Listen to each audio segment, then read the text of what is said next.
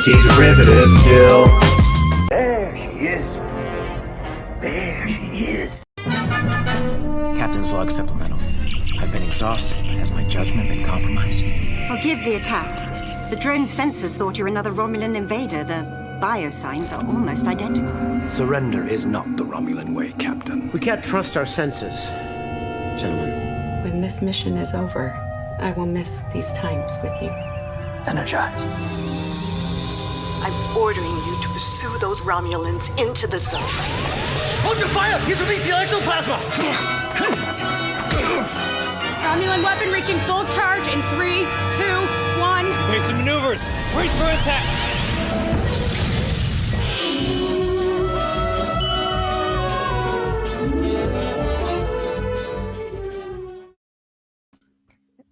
Hello and welcome to Indefinite Lunch and Infinite Combinations, number 111. My name is Anti-Derivative Jill, and do you know why I even bother to title and number my streams? I know he wasn't even the first one to do it or anything, but one of my biggest influences and the YouTuber I look up to the most is Cobby, or Mike, if you prefer. And I don't know if I guess people do know that he's had a heart attack, and he hasn't, and we want him to wake up. I'm sorry to hear that. Yes, I did not know that, actually. Yeah. Very, very sorry to hear that. Yes, thank you. I think. All I wanted to do before we get started today is just send out some love and support to Cobby and his family in case they hear this. So, however you decide to send that out, because he's my friend and I want my friend to be okay. But yeah, absolutely. I also think he'd want me to talk about Star Trek because he loves it, and I want him to know that this live stream is for him. I want him to wake up and watch it. I learned so much from him, and I want to hear from him again. So he's told me before that he lurks my streams, so I hope he's able to listen to this one.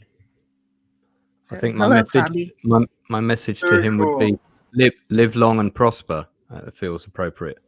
You better. Absolutely. Yeah. So. Yes, we're going to be hopeful, and this is for you. So get well soon. And we're going to celebrate Star Trek today and cover the last episode in this fabulous fan series called Star Trek Continues. And the last two episodes are called To Boldly Go. But first, I want to say hello to the panel and the chat because, I need my friends today. How are you doing, Scotty R37? I'm doing well. And yeah, absolutely. Best wishes to Clobby, and hopefully a speedy recovery, and maybe just a little bit of rest, relax. Obviously been through a bit of a trial, so looking forward to your triumphant return. Yes, exactly. I can't wait for that day.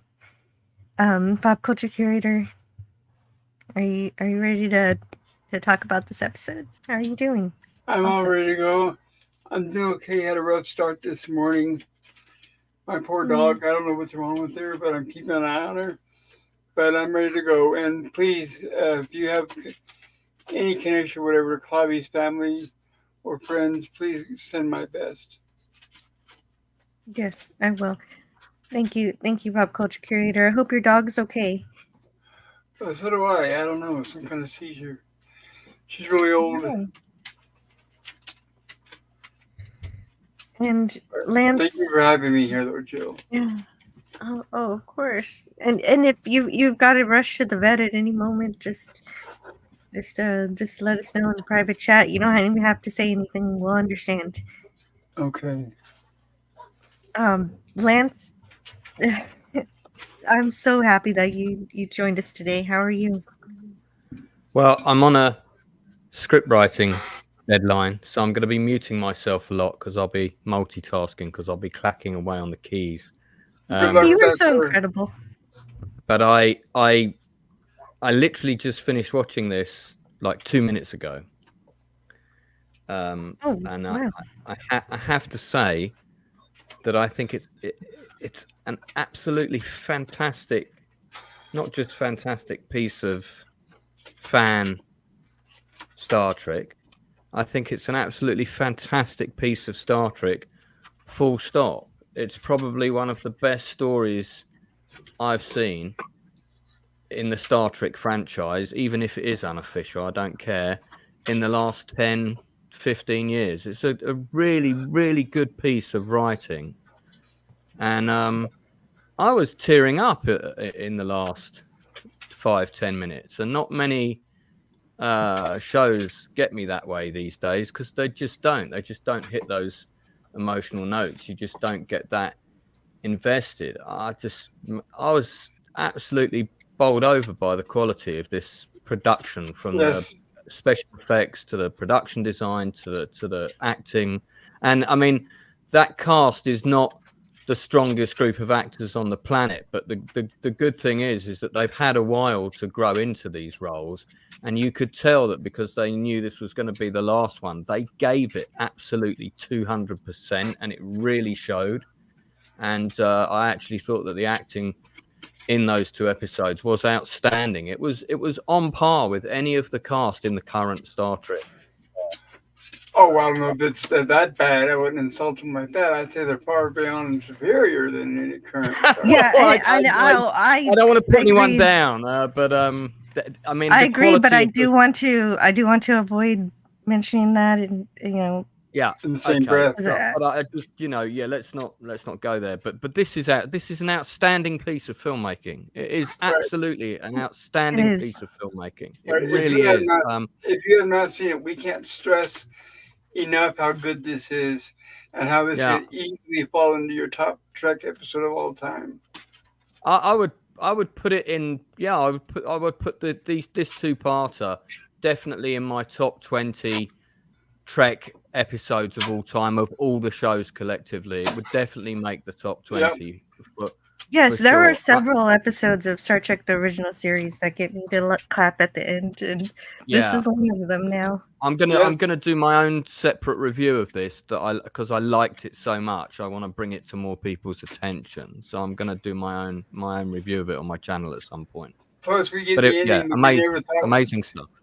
We get the ending that we never thought we would see. That is exactly. I mean, it comes home. You see it come home, and you see him visit the bridge one more time, and there's that beautiful segue into what will become the storyline of Star Trek: The Motion Picture. There's the mention of the new uniforms, the new emblem. It all ties in beautifully. It's so well done. Yes, that was a beautiful way to explain that, because that's a question that everybody has. Why does everybody have a different insignia? Yeah. And how does that work? And that was a beautiful way to deal with that. But I want to, before we continue any further discussing this amazing we've got a lot to talk about. We have a lot to talk about, but we also have an extremely I'm honored to welcome to the panel. My daughter is calling me, but I'm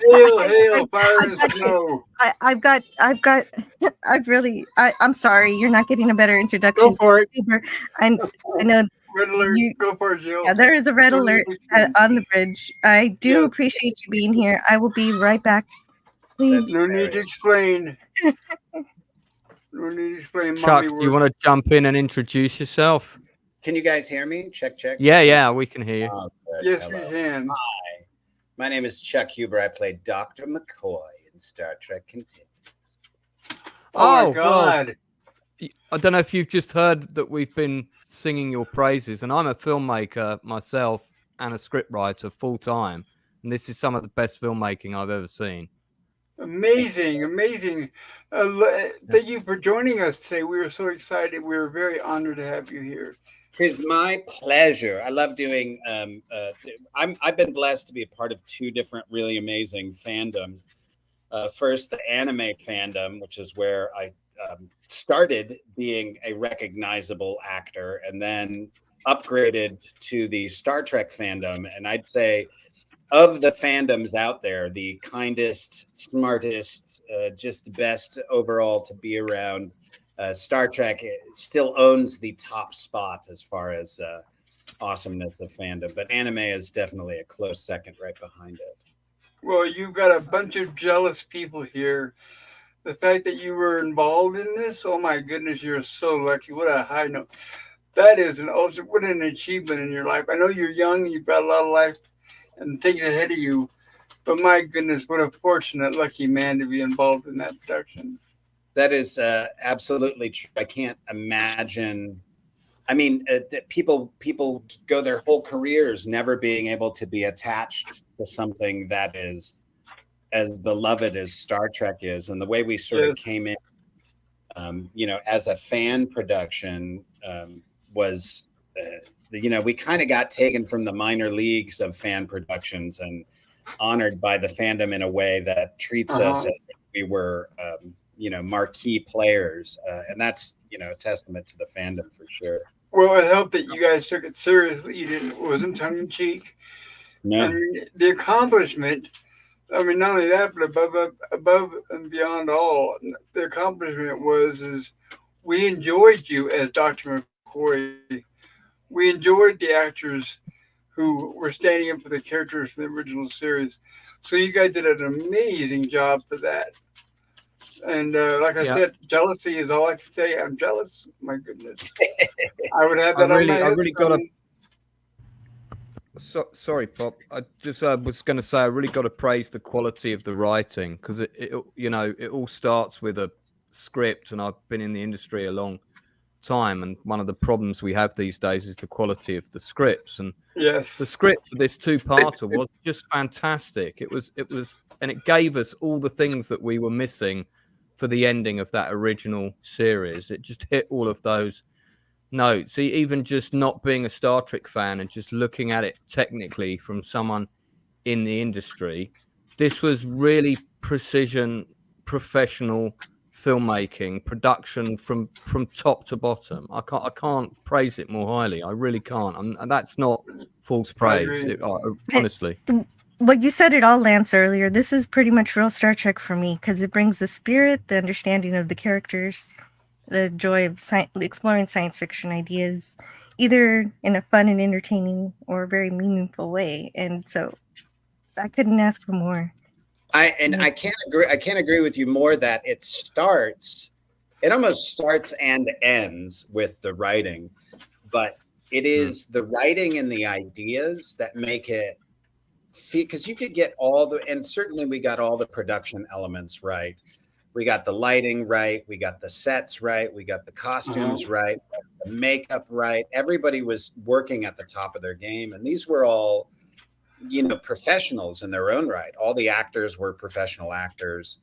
And you could get all the technical elements right, and the writing could have been off, and it would not have the same impact that it does, because the ideas are so central to what makes Star Trek an interesting show to watch, that if you don't get the ideas right, the rest of it is kind of wasted. But the writers and the people associated with the production worked so hard to get that part correct.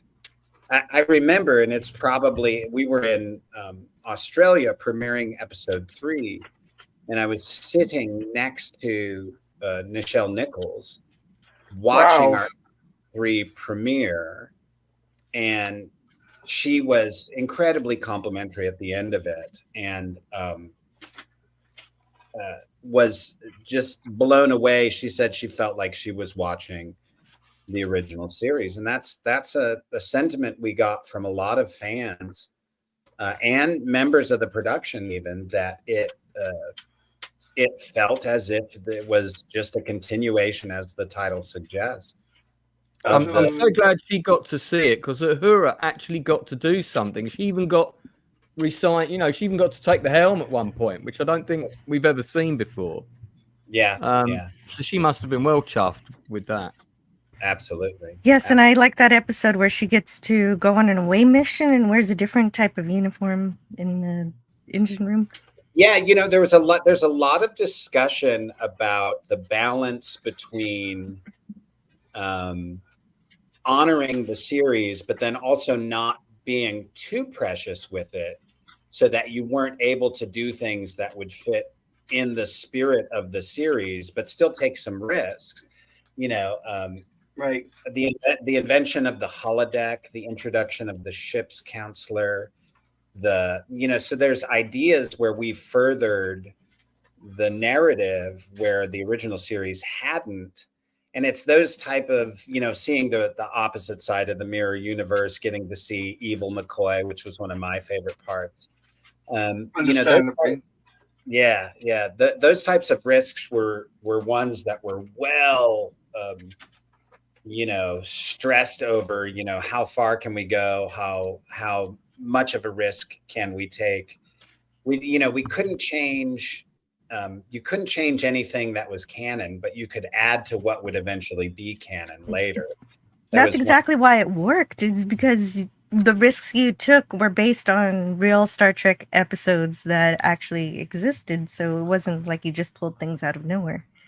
Yeah, and I fought early on just because I hate makeup and I hate shaving. I fought early on because, when we pick up McCoy in the movie, he's got a full beard. Yes. And I was like, Riker showed us that beards became regulation at some point. And so I was like, can we shift it? Can we let McCoy have a beard like halfway through the series? And Vic was like, no, I'm sorry, you can't do that. And he was correct, right. But I was hoping but it was more for makeup. But one of the things that you did get that McCoy got that was never touched upon in the original series, but was in the series Bible, was the existence of McCoy's daughter. Right. And yeah. That was great. That was a great scene where he said, I haven't seen my daughter for 5 years. And I like that we got those little scenes at the end. I was kind of actually hoping, I was like, oh, I hope there's these little scenes with everybody at the end. I was so invested. The little, everybody got their little goodbye. I loved it. Yeah. And he was grumpy for all the right reasons at the end, Well, that's what I found fascinating about the performances. Hey, Chuck, big fan. Thank you. I'm a small air conditioner. But you weren't doing an impersonation. It was very much in characterizing the people that we knew and loved from the original series, and so I did appreciate that it wasn't sort of a pantomime of what we knew before, but you did make it your own. And so to you and the rest of the cast, thank you.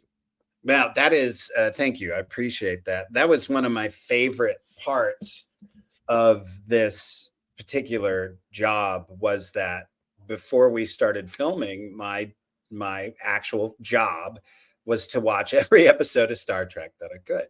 And so I watched the entire original series and watched some of the movies, but sort of just to familiarize myself with where we were landing again, because I hadn't really seen anything since I was much younger. Reruns on Sundays at 3:00 in the afternoon. But in familiarizing myself with Dr. McCoy, it really was, I give a lot of credit to the writing and to the, if it was written poorly, it'd be much harder to be Dr. McCoy, but there was kind of like a Dr. McCoy sized puzzle piece empty on the set, and you just kind of walked in and filled it with the language. But my job for, I don't know, I think I did it over a period of 7 to 10 days, just watching every episode. You just sort of listen and absorb as an actor, and I never tried to directly imitate. I just would listen. There would occasionally be words he would throw out, and I would repeat or mimic after them. But generally it was just sort of letting the idea of him and what makes him, what makes him tick. And then you take it from there, and you make sure that you're not too far off base with any of the choices that you make. But there was really never any danger of that because there were so many Star Trek super fans on set, directing, writing, producing, shooting. The sound, our sound guy Ralph's huge Star Trek nerd. So like we had professional industry people, but they were also all super Star Trek nerds. So everybody, you could tell that the care and love and respect for Star Trek was there. And there's a comment in the chat. Gavin Blackburn says, Chuck, you should have pushed for the McCoy medallion from the motion picture. Oh yeah, that's good. Yeah, that missed opportunity. I'll know for next time. That's a spin-off movie of its own. The story behind that, I think. Did you have any other production input besides acting as McCoy? Say that one more time. Did you have any other input as far as production other than acting as McCoy, like any set design or any other input, but like behind the scenes when the cameras weren't rolling? Yeah, so I was the line producer on episode 2, where it was first AD. Was I first AD? Yeah, first AD on episode 2. So I got to nice give a lot of input, in the day-to-day production stuff, which of course ends up being input on what ends up, making the final cut. Yes. But generally speaking, we had a bunch of really good professionals on set and everybody stayed in their lane, but there was always sort of open discussion about things that everybody participated in. And of course, the people... The finished product shows, too, that obviously that they let a lot of people speak up. I mean, it shows the quality, and you could just tell, I don't know, it's just spot on. I can't praise it enough.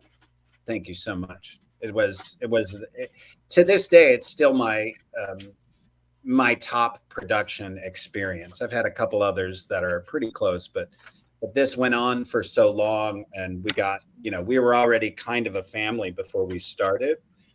We all had known each other before we started, so we increased our connections to each other through the course of production. People all be fun. It seemed like it helped too to have Vic in charge. He seemed to really genuinely love Star Trek and have a talent for what he was doing. 100%. I always say that's his peak sort of creative output was that show. And I'm always encouraging him to get back into something like that where he's dedicating himself in that direction solely because he's obviously very skilled at it, for sure. It is. It's terrible what happened to him in Hollywood, but he basically survived, and I'm glad that happened. Yeah, for sure. Survived him. Yeah, I was working as of just a year or two ago. I was working in the Bay Area, San Francisco, and I was driving for Uber, and I picked up one of the crew members from that show, and she had a lot to tell me. She was telling me how fun it was. And everybody sounds like they really got along well. It sounded like you guys were a family. And it sounded like it was really devastating when the show was, canceled thanks to Paramount. Yeah, we would obviously, we would have liked to go on for years and years and years and years and years. We couldn't go on forever. We would have liked to have gone on for much longer. Just because we enjoyed it so much. So when we got the word from Paramount that we had to, they basically told other productions to cease and desist, but they gave us like a wrap it up as quick as possible, fellas. So we didn't get a free pass, but they did sort of turn look the other way while we finished up what we were doing. Yeah, I remember that. Wow. That's something. It's amazing. And it's amazing that you guys were a chance to give. You had the chance to give a farewell and a goodbye, and I think that's amazing, and that's surprising on Paramount's part. But I do think Paramount. If there's anybody out there, I don't hate you guys completely. Whoever made that decision to let them go out on a high note and say goodbye to the fans is, I don't know, it's totally amazing. And I do think it's beautiful. A lot. It is. Yes, I do. And it's beautiful what you accomplished, but just saying you wish that you wanted to go on, it would have been amazing to see, because of how successful and wonderful and beautiful everything you did, to see what you would have done in the future. Would you have filled in the blanks in between the movies or gone ahead after Star Trek 6? I think the only possibility would have been to do, based on the age that we were all starting to get, and the fact that we were sort of reaching the conclusion. Anyway, we probably had 4 or 5 more episodes that people wanted to do, because there were people with ideas, writers with ideas, and who ultimately weren't able to get their ideas realized, who had, waited patiently. But if there was an opportunity, it would be to fill in between some of the movies, which would be really fun to do. Based on our age, we'd have to. But I also want to thank Sean Carter for this $5 gift. He says, "Thank you, Chuck, for coming on the show. What a treat." Question for you. Yes. What has been the most surprising or unexpected thing for you from the show?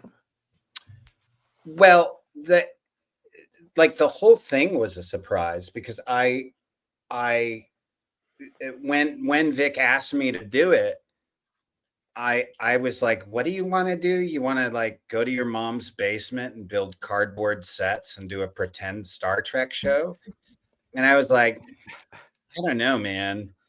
You want me to do a fan series? And he was like, yeah, I need you to play McCoy. And I was like, okay, I'll do it. But I wasn't super excited about it, because I didn't really understand his vision. I thought it seemed more like I don't know. I wasn't paying much attention. It seemed more like a promotional thing. He had done some Full Metal Alchemist sort of fan films previous to that, and they were sort of, they were good and well done. He always did good work, but it was always just sort of self-contained for him and his fans, it seemed. So I thought it was helping him with something for his fans, and I was like, okay, I'll do it. And I did the vignettes, which was the first sort of test thing we shot. Bill, sorry, I have to duck out for a second. My apologies to interrupt, Chuck. I didn't want to be rude and disappear. No, that's okay, Lance. I will come back, but I've got to take a business call, so I've got to duck out. You're welcome anytime right while the live stream is going. Yeah, so I didn't think it was going to be anything at first. I thought it was just going to be sort of a fun promotional thing for him and his fans. And then I remember the first time I knew something different was happening was when he told me he got Grant Imahara to play Sulu. And I said, what? And he said, yeah, Grant Imahara is going to play our Sulu. And I was a big Mythbusters fan. So I was suddenly geeking out a little bit. First of all, it seemed like a great choice. I was like, wow, fabulous choice. That'll be fun. But then I was like, this seems bigger than what I think it is. And then he told me he got Chris Doohan, the son of Jimmy, to play, Scotty. And I was like, this is turning into something bigger than I thought it would ever be. And then when the fandom got it and received it the way they did, it was overwhelming. I mean, just overwhelming, because I had already been lucky enough to be a loved and respected member of the anime fandom. And so that was a once in a lifetime chance. And now here was a second in a lifetime chance to be part of a different fandom. And so I remember it hit home to me. I was at an anime convention in Dublin, Ireland, and just a particular Erticon, focused solely on anime. And it was at a football stadium, and it was at their concierge level. They had rented out the concierge level, so you could kind of look down the hallway and see a long ways away. And a long ways away, I saw this gaggle of 5 gray-haired dudes, kind of goofing around and laughing and poking at each other and pointing at me down the way. And they kept coming towards me. And I was like, what are these old dudes in Dublin at this anime convention what are they doing here? And they came all those straight up to my table. I knew they were coming for me the whole time. And they got up there and they were like, oh, Dr. McCoy. And I was like, oh my gosh, Star Trek continues. And they're like, yeah, we had to meet you. And they came and they had like legit D. Kelly merch. One was a still of, it was a frame. I think it was a frame from I don't know. I can't remember, but it was important. I remember that.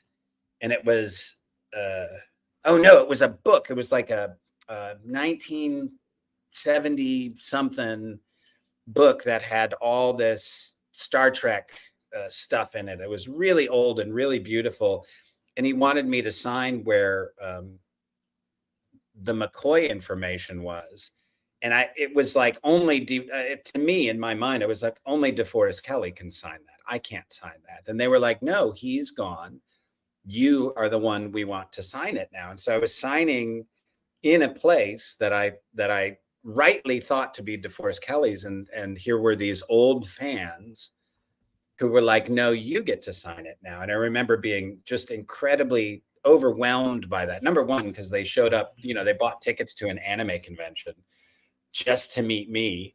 And then they were having me sign this piece of merchandise that was, in my mind, only able to be signed by DeForest Kelley. And they sort of opened up that idea that I was the heir to the throne in terms of that. And that was kind of amazing.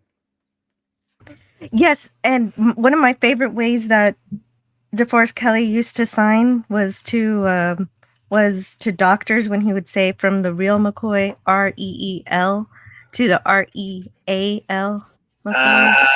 That's good. I'm gonna steal that.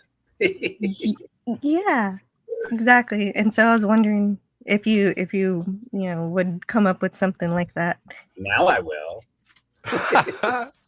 Yeah, and I have to say too, it's a special honor because I've long often said that Dr. McCoy was my favorite Star Trek character of all time.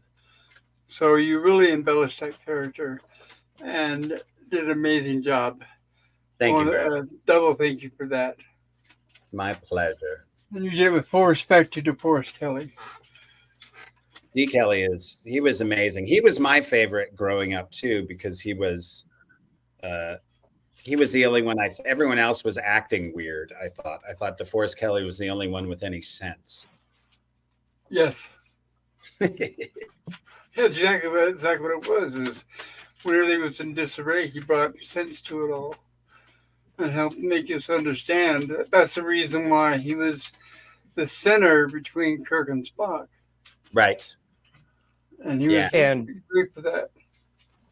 DJ Play Nice in the chat has a question for you, Chuck. Sure. What was a time when you had difficulty with the character? What was the role, and why was it challenging? For this role, there wasn't, for Dr. McCoy, there wasn't really any. The challenge wasn't in any of the acting. If anything, the challenge was in some of the physical production stuff. We were, it's you don't want to sweat. You want to make sure your makeup's right. There's, costume things that got to be perfect because they're always perfect in the series. So like it's the high attention to detail and the high attention from the fandom that made it challenging, but the actual acting itself wasn't really that challenging. It was mostly fun. We weren't being asked to do too much. Although I will say, filming at the Civil War reenactment we were kind of running out of time, and I had a flight to catch, and we kind of just had to throw me out in the middle of this battle charge. It was a lot of sort of logistical issues that made it difficult, but the actual acting itself was easy. I have to ask you this, was it like a job or was it fun? Well, I always say that the job of an actor is not the acting. The acting part is the reward. The job is all the auditions and all the travel, being away from your family and hard work. The job of the actor, in all honesty, is waiting. Because you get to set at 4 or 5 in the morning, and you get in makeup, and they have a schedule, but the schedule gets behind, and so you're sitting in a dressing room area or your favorite comfy chair somewhere on set, right? And, so it's a lot of just waiting. That's the job. The actual job of the acting is all play. I mean, we had so much fun when we were actually, I remember the very first time we all walked out on set in the vignettes. It was an incredible, or walked on the bridge. It was an incredible moment where we were all there and we were like, holy cow, we're really doing this. And that was even before the engineering set was built. That's right. Hi, Chuck. As the person who invited you onto the show, I'd like to thank you very much for accepting the invite and coming onto the show. Yeah, my pleasure. My pleasure. It is always, I consider it my first job to interact with the fans, because in all honesty, you guys support us more than the industry ever does. So the industry can be cruel. The fans can be cruel, but generally speaking, you guys are awesome. So it's my pleasure. Cool. So I have you're awesome. Yeah. I have a question. I was wondering if you watched any of the footage that Larry Nemechek had filmed as Dr. McCoy, and whether that had any sort of influence on how you played the character. I'm sorry, say it again. Any footage of who playing Dr. McCoy? Larry Nemechek. Oh, Larry's. Yeah. So Larry became my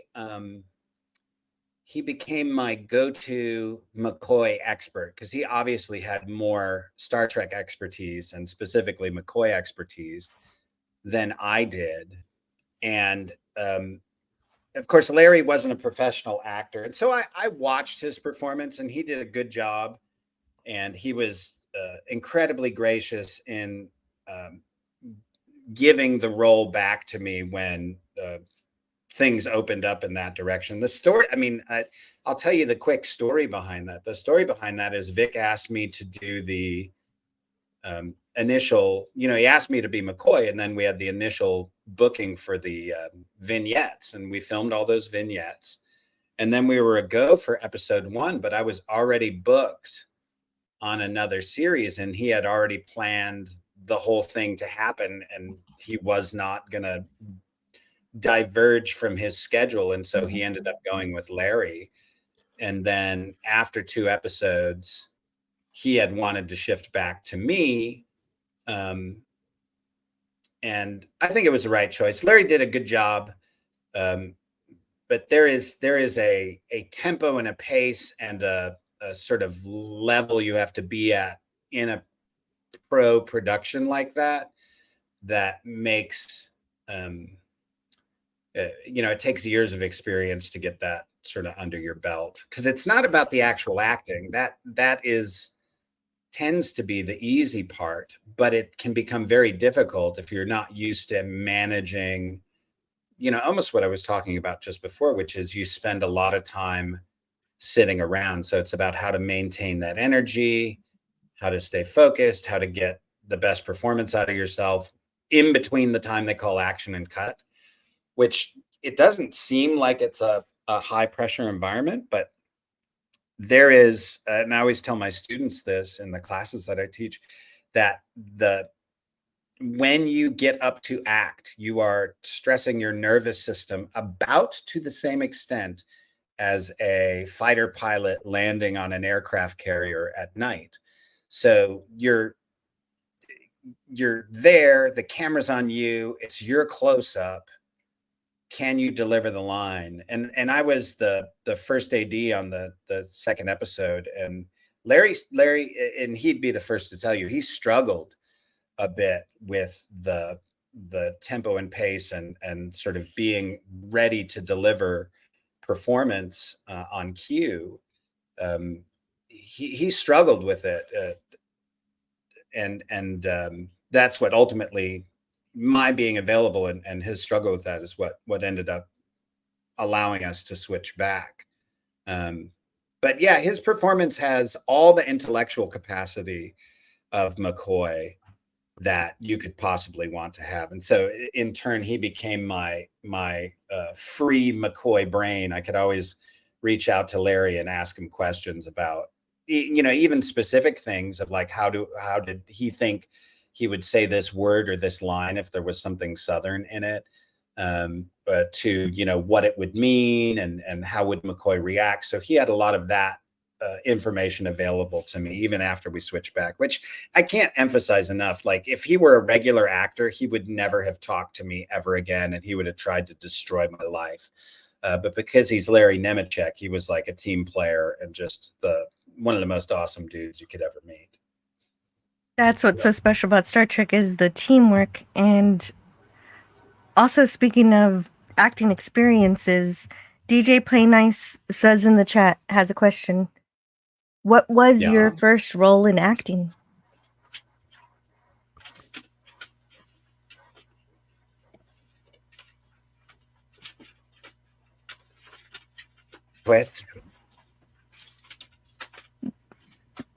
The question was, what was your first role in acting? My very first role in acting was, so I would have been, my first film role was straight to video.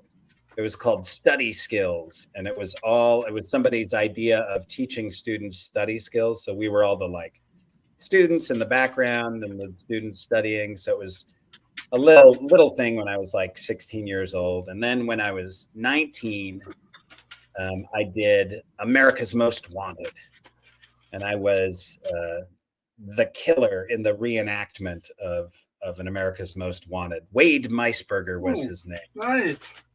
Yes. And then after that, the next role I got was, there was a short-lived TV series of The Untouchables that shot in Chicago. And I was the main bad guy for a 2-part special. I was a serial killer of children, which was, you know, always fun to kill the children. That's kind of incredible that you kind of have similar. DeForest Kelley, before he became a doctor on Star Trek, he was a villain in lots of Westerns. And so it's pretty neat that some of your previous roles were also villains.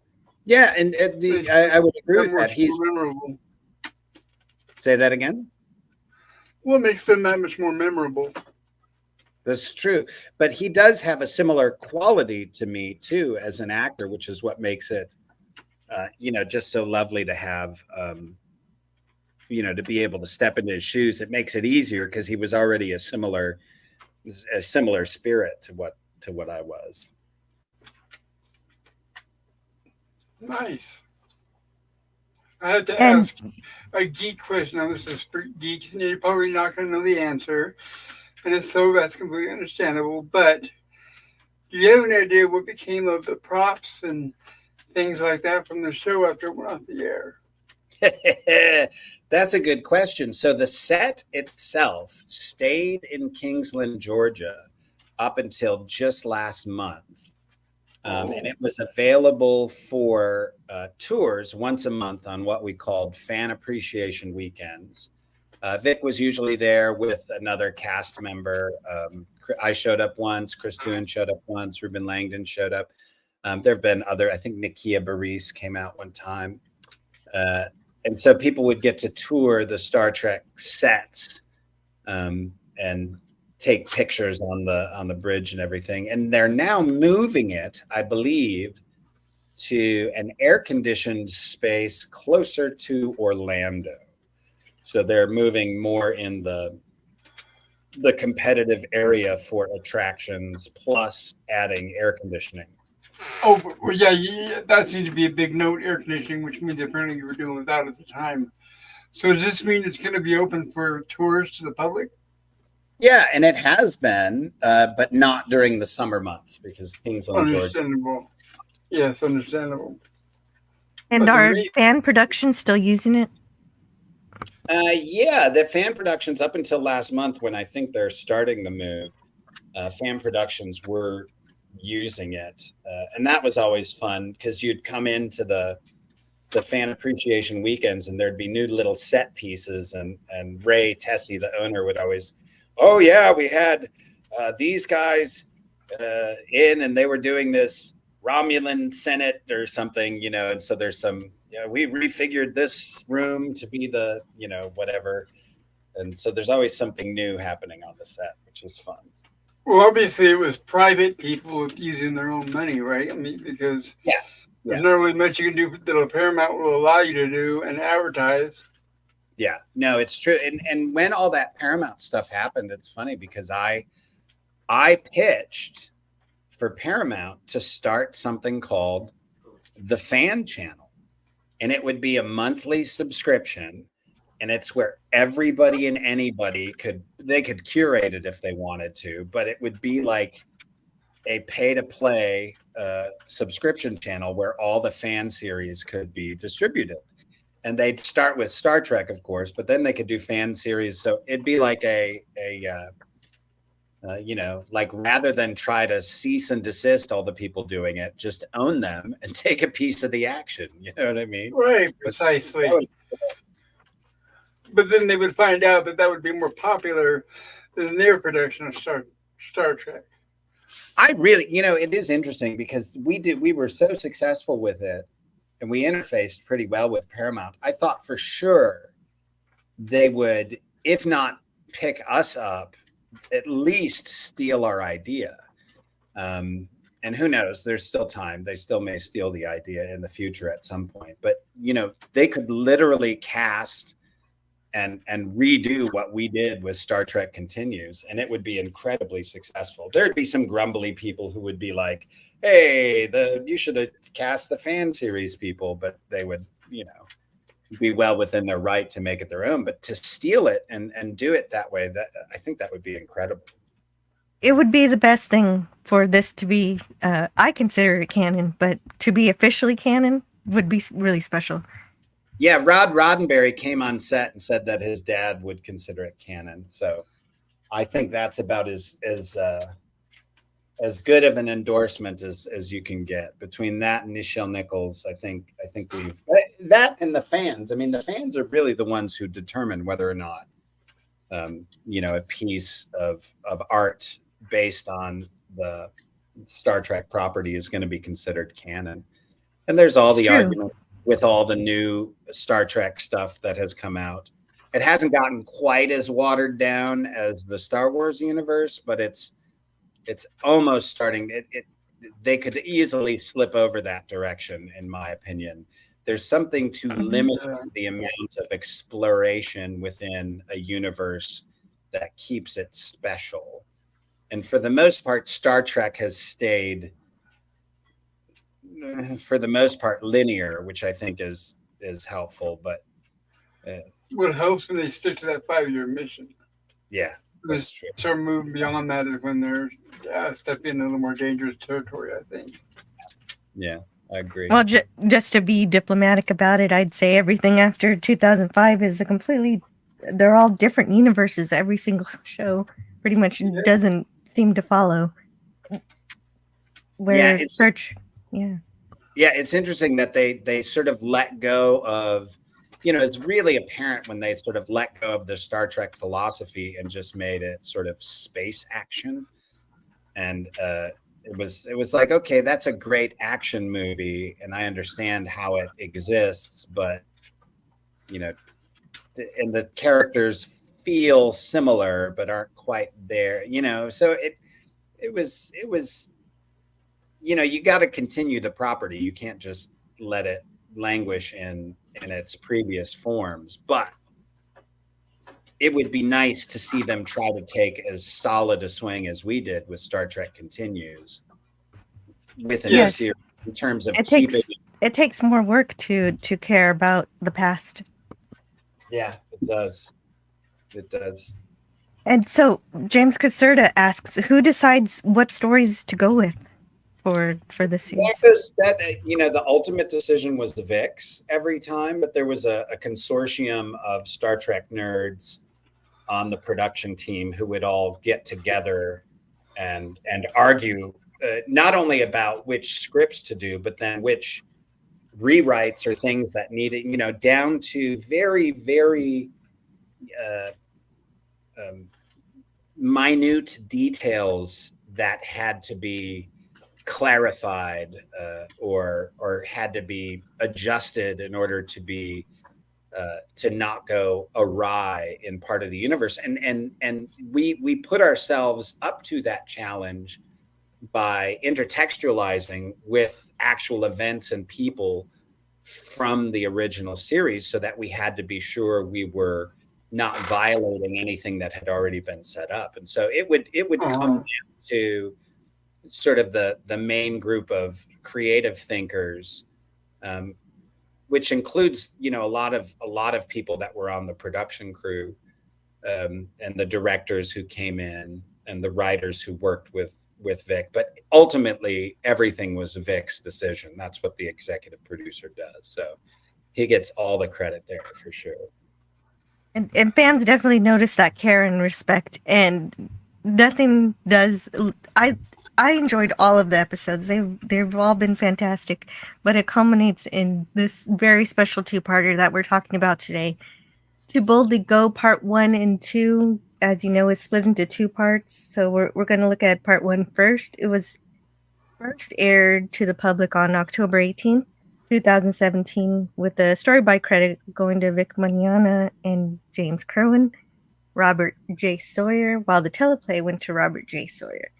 And it was directed by James Kerwin. James Kerwin seemed to be so multi-talented. He did the directing and the writing.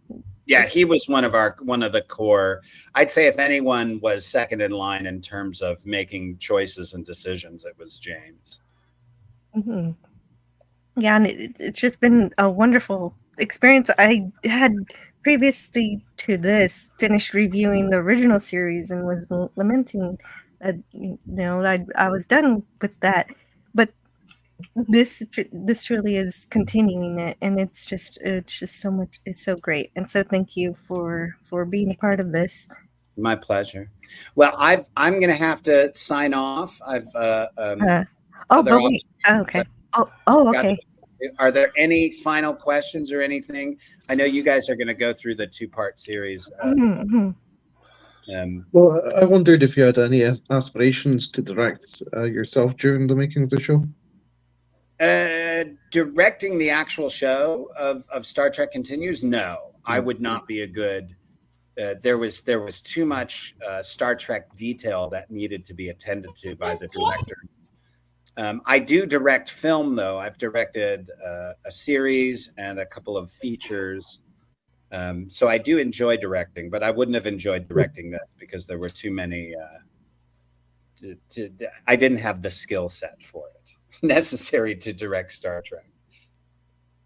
Well, and before you hop off, Chuck, is there any ray of sunshine or hope that there may be sort of a reunion and carrying on Star Trek Continues possibly in that sort of motion picture era pre-V'ger? What's funny is I pitched to Vic because I'm always, every time I see him, I'm like, come on, man, we got to do something. Can we do something? I even pitched, I was like, how about just you and McCoy in a shuttlecraft? I'm like, that's we can write an episode around that. And then I pitched to him. I said, we could always go animated. So you do some in between the features with some of the Star Trek, animated in the same style as the animated Star Trek. And that would make it certainly easier, especially now with all the tools available to make animation come to life. So I keep pitching it. Every time I see him, I say, do it. You got to do something. Love that idea. Yeah. So I definitely appreciate and respect the time that you have left for us. But I wanted to ask at least one question about the episode. Yeah. To Boldly Go, how did you what were the? How did it feel finishing up the series, and how was it different doing a two-parter? Because I know that the production time between episodes was very, very long compared to normal TV shows because of it being a fan series. But this one was actually pretty evenly. It was just a month apart, so. Yeah, we shot these back to back, and some of it was overlapping. Oh wow! It was as is anything that comes to an end when you've spent years working with other creative people. It's always very sad, and there was a bit of a feeling that we were rushing, but not rushing.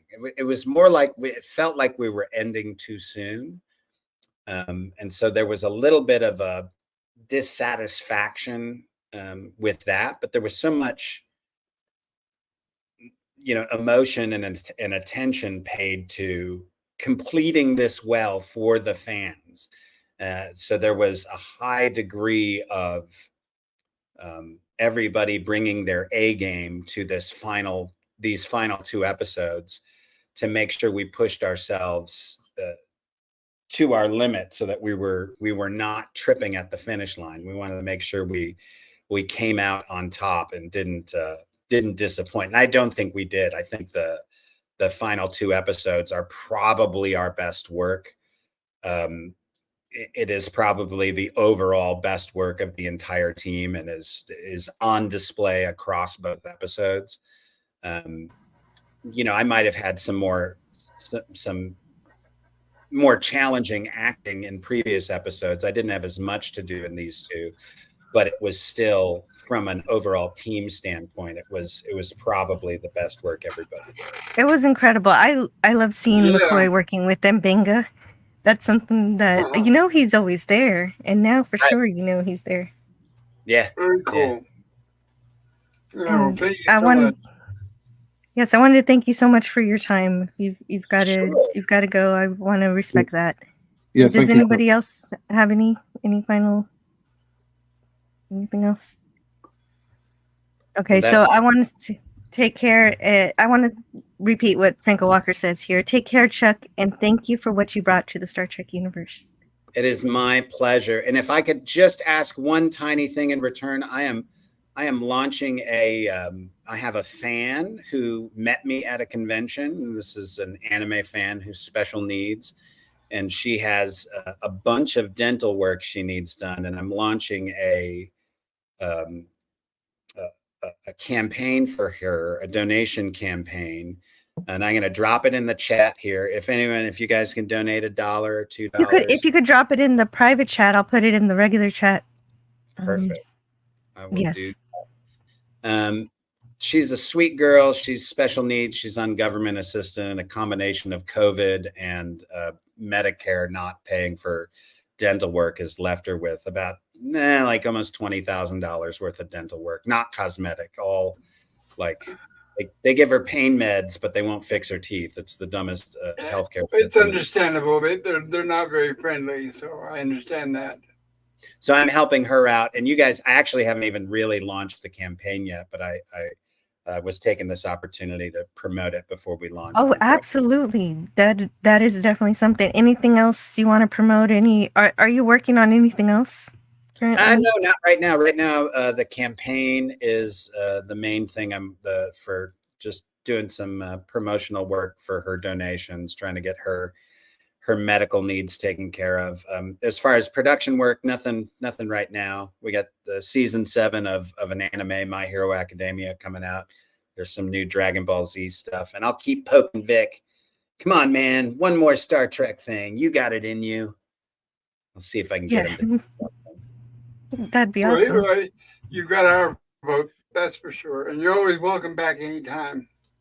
Yeah, please feel free to reach out to me. I mean, I don't want to bore your fans with just seeing me, but yeah, reach out to me again. And you guys not at all. It was my pleasure and my honor. Thank you for Not having a second me. of it was boring. It was my pleasure to have you on the show. I think you portrayed a wonderful McCoy like excellently, and I thank you so much for coming onto the show and It's my spending time with us. Yes. My pleasure. All right, Thank guys. you, Chuck. Yeah, you guys have fun reviewing the last 2 episodes, and remember, damn it, Jim, I'm a doctor, not a voice podcast. Okay.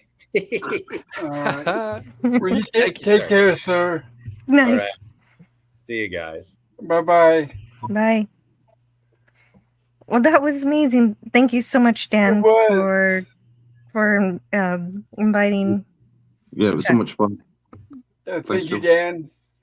I can't thank Chuck enough. I would really enjoy having a actual dedicated kind of interview where I actually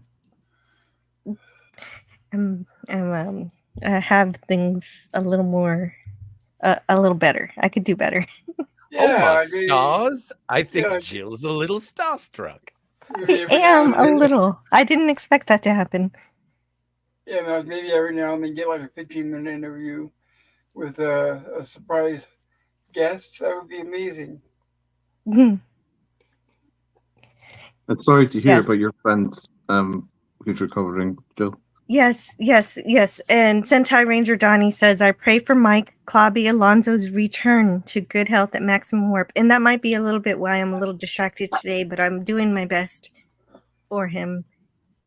Yeah, here's hoping he gets well soon. Yes, I hope he gets well soon too. And so that was awesome. Absolutely. Chuck is amazing to talk to. He can really express so much. I feel like I could ask him anything.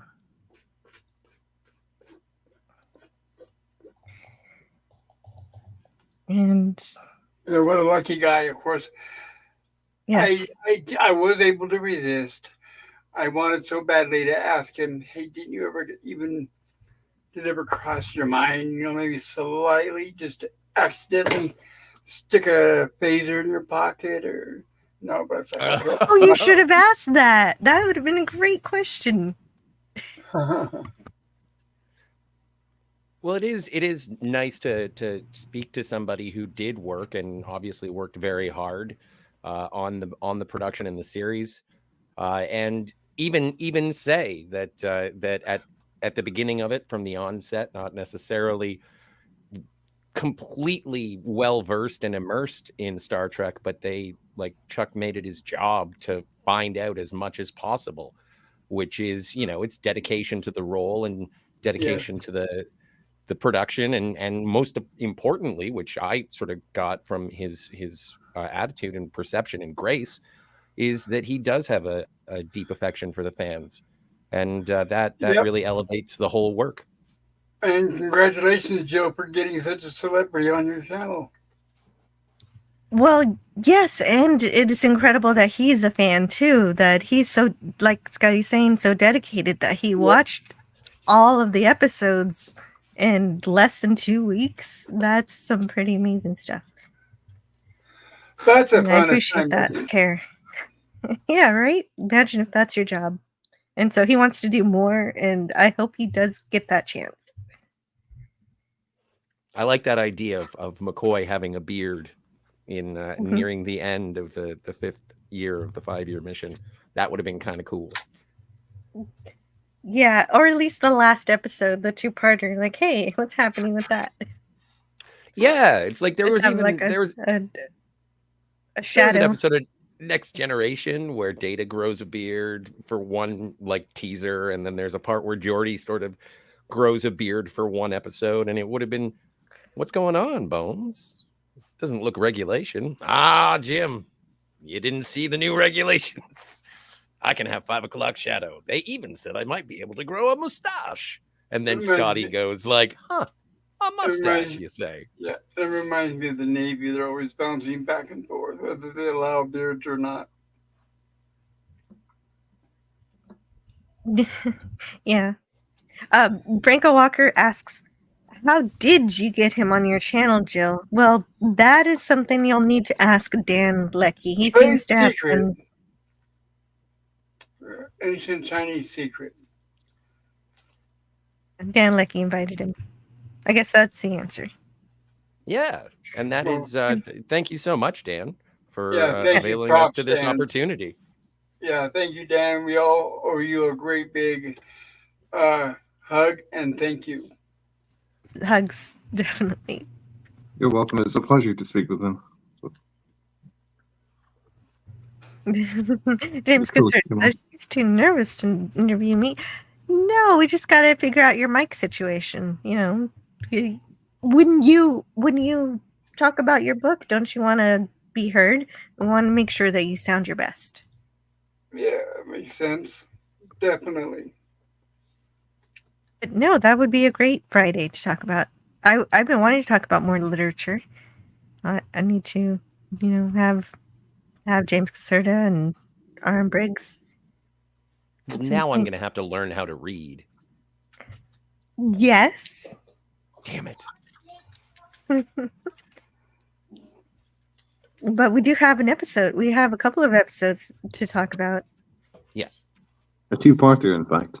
And but that was incredible. I was not even though you told me it was going to happen, I still wasn't expecting it. So I'm just so happy. I just hope no anime fans are listening to this and they're going to be like, "What do you mean we're second?" So no offense to anime fans, but there are a few. Yeah, I thought it was cool. I just looked up his IMDb page, and he's got quite a few credits in the anime. So I thought it was cool. So yeah. Well, he says second, but he's also helping a fan with an important medical issue. So check out that link if you want to help with that. Yeah, Jessica Smile. Or Brittany Smile, pardon me. There you go. Let's see, where are we? My daughter's looking at me. I think I need to step away for a second. Okay. She's got that mommy look. Yeah, she does. Princess Fiona in the chat says, popping in to say hi. I'll catch the rewatch. I love how this show feels like Star Trek. Yeah, and that is something that this has done all along throughout Star Trek Continues. And it's interesting. I was here for the first episode of Star Trek Continues, and now I'm here for the conclusion. And I remember upon my first the first review, I sort of had a maybe not a glowing opinion, no derogatory thoughts, and like nothing negative, but just sort of like Todd Haberkorn, hashtag not my Spock. But when watching the closing two-parter, it's interesting that this, if you'll call it, season of Star Trek is something that is Spock sort of opening up and being more comfortable with his human side, and then it is, spoilers for the episode, that is the death of a colleague that sort of resets his ambitions in more of a Vulcan way. And so instead of viewing Todd's performance of Spock as being off, it was just a natural progression as to how he would interact with human colleagues and Starfleet. And then there was sort of a moment where he realized or came to a conclusion that he needed to embrace more of his Vulcan side. And so I think that my initial interpretation of Todd Haberkorn's Spock was probably a little unfair, just because I hadn't seen where the entire season was going. Right. So now we know why Spock wanted to do the Kalinar. Exactly. Yes. And so that is fantastic. Right. And now we know why they got the decision to have counselors on the ships. Because he specifically asked Kirk, what did you think? How did you go? Would you consider it a success? And Kirk said yes. So I kind of think of this, although it is really and officially a two-parter, I kind of think of it maybe more of like a three-parter in a way, because like you get like the mission basically that forms like all of part one and some of part two, and then you get like a coda where the Enterprise returns to Earth, dry dock. I love the coda. I was thinking I have a slight issue with the first two parts, which is just how talky they seem. But overall, like I really enjoyed it. Right, even though we did get the talking, I think the pacing was still well done. They were actually able to get they were actually able to cram in, when you think about it, a lot of story into the amount of time that we got. Yeah, and I think also like for the first two parts, I was thinking probably like the amazing visual effects sequences, in my opinion, that you see in the first two parts, basically, to me, sort of like made up for like how talky it is. Yeah, that's true. And there is a sufficient amount of action in terms of the space battles, but I did find that it was, again, Star Trek, as some interpretations sort of are misguided in their heavy reliance upon space battles and action. And there is some decent action in this, but it is those quieter moments and those character moments, those pauses to see how, like in this case, Vic as Kirk, sort of absorbing what is happening around him and internalizing, but making it an interesting performance for the audience as well. I thought that that's part of the reason why this feels like Star Trek, is because there is sort of that Shakespearean drama to this fantastic science fiction setting. Yes, the action was earned in this episode in spades, definitely. And I enjoyed it, almost every scene of this. It kept going. I was really tired last night because I got to the slides really late, but the episode just helped me keep on going. And I want to apologize that I didn't really get to say hi to you and to people in the chat, because I realized I had Chuck Huber and I didn't know how long I was going to be able to talk to him. But I want to say hello to everybody, to Franco, Sean Carter, to Penny, and to Gavin Blackburn, James Caserta, and Eugene Bird, Comic Relief Crusader, Classic Comics. And let's see, who else do we have here today? DJ Play Nice. Great questions for Chuck. Thank you for sending those in. And Taylor Swift, greater than Disney, Star Wars, and MCU, or Matt G. And Canadian Spider-Man, how are you doing? And Outcast Creative, who says he'll be back. And I do hope so. Princess Fiona, Brogu, and Sentai Ranger Donnie, and also SC Barnabas. And so thank you for being here.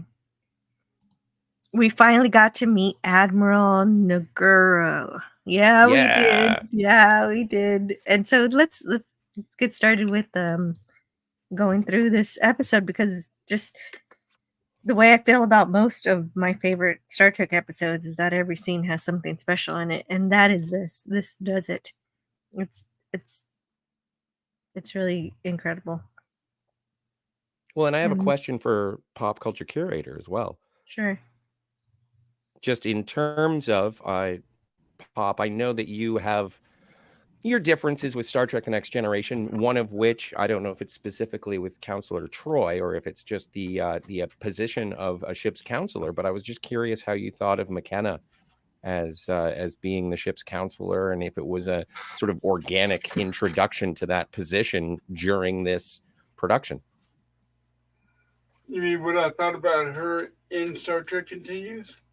Well, her performance, of course, as McKenna, but also just in terms of how they do sort of wrap up the position of ship's counselor. Nagura asks Kirk and says, "So, do you think we should keep going with this program?" And I'm just curious if you think that this is an organic way to introduce that position into subsequent Star Treks through the power and the creativity of fan fiction. I think it was a good idea the way they introduced the character. It was almost like when they wrote conclusions or continues, they decided, hey, that would have been nice if they would have had that sort of character from the beginning. Let's introduce and see how she works and see how it works out. Because she's almost a fourth character because you've got Kirk, Spock, and McCoy. And so you've got her kind of as an addition there for Kirk when he needs it. I definitely liked her. Would have preferred her over Counselor Troy any day, anytime. Oh, sure. So because she doesn't rely on her Betazoid powers to determine emotions. She's actually got to interact. Yes, she does a little homework. Yeah, she does a little investigative. She has a little bit of an investigative prowess, and I think she's a better actress, obviously, than Marina Sirtis. But I did like the character. I did like the introduction. Voice of the computer again in this episode, the series finale. although we do get Marina Sirtis, she is the computer. Yes. What were you saying, Dan? Yeah, I thought it was great that she voices the computer in the series finale. Agreed. And then this scene, I thought it was a meditation scene. I thought it was a little bit like, one of the many scenes like Captain Tuvok scenes from Star Trek Voyager. I noticed like Spock says, "How do you feel?" referencing the voyage home. Well, I was like really surprised that just the depth of the relationship between McKenna and Spock, because I didn't get like that impression from like previously in Star Trek Continues. So it was a bit right. Is that kind of like all of a sudden? Yeah. Well, how Vulcans are portrayed in Star Trek is very important to me, and I thought that Habercorn got better after the first episode. But in this one, he has to kind of have almost what you would perceive as a Vulcan meltdown, but like you're banging your hand on the console. That's a big outburst of emotion for a Vulcan, but that was Tom does the it in a reaction, very measured way. And the reaction that McCoy and Scotty have to Spock's outburst, if you will, I think is very true to their characters, and I don't think that Todd sort of betrays Spock. I think, again, as you were away, I think that the progression of Spock's character throughout this season is actually really beneficial, and I was unfair in my initial assessment. Yes, right. And they even, I agree. Like, it's, even though he does have to express those emotions, he does it in a very Vulcan way. And I think it was a great way they needed to convince us that Spock is going to feel a necessary reason to purge all of his emotions for the motion picture. Yes. And I think the events of this episode achieves that. And right, because I don't think a weekly confessional would have worked if they would have tried that route, the religious route. That would not have worked. So I think they did approach it the correct way. And so they're ending their 5-year mission. This is the way this episode begins. So dumb question, especially. It's a Star Trek related question, but it's a dumb question. So, after Next Generation, did every series have a counselor? The counselor in Voyager was killed when it was transported across the galaxy in Caretaker, and the only representation of a counselor in Deep Space Nine was Ezri Dax, was a ship's counselor when the symbiote for Jadzia Dax was transported to Earth, and she had to hold on to it. So the idea of the ship's counselor did maintain throughout sort of that Berman era. But the thing with Ezri though is that she'd never finished schooling, so she had to have her credentials accelerated, and so she never even finished school. But look who's back, Lance of the Outcast Grave. 5 phases. Lance. Welcome back. I missed Dr. McCoy's gone. Never mind. That was such a lovely surprise, Jill. That was wasn't it great? Yeah, I wasn't expecting a member of the cast. I was on such a buzz already from seeing such fantastic Trek. It was like then to have a member of the cast as well was just that was the icing on the cake. Thank you for letting me briefly be part of that. I actually had I had to take a call from an actor that I've just booked from America for an interview on the channel. So he said he was going to call today, and it was like, damn it! Just these things always happen at the same time. So got to answer the call. My apologies. Oh, I'm glad you guys were all here. I think it really helped that you brought your excitement and appreciation for the series to. Well, as a filmmaker, I was just bowed over by it. I just thought this is incredible stuff. Yes, he definitely enjoyed talking to you. Oh, well, that's very I kind. could tell. Good stuff. Sorry, let me not interrupt you further. You carry on. Okay. Well, they're trying to figure out. The captain's log says that the recent loss of our sister ship still gnaws at me. So he's still having trouble with what happened with the hood. But they're apparently going home until they get diverted. So they're gonna get diverted. Yeah, but it's very cool. I'm so excited. So excited. Yeah, and get an Andorian. That's fun. My stream tonight is definitely not going to compare. But oh well, I'm still having a good time. What? But, well, this you got a celebrity on there. My goodness, it's my God, I can't top that. But like I said though, I'm very happy for you. So yeah, well done. I was just lucky to make friends with Dan, and that's how that happened. Maybe someday I'll learn how to earn my own, but I appreciate the help. So I thought it was good to see an Andorian admiral for a change, and I thought she's even the chief of Starfleet operations. She's referred to.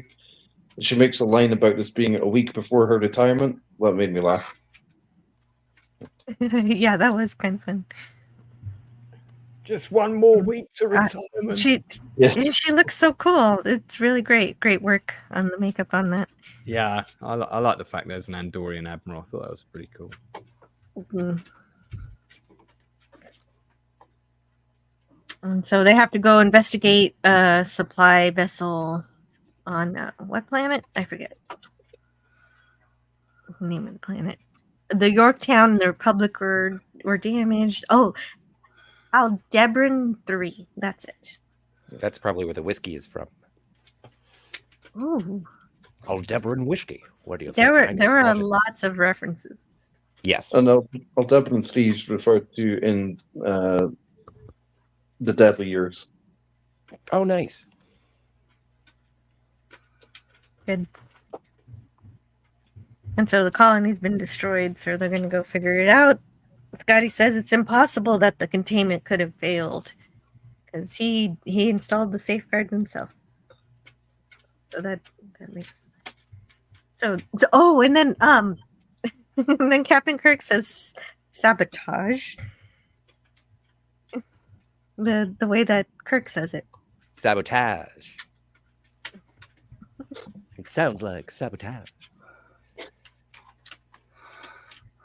No, and this is an incredible effect in terms of having that foreground set, but then the background digital. I can only assume are digital matte paintings, but it's a big tribute to Vasquez Rocks.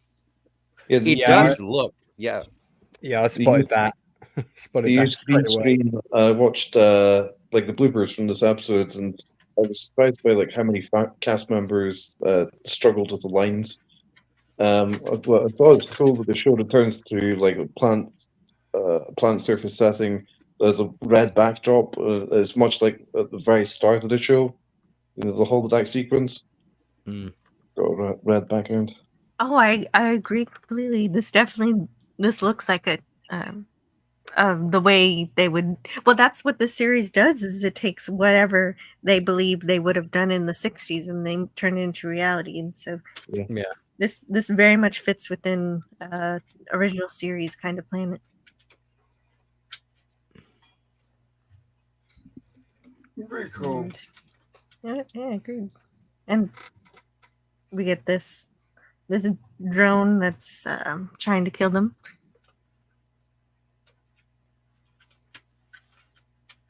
And of course, by the end, we realize this drone was supposed to kill them. It reminded me. Remember that first season episode, the Arsenal of Freedom?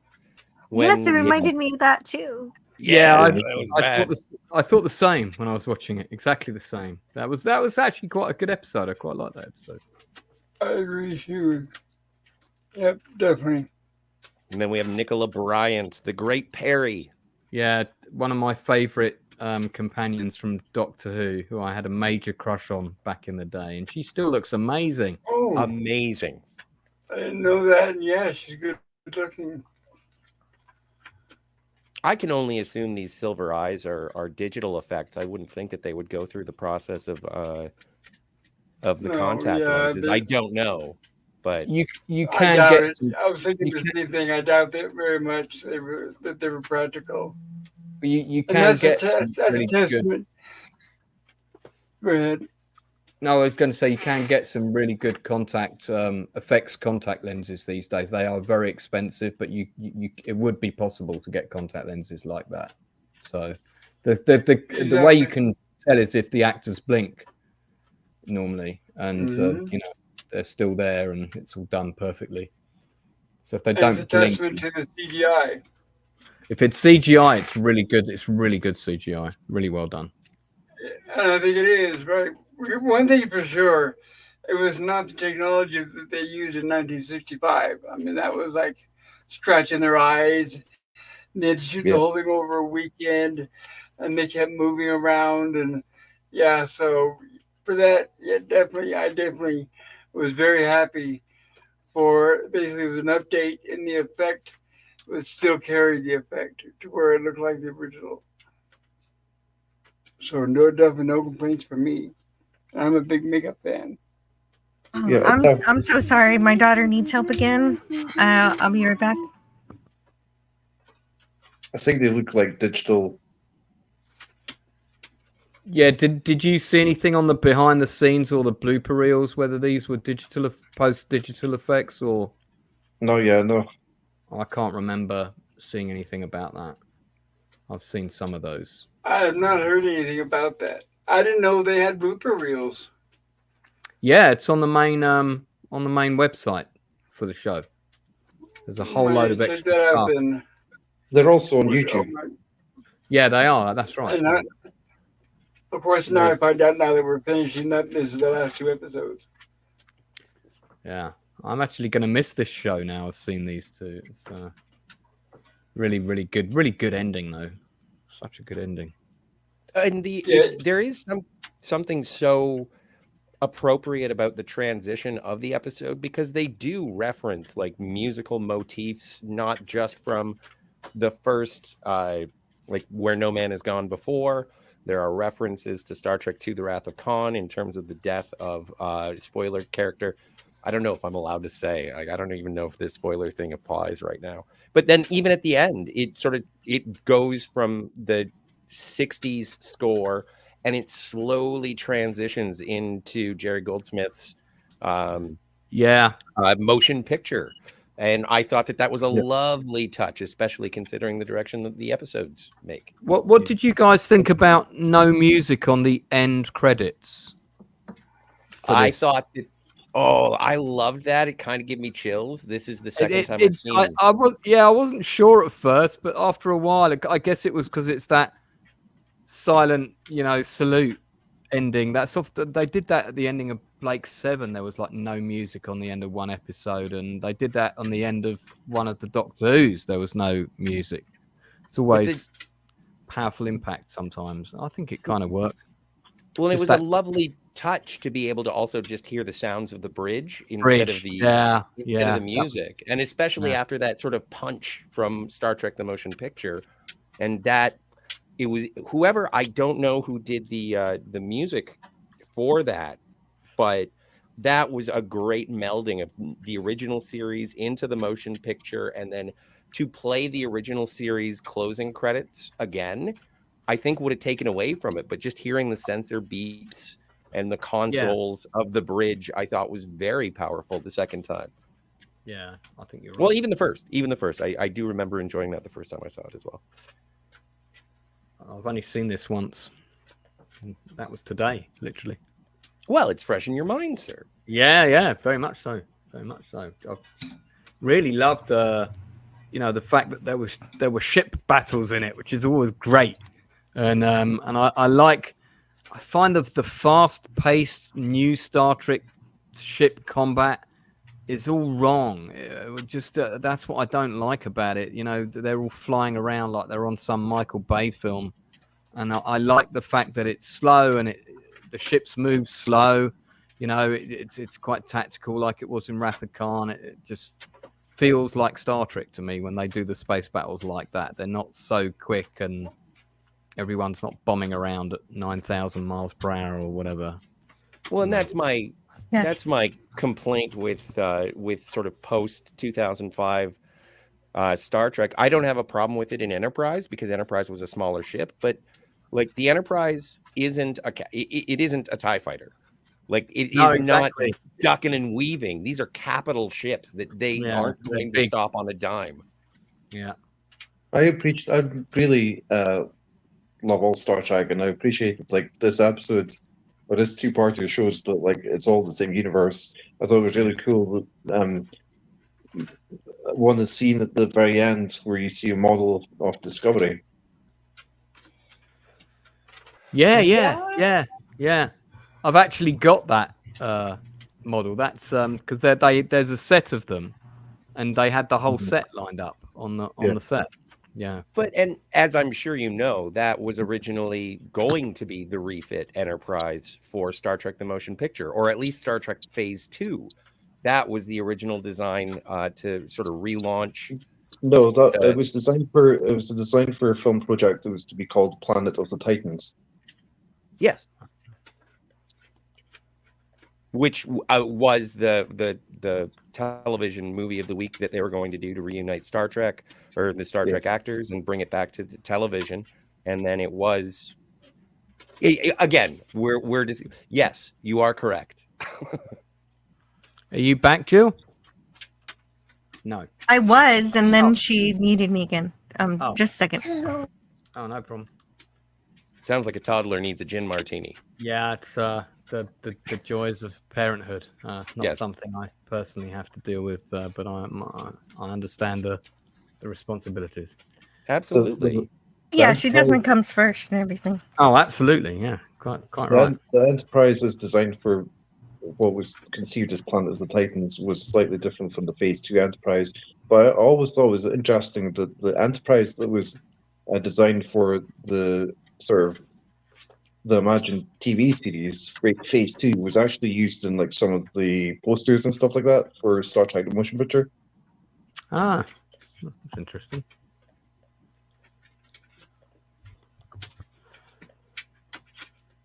I do like this philosophy that Kirk says: the Federation does not weaponize its citizens. Mm. No. Then I almost got worried because one of my least favorite things in all of Star Trek, all of real Star Trek, is Section 31. That Irish Stephen Bear brought that in, and that this was.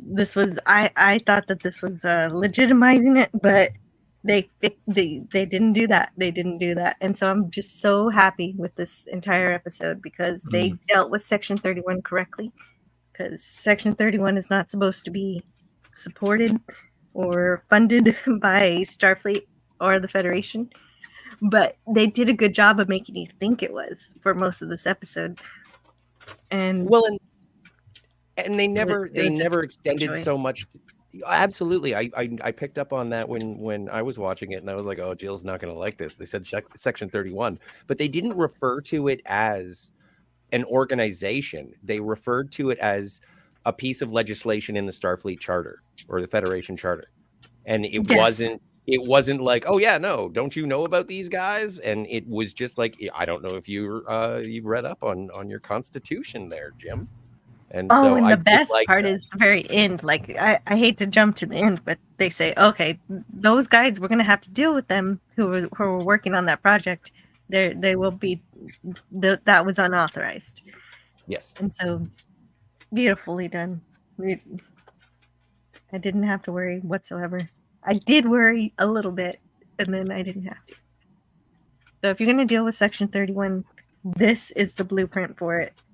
Yeah, the whole idea of Section 31 was completely stolen from Babylon 5, and that was part of I forget the name of the guy that created Babylon 5 now, Michael Straczynski. That was part of his lawsuit.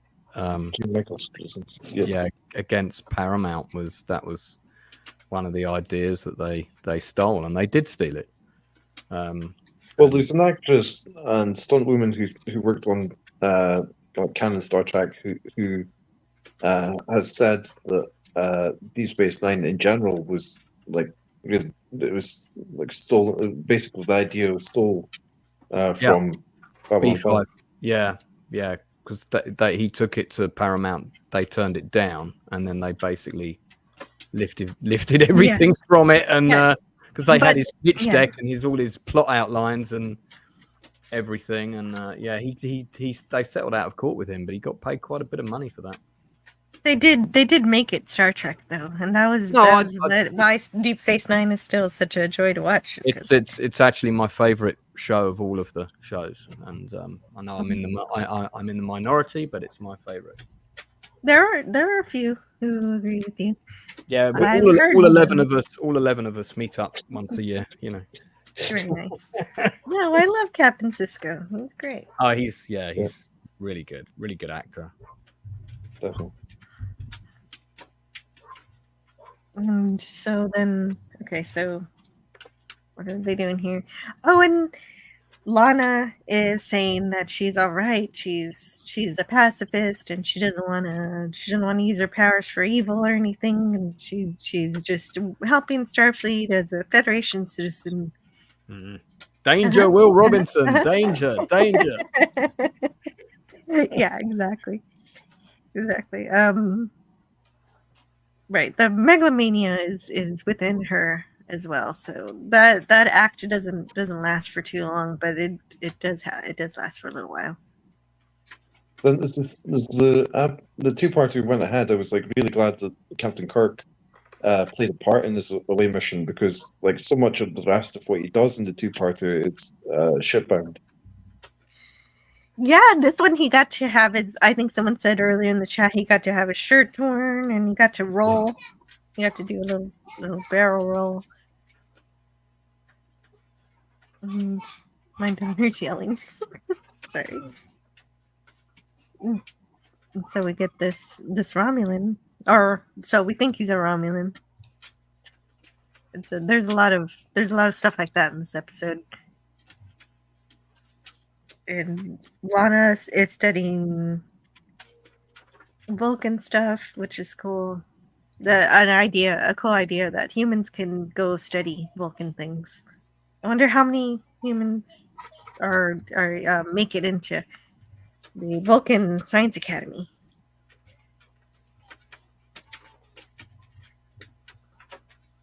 And so the Halifax is destroyed. Let's see. What else happens here? Oh, Spock is concerned about taking Lana with them because of Gary, because of the past with Gary Mitchell, and because the safest thing to do is to leave her where she is, unable to go anywhere. And then we meet Sentek, who is here brandishing his disruptor, and he's played by Alex Camel. He's played by Cass Anbar, who played Alex Camel on The Expanse. And so I still haven't watched past season 1 of The Expanse. That's one of the things I want to explore. I think I've seen the first 3 seasons of that. Mm-hmm. And so that just shows the caliber of actors that they're getting for the show is just been stellar throughout the entire thing.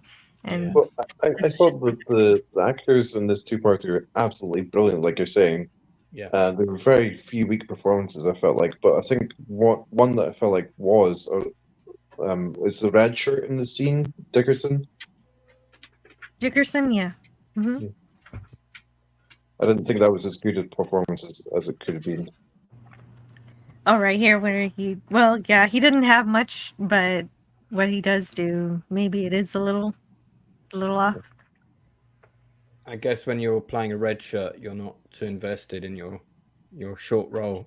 Yeah, but he's the well, no, he doesn't die, so he's an elevated red shirt. He's a recurring. Yeah, I'm not he becomes I think the cast though because watching I think the first episode they did, I watched it not that long ago, and the leap of the standard of the acting from that episode to this two-parter is huge. It's a huge difference, and I think that everyone's very comfortable in their roles, particularly Vic, who is literally sometimes I felt like I was watching William Shatner. It was quite bizarre. Yeah, he really got all the nuances because they're not just the actors in those roles are not just playing the characters of Kirk and McCoy and whatnot. They're also, to try and get it really spot on, you've actually also got to emulate how DeForest Kelly played McCoy and how Shatner played Kirk.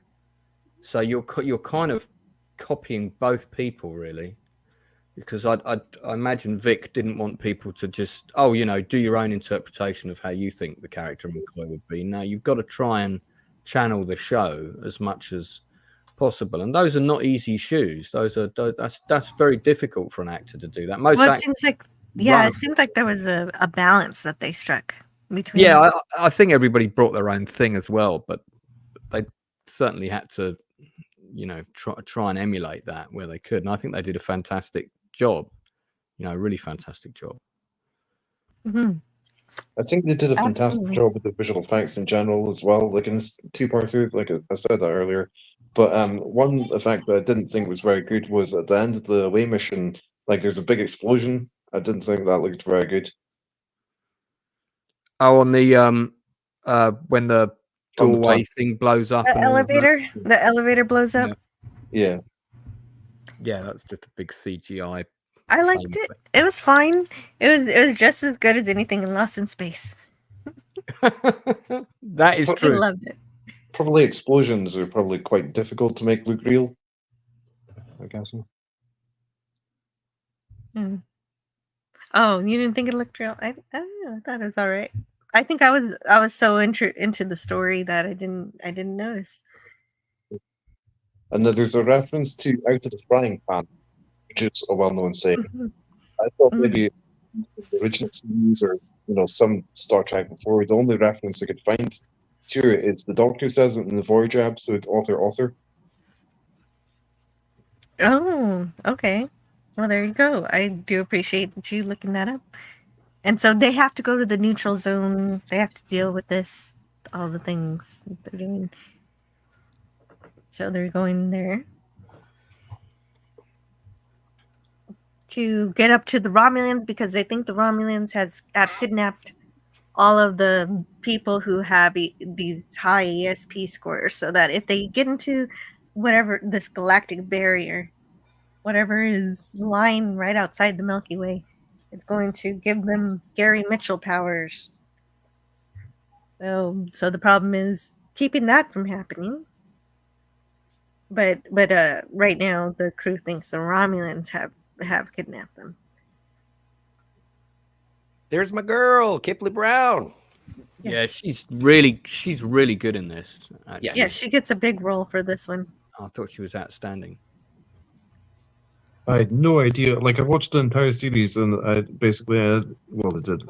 Sorry, I had no idea it's meant to be Human Smith from Where No Man Has Gone Before. I thought that was great.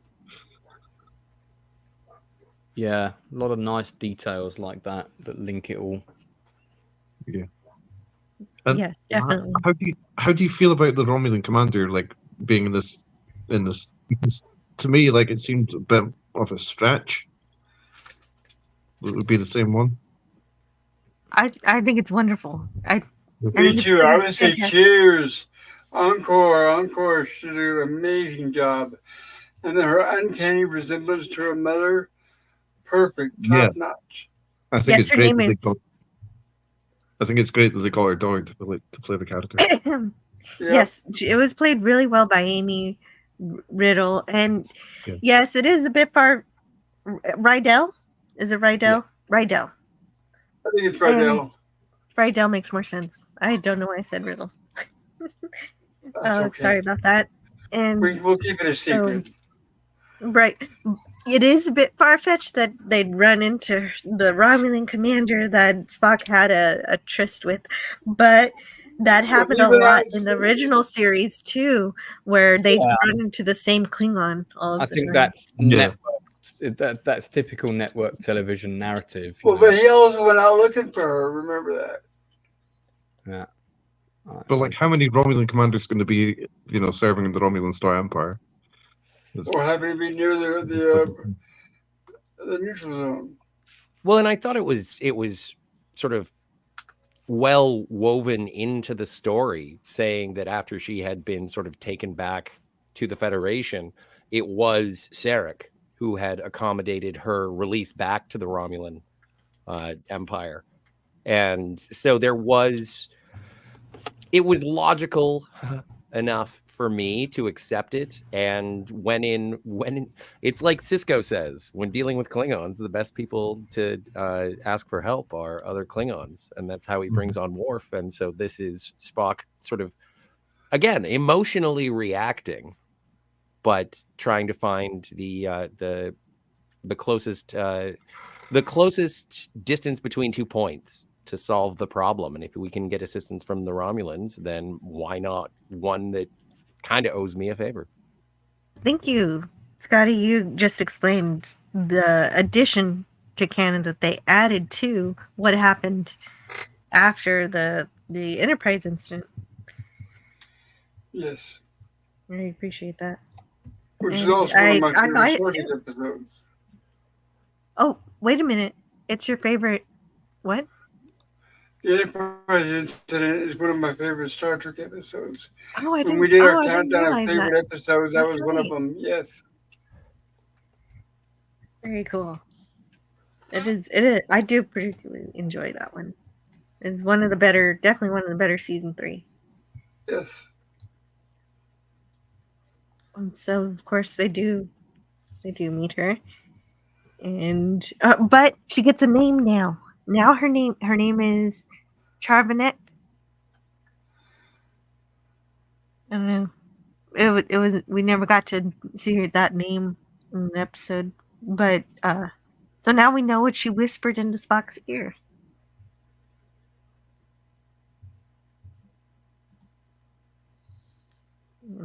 And okay, so Spock did make like you said, an emotional reaction contacting her. You're right. Yeah, you're right. Pop culture. He was looking for her, and he found her, and because he knew that he could talk to her. So it wasn't out of nowhere.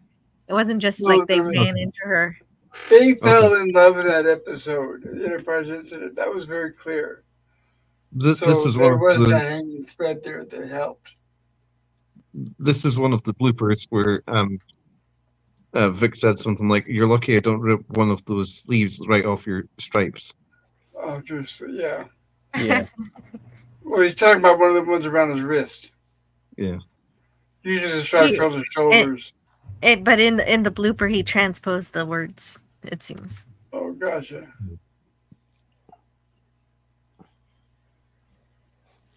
And but Spock did it of his own volition. He didn't ask for permission, so that's a very human things to do. Captain, I believe I'm insulted. Yeah.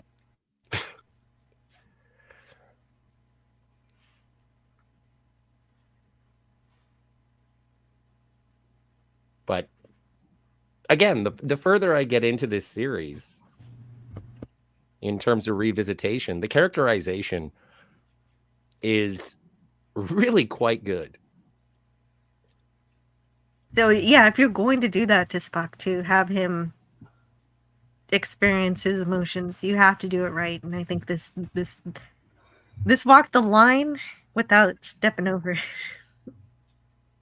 But also, it's something to be said after these two men have served together for 5 years. In term, like, just the way that they interact, and all right, I'll accept the consequences of my actions, but I do trust my commanding officer. Oh my god! Classic Comics says Spock made a booty call. Spock made a booty call. Yeah, I guess you could say that. But also, he knew that this was somebody he could actually talk to, a Romulan who would listen to him. And that's difficult. That's hard to come by in Romulans. Herc 130 says hello to Jill and company. Jill, hello. Hey. Hello, Herc. Good to see you there. Hope you're doing well. Herc, how come I never thought of Jill Co? That's probably already a thing. And thank you, Spidey and Franco. Good to see you guys. And everyone. Penny. Princess Fiona. The whole gang. Classic Comics. Anyway. Great chat. Yeah.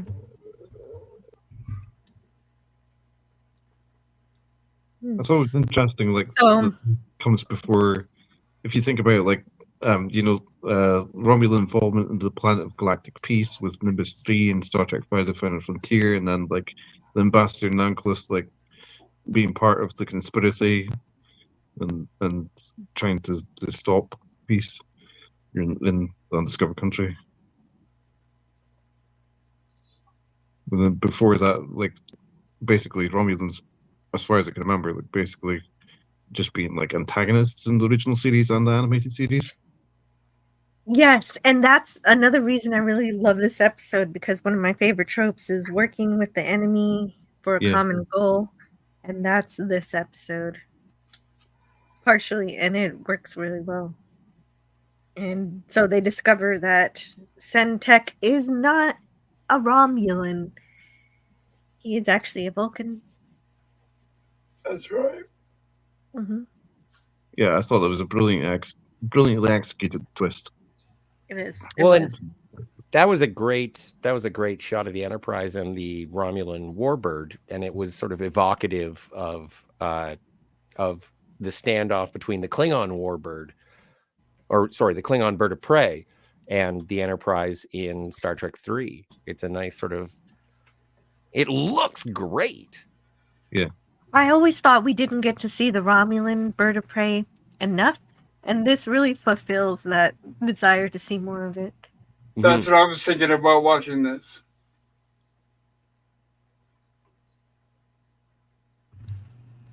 And so it also turns out not only is Sentek a Vulcan, but he's also married to Lana, so they're in this kind of conspiracy together, and they meant to destroy the lab to keep anybody from figuring out what they were really doing down there.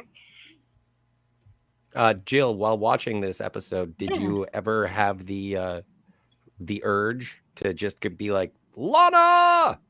Yes. Okay, good. I was wondering if you were going to bring that up.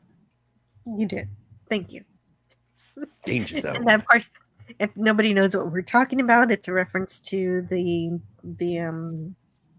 spy cartoon series, kind of like James Bond, but a comedy, but also not appropriate, called Archer. You're not my supervisor. It's a lot of fun. I love the first 4 seasons, or up until he gets into a coma. Yes. And then I think it's over. It just gets silly. Yeah. Too silly. Much too silly, yeah. Well, a cartoon became a cartoon. Yeah, I know. Shocking. I enjoy it, but I understand where you feel that the drop-off occurs. No, you I can do hear all too, about it's it next week on our new podcast, Archer. Yeah, but we'd have to do like the entire thing in one show. There's no Yes. way. I think Lana's also a cat. There's also a character called Lana in the Superman franchise. Lana Lang. Yeah. So was that your go-to, Lana, when you were thinking about it? You were thinking about Lana Lang? Yeah. Okay. Yeah. Yeah. Well, but what do you think about really, really believing that our entire galaxy is encased in this galactic barrier, like this thing that you bump into it? If you have a high enough Esper score, it makes you powerful. I thought it was fascinating that Lana refers to the preservers like having erected that barrier. Yeah. Right, the godlike aliens, yes. The ones. But again, it was like I would find her because of what she wants from the situation. I thought that was so great when they were using the environmental controls to draw the smoke out of engineering. I thought that was great as a reason why you couldn't use the phasers. Yeah, great I thought, too. Yeah, and the effect was fantastic. But I just thought when Lana said the preservers erected the Great Barrier, I was just like, maybe I don't think that you do. Yeah, like that's the debate between them. Oh, I didn't even know it was in question. I just kind of bought it.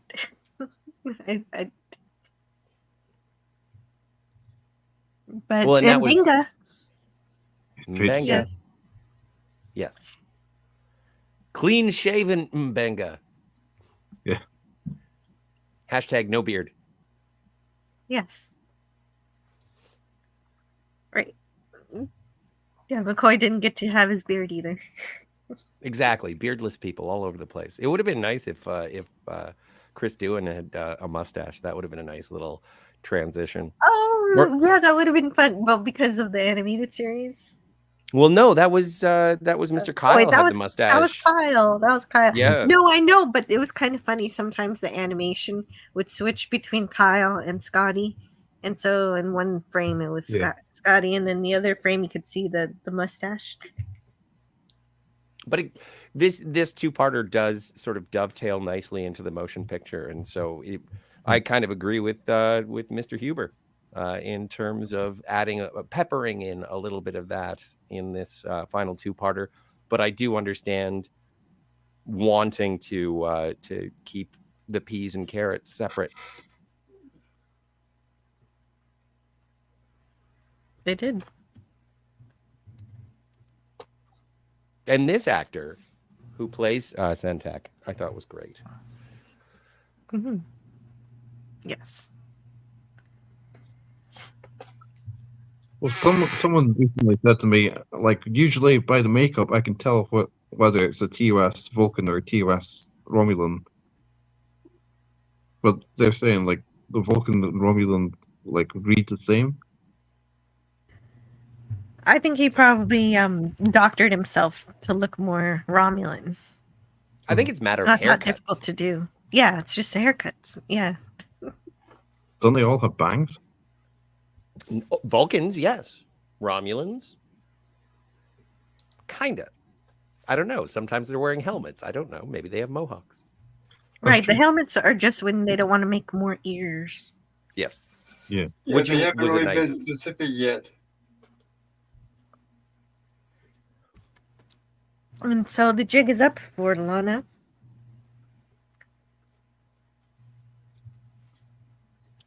Oh, wait. Franco Walker has something to say, and it's quite long. I want to read it.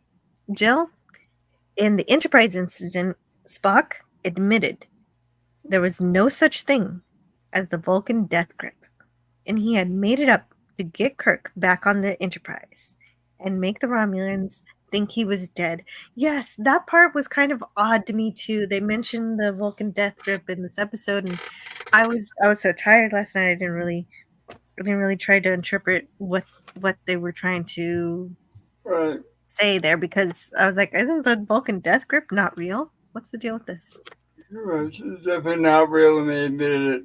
Spock admitted it for that episode as a ruse. I kind of took it as being an aggressive mind meld, sort of the same kind of thing that happened against Valeris in Star Trek 6. But well, that's supposedly what it's supposed to do. Yeah, it's supposed to be a hostile.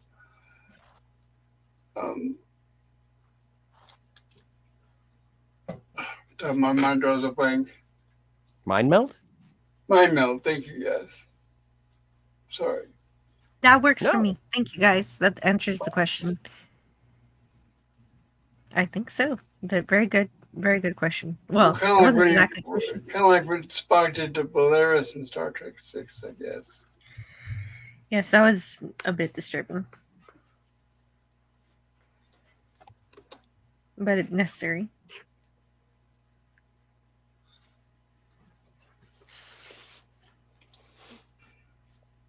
And so the late great Grant. I know we've mentioned him before, but it never Grant hurts to- Imahara. Yeah. That's what I was going to ask him when he was on your show, Jill, earlier, and I didn't get a chance to. Oh no, I'm so But sorry. I'm sure it would have been. Yeah, I know, and I wanted to ask him how was it to work with Grant, but I'm sure it was wonderful. I doubt if anything is less than spectacular. Yeah, everybody was so excited during when Chuck was here. Yeah, and I'm sorry you didn't get to ask that. That would have been a really good question. Because Grant was. Yeah, go ahead. Grant was he was also a fan, just like Chuck is, and so I'm sure that they must have bonded over something. That would have been. Yeah, sorry, I didn't want to flood the show with a bunch of questions and be selfish. No, I wanted that. Oh, you should have put all your questions you couldn't say.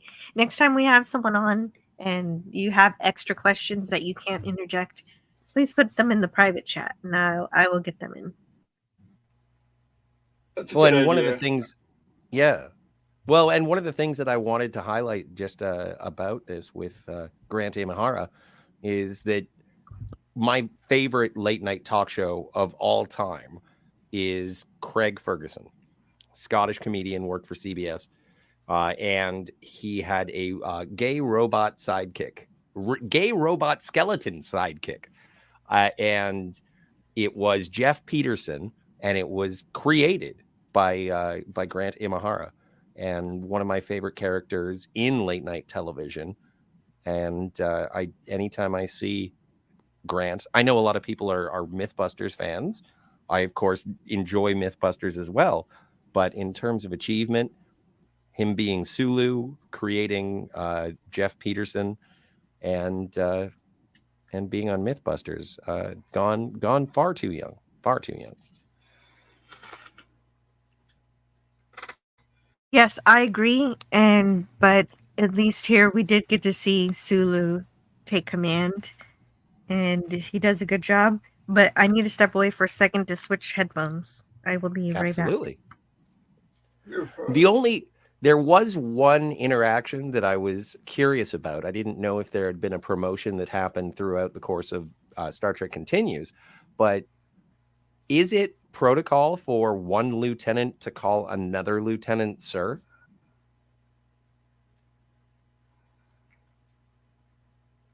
There was a moment where Uhura says to Sulu, "No, sir," but I guess he's in command, so if you just refer to your commanding officer as sir, which makes sense.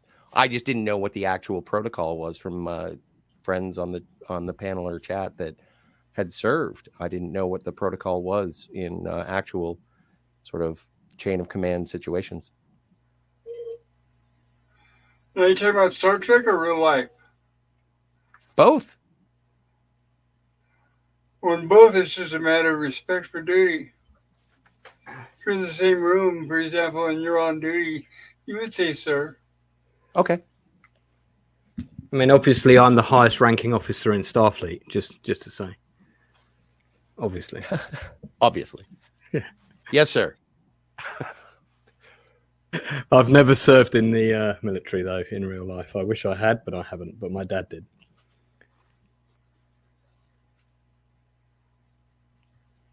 I've always Oh found my it God. interesting where female officers are referred to by appellations that are usually regarded as male, like for example, Mr. Palmer, and like the characters referring to Savick and Rathod Khan as Mr. Savick or Sir, I think.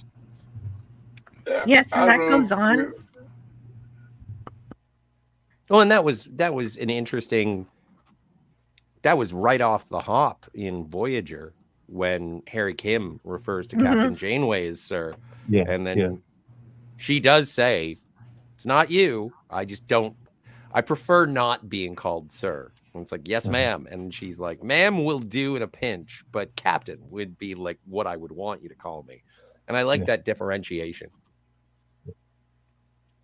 Yeah, I thought that was that was definitely what I was going to mention, is that that's something that goes on throughout Star Trek, and almost everybody abides by it except for Captain Janeway.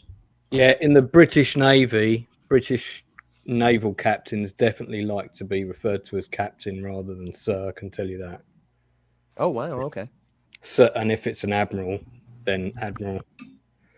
Because my father was best friends with Sandy Woodward, or Admiral Sandy Woodward. He commanded the task force to invade the Falkland Islands.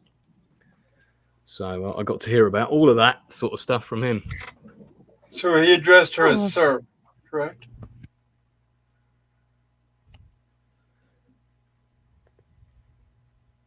I appreciate that her decision in what to be called is backed up by reality. That's interesting.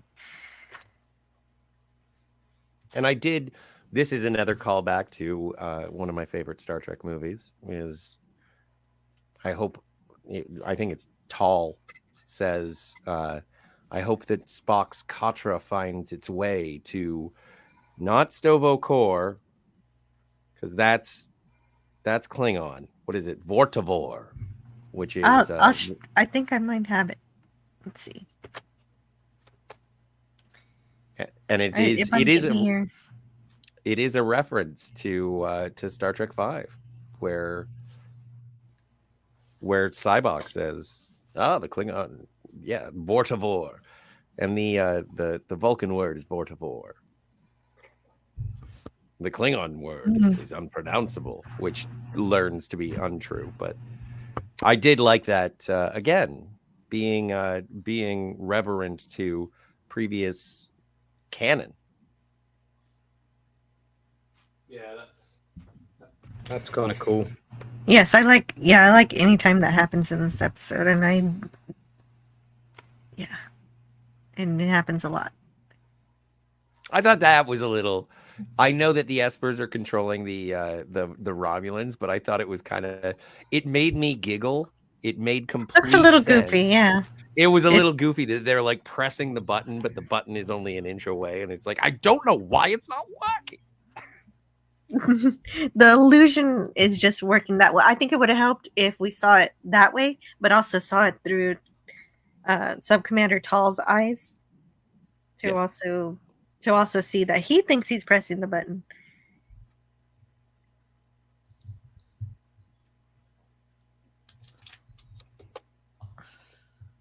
But that works. The trick works.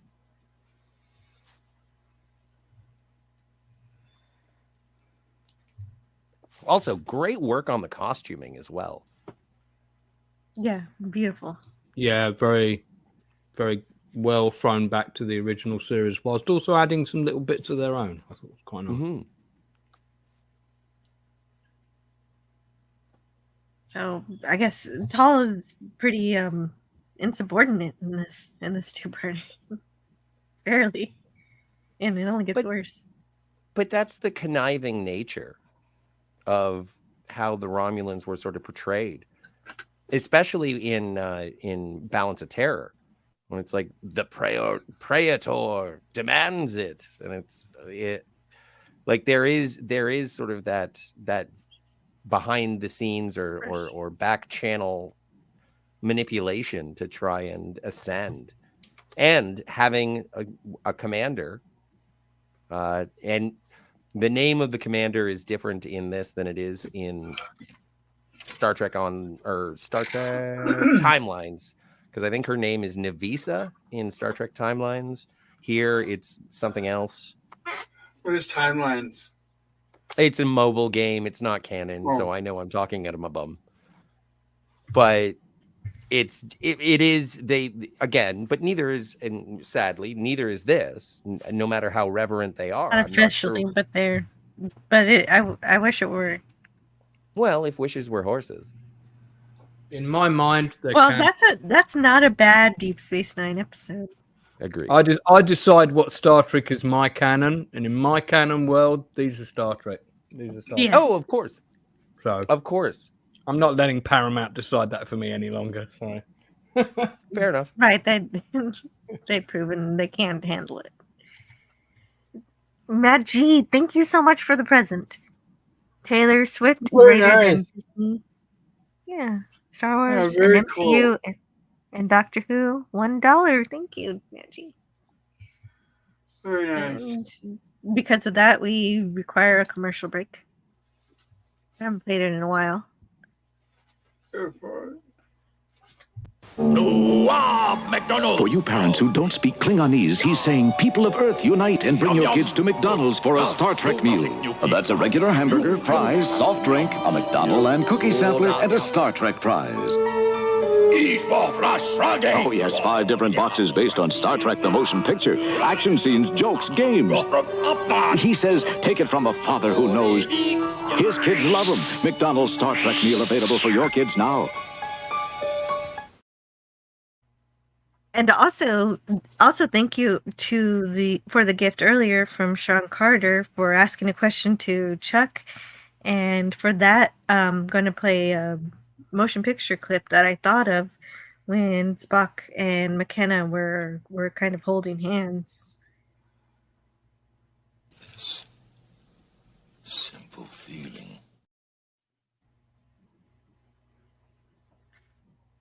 And Gavin Blackburn says, the button pressing reminds me of the TNG episode The Royale, where they can't escape through the revolving door. In the episode, it just looks like they can't use the revolving door correctly. I watched a scene that's really quite similar, I think, just before watching this two-parter, because I rewatched episode 1 of Fallout. And then that in the beginning, there's like a character who she's about to be married, and she's been sort of having an affair with her cousin who doesn't particularly want her to be married. So he says that a door that would otherwise open, so her marriage partner could come and visit, come through the door and go to the wedding with her. He says that button isn't working. But the button actually is just that he's faking it because he doesn't want her to be married.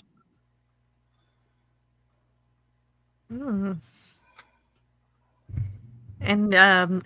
that's the new Fallout series. I really do enjoy that series. I don't think they actually have an affair. I think it's just a weird kind of like obsession the cousin has that he definitely wants to be with her. Okay, I picked that up wrong. Sorry. And yeah, I like that TV am I right? Oh man, we're talking about Fallout and Scotty isn't here. I think that's what it is. I think the cousin has an extremely unhealthy obsession with being with her, and she's like, it's really difficult for her to push him off. But I don't think they actually consummated the incest. No, she said it in really vague terms. It's like mucking around with your cousin or something like that. It's like really vague the way she phrases it in that scene.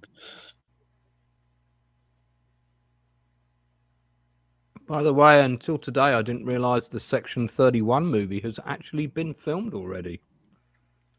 Mm-hmm. Oh, yeah, they filmed it. Yeah. It's completed. Well, I guess where's Daniel's hot topics when need somebody to be excited about that? Yeah, that's something you would know. We'll tackle it another time, Jill. Okay. Well, they finished it. I guess I'm gonna. Yeah, I think that's one that Scotty does want to watch, so I might look at it.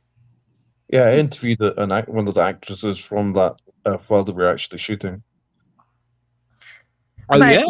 That sounds great. That is really great. But like the Reluctant Dragon said, STD will never be canon, but Kurtzman deserves to be launched from one. Okay. Yeah, it'll never be a canon. That's correct. John Carter. Oh my gosh. Now I want a Star Trek Happy Meal, says Canadian Spider-Man. Yeah, it comes with comics on the side of the box and everything. The Tetrarch of Apathy says, I wish I still had my fast food Burger King wristband, which revealed the cloak Klingon berry ship. Ooh. Klingon berry ship, obviously. Oh man, what? Yeah, I didn't ever get the. Is that for the Star Trek 2009 Burger King stuff? I thought it was maybe like McDonald's. I know McDonald's did like a promotional thing to do with the motion picture. Yes, correct. But I think Burger King did something else later on. Oh, right. The Tetrarch of Apathy said, I used to have a Burger King or maybe McDonald's wristband, which revealed the cloaked bird of prey. Tetrarch of Apathy. Interesting. Good to see you. I don't think I've heard that name. Nice to meet you. Yeah, great to see you guys. And so as it turns out, the Romulans did not steal the Esper people. It turns out it was the people themselves who stole the Halifax themselves, and now are stealing the Congo, which is that's coming up. But my daughter's here. She needs me for just a second. If you guys could fill in for a moment, I'll be right back. Oh, I can talk about the Burger King Star Trek promotion, which I just found. They did two, one in 1994 with exploration, and one in 2009. Your voice is a bit muffled. Stop. Oh, is it? Is that better? It was, yeah. I was only like an inch further from the mic, but I guess it's that sensitive. Yeah, they did a promotion in 94, 2009, and 2013 with various toys and trinkets. The link of which I've put in the private chat. I can't put it in the main chat because I'm not a mod.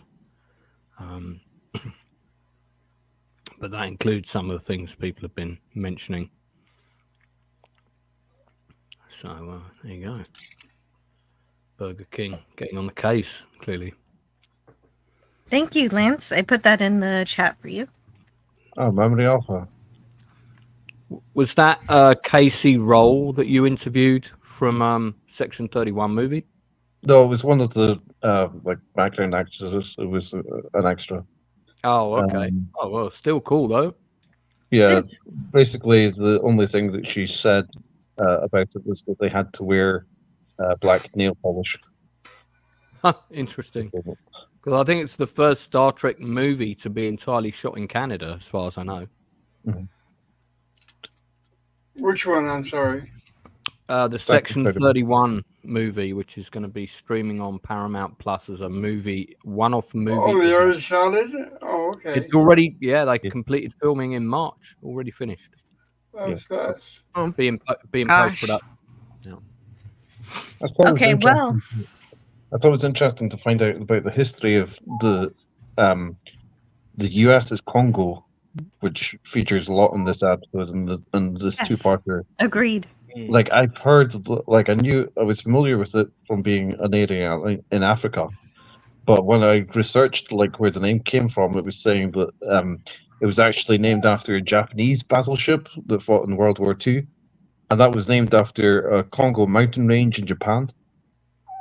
Oh, wow. Thank you so much for looking that up, because I also thought of the African country, but that is so cool to know it was of Japanese origin.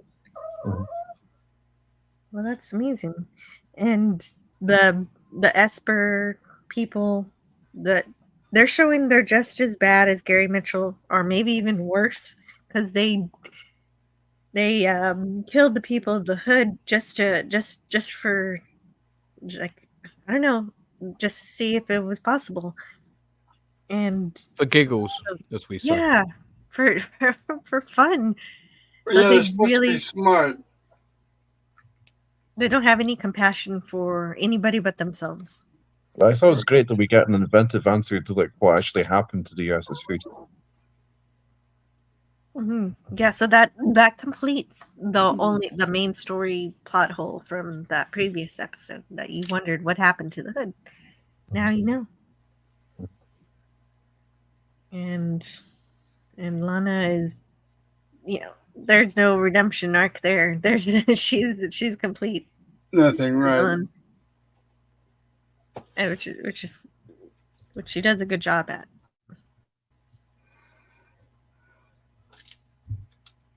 And they figure out that Smith was able to she got these powers also because she was holding Mitchell's hand while they were crossing the barrier. So that was a good explanation of how that happened. Not very bright. Oh, and I like the little diagram. Yeah. IJN ships were nearly all named for geographic features. Cool. They made an exception for aircraft carriers. Hey, Canadian Spider-Man says, hello again to you. Can you please contact me when you get a chance? Yes, Spidey. The Cardinal Sin stream Jill and Ari did a few months ago. Oh, James Caserta, DM Canadian Spider-Man, please. Regarding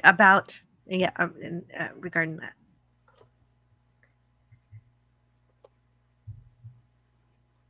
Yeah, I think this diagram is really cool. Yes, I think it's cool that the reference is Memory Alpha.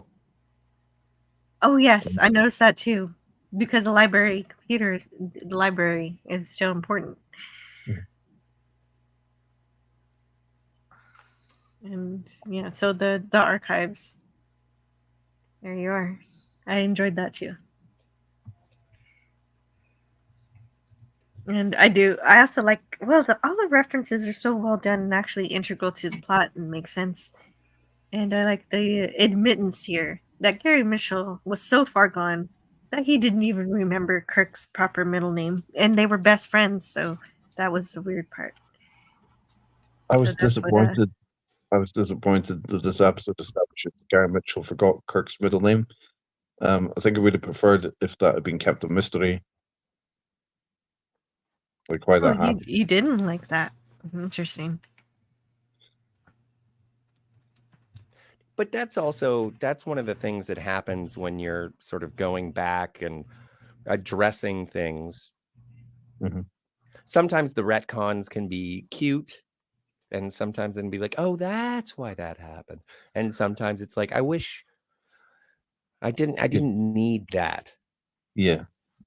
Like I remember there's been someone, I can't remember who it was. I think it might have been Larry Nemechek. I shouldn't say that, but I think it was him that, was said like, I really don't think like they needed an Enterprise two-parter to explain why there were the changes in Klingon makeup. Right. Yes. I thought that was sort of an extended. That's why I liked in Trials and Tribulations when Worf just says, we don't talk about it with outsiders. That was good enough. That's a good answer. Yeah. That is fair. And they make all the assumptions that actually lead to Enterprise being inspired to make that episode. So it was because of that interaction that we get that Enterprise two-parter.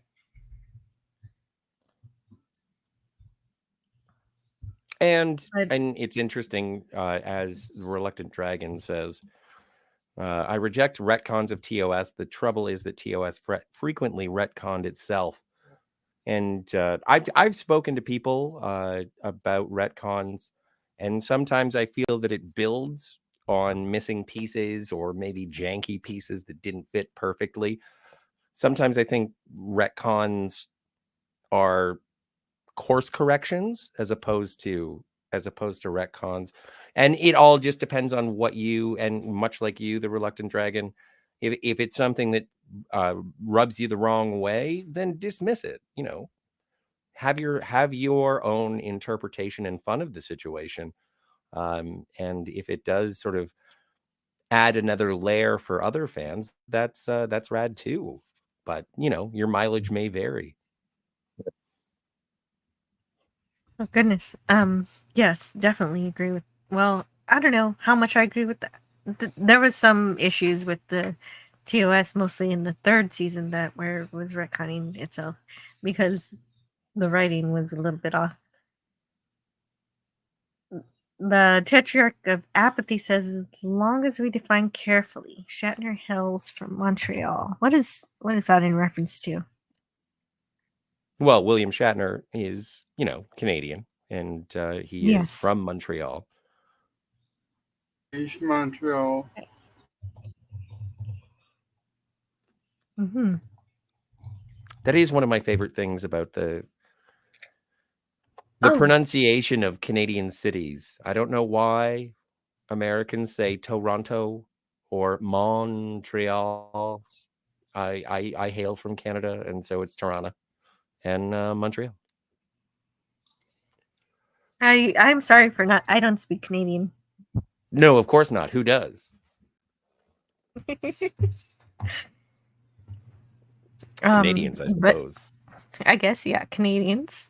But I like this idea. This is where I got my thumbnail from. The idea here of going faster by combining the warp fields with the artificial singularity, and my daughter needs me again. Well, and that's also something that not necessarily a retcon, but an incorporation into the original series through Star Trek Continues, is that we do see, is it Face of the Enemy? Or is it in the next phase? Either way, there are Next Generation episodes where they do establish. Well, they establish the quantum singularity, the sort of contained quantum singularity as being the power source for Romulan starships, and I liked how they. Timescape. I thought it was Timescape. Is it Timescape? Yes, it could be Timescape. Yes, it's Timescape. Yeah. Sorry for getting overexcited on that one. That's it. Oh no, you got it right. He just kept talking. I got equally excited, but I was muted, so you didn't hear me getting excited. I love Timescape. Unbroken sentence, moving from topic to topic. Yeah, it was quite. It was actually rather hypnotic. Oh, what a good episode. Yes, I think that is exactly the episode where this is established. And that's the magic of Star Trek Continues, because it can kind of borrow from real Star Trek that happened after the original series and bring it in where it makes sense. My headcanon was always I shouldn't say always, actually. Recently I've thought about why Gary Mitchell puts R. Kirk on his grave and where no man has gone before. And I came up with the headcanon that maybe he could see a little bit into the future, and he just got mixed up with the name of Roy Kirk, like the Changeling. In the Changeling. Oh, that's an interesting idea. Yeah. Yes, the Changeling. Who thought its Captain Kirk was its creator, Roy Kirk. Mm-hmm. Yeah. Interesting idea. Herc 130 says, still excited about Star Trek? No. Oh. He's definitely not French Canadian, but good point. Okay. Okay, they're talking about Shatner. That's good. That's relevant. But I love the symbolism, the cooperation that this shows of them getting together to do this, to catch up to the Congo, hopefully before it reaches the barrier. It reminded me of, the Enterprise two-parter I mentioned, where you basically get an explanation why the Klingons Makeup looks different. Affliction of Divergence, where in that case the Enterprise and Columbia fly like in They share a warp bubble. Yeah, in close formation. I thought that was rad too. Yeah. Well, and this is so cool in terms of the digital artists of the ship as well, having the proper emitters for the tractor beams and everything sort of working. And then we do also get the aft phaser banks. Like the ship stuff that happens in this is so good, but it is again complementary to the drama as opposed to being spectacle for the sake of spectacle.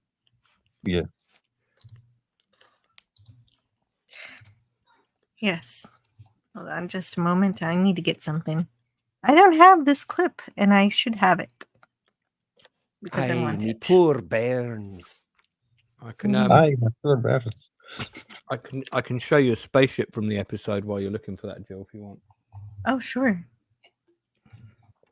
And Crystal's I was thinking earlier why it felt like a bit talky to me, and I think like thematically, like they're balancing like two different elements. They're balancing like what continues means to the legacy of Star Trek, what it means in the timeline that it's been created. That being sort of one thematic element, and the other element being like to do with the mission and stuff like that, which that second element is never going to like balance up to like how important this is. I feel like in a way how important like the continuation of and the very idea of the premise of continues being that it is a continuation of the original series, and it is branching up to the motion picture. Exactly. I think that's why it's so good. Actually, it's because it a lot of times when you introduce too many elements to a script, it doesn't go well. Yeah. But I think it is actually really well done here. But I feel like it's difficult to make like the mission feel as important as that. Does that make sense? Well, yes, and so I suppose it makes sense. I think they tie together pretty well, actually. It wasn't a problem for me because I didn't know that they were going to do that at the end of this two-parter. Right. So I was quite invested in the actual mission stuff. And then when I realized they were going home, I was like, oh, are we going to get to see that? I was proper pumped. But so that for me was like more like the icing on the cake, really. Well, exactly. And that's something that I was kind of curious to ask Chuck, but I know that the initial plan for Star Trek Continues was to be longer. I think they wanted to do 10 episodes or 12 episodes, and they only got to do 8, right? Yeah, I've heard an interview with Vic saying that they plan to do 13 episodes. Yeah, they managed 11. And well, and with the 11, I'm not sure if that includes the vignettes that were spoken of. No, it doesn't. The vignettes are like 5 it doesn't. minutes. Okay. Either way, I heard that it was supposed to be longer, but this was right at that sort of tempest of Paramount cracking down on fan productions and making it so that if you are making a fan production, you can't profit on it. And it did actually reduce the run of Star Trek Continues, which was disappointing. And so it does sort of speak to when Mr. Huber said that it was it was rushed, but not.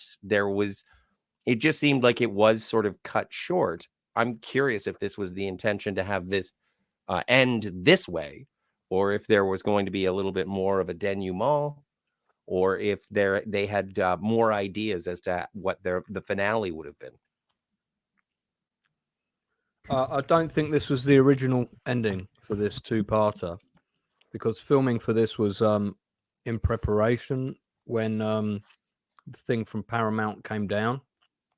So I think the the ending was rewritten to accommodate the ending that they had in mind. So this would become the ultimate final mission. That's Oh, my, that would explain. That would also explain why there's so much going on. yeah, that's my understanding. The main thing that actually crippled these shows, because they were already not allowed to make a profit before then, although some found ways around that, but that's a whole other conversation. But just so that we can move on from the slide, I have running- this down. Parents, my poor parents. Yeah, it was the running time that they came down on really hard. They said any Star Trek fan film could only be 10 minutes or under or something. I forget. Yes. So I think it was 15 minutes. Was it 10? Yeah, it might have been 15 maximum or something like that. Oh, this is so dark. This reminds me of the Wrath of Khan. Very chilling. Well, and also we get security chief. We get the security chief as a character throughout continues. And when we do finally see him, do this, it's like, oh no. It is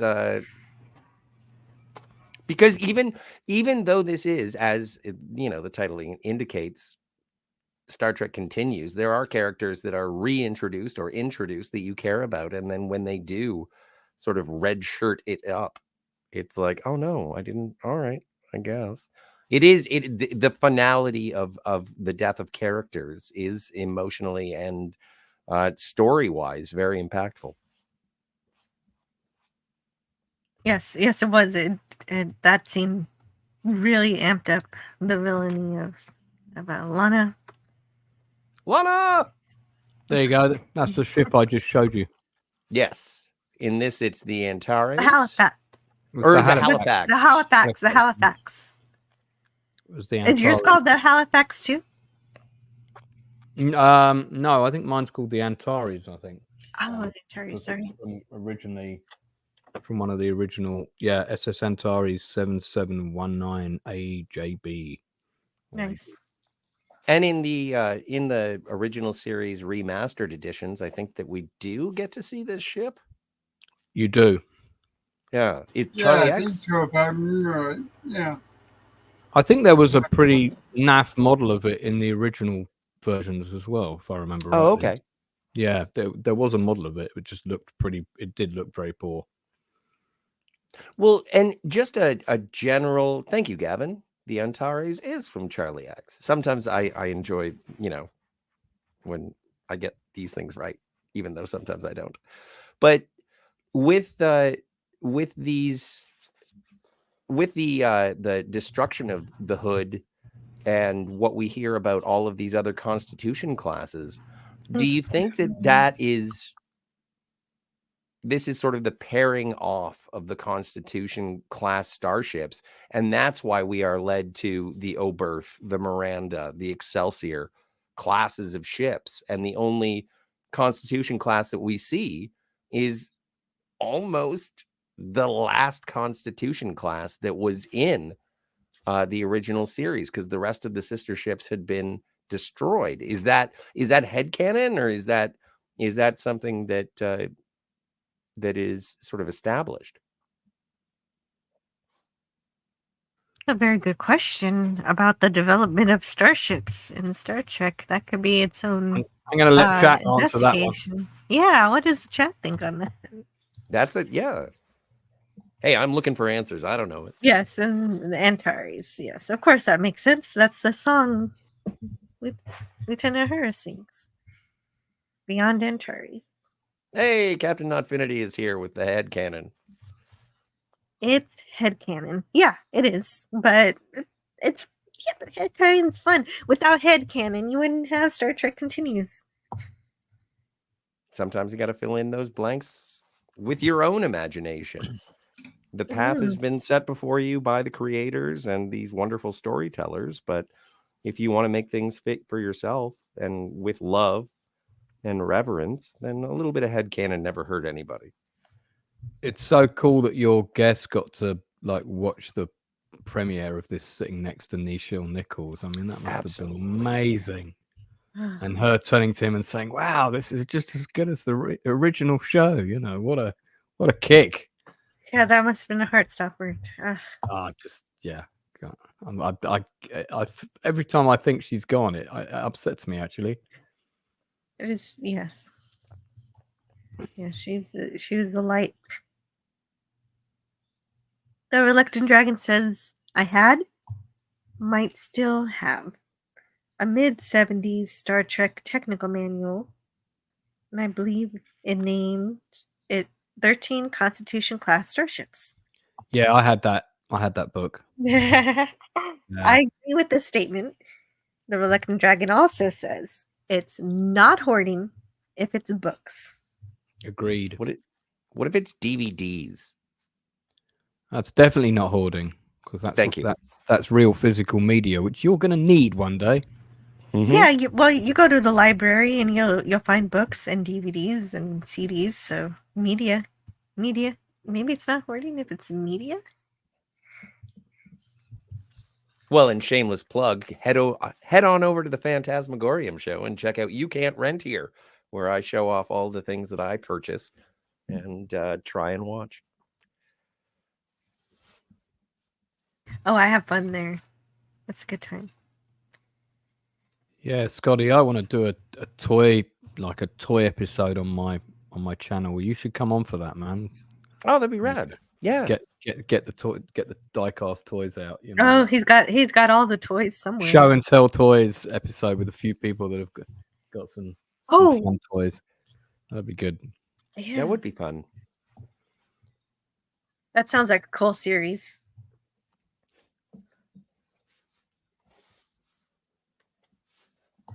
There's a lot of sort of, what do you call it? Misdirection because of the power of the espers. Yeah. Yeah, so there's a lot of illusion. That's a definite thing. Starting with the Sub-Commander Tall not knowing where the button is. Yes. And there's the end of part. That is the end of it. Yeah. Where to Bold to Go part 1. And just the absolute reverence and the adherence to the classic closing credits. The only thing I miss is Baylock. The last shot should be Baylock. Or the Baylock puppet. Yeah, yes. so much of scary this, one.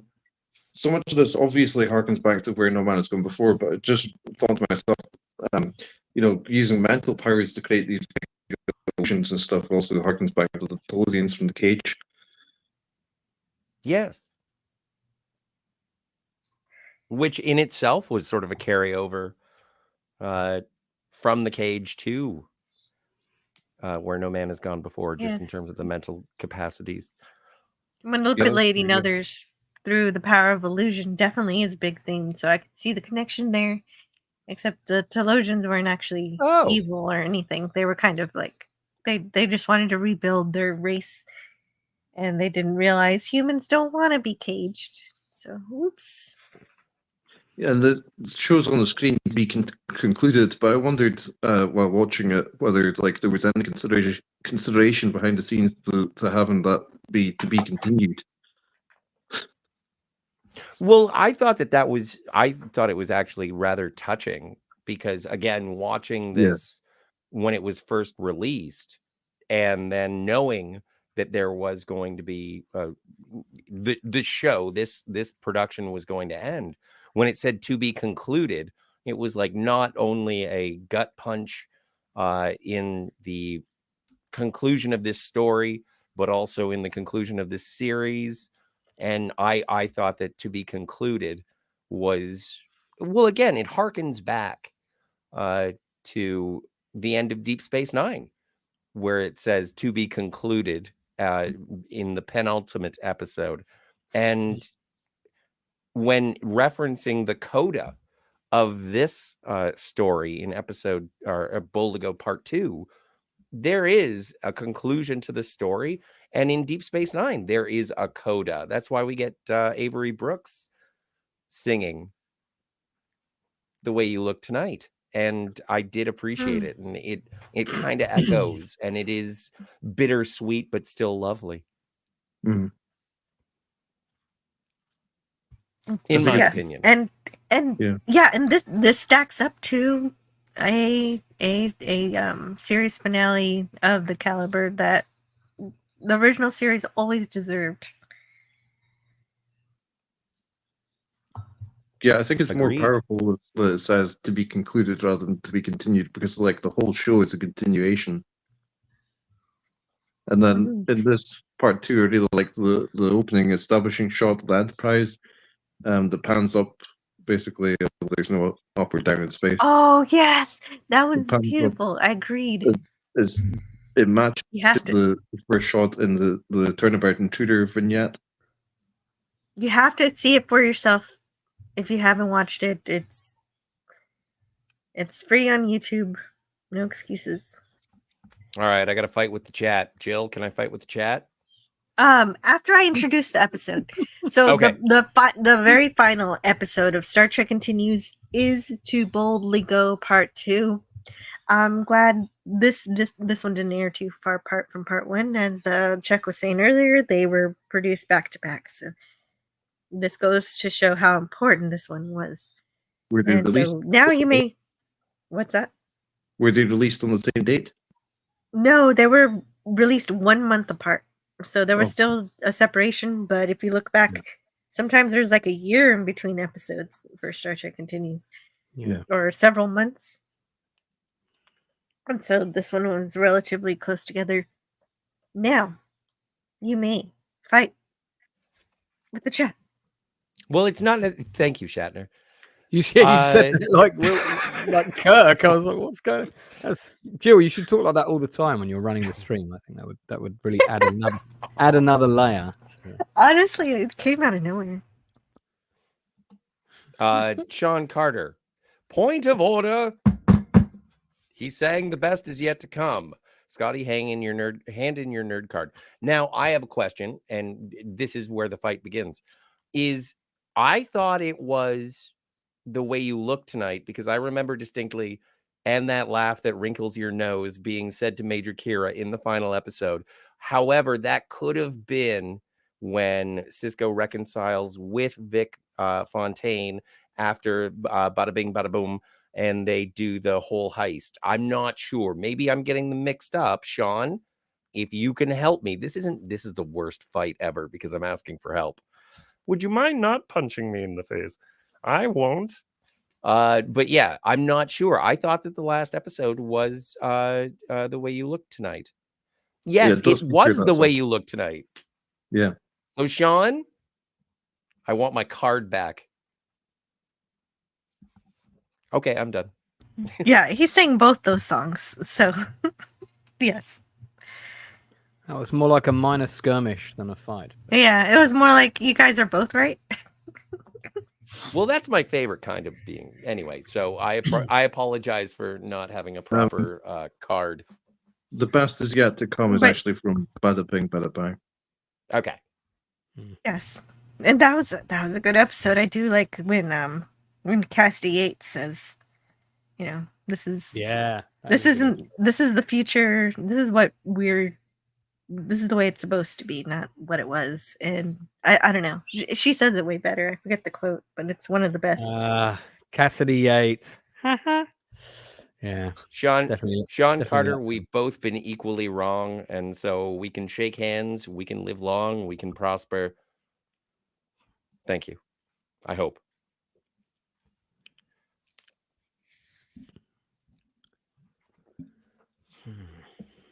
I know.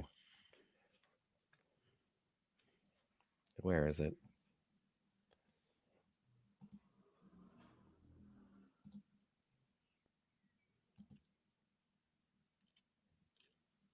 I think it's the first scene in this episode where Councilor McKenna and Lieutenant Smith have a chat, which I thought was really nice, especially like them using their first names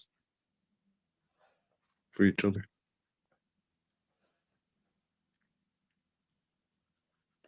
The Way You Look Tonight was a montage collection. We're good, Scotty. Nerd fight. Nerd Sword fight. Thank you, Sean Carter. That was a good fight. Thank you guys. I'm properly distracted and I want to go look up the times that Cisco sings. I think it's just that one time. Delightful.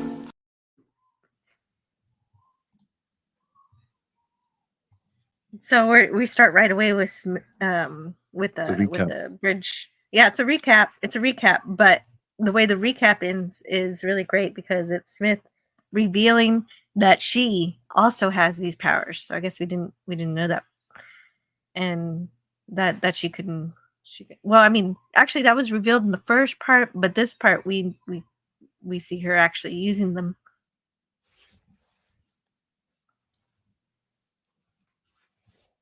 Oh no, wait. Or was it revealed here? It was revealed in the second half. It is revealed here. Yes. But she waits until she absolutely has to do it. She has no choice. She does such a I think that Kipley Brown's performance of Smith is fantastic. And throughout the series. Yes, it's starting with the Fairest of them all mirror episode. And one of the things that I think is sort of a monument to the writing of this sort of finale is that it brings us back to the first episode with the Great Barrier and the Espers in the same way that Star Trek The Next Generation did the Trial for Humanity with Q. And it was like, oh, the trial never ends. And it's like, well, no, the Great Barrier is always there. And the evolution of man is always possible. That's a great point. Mm-hmm. Oh, Franco gets it. Yes, right. That was a hell of a punch from Uhura. Yes, it was. I think I got got it. So I was trying to get it back.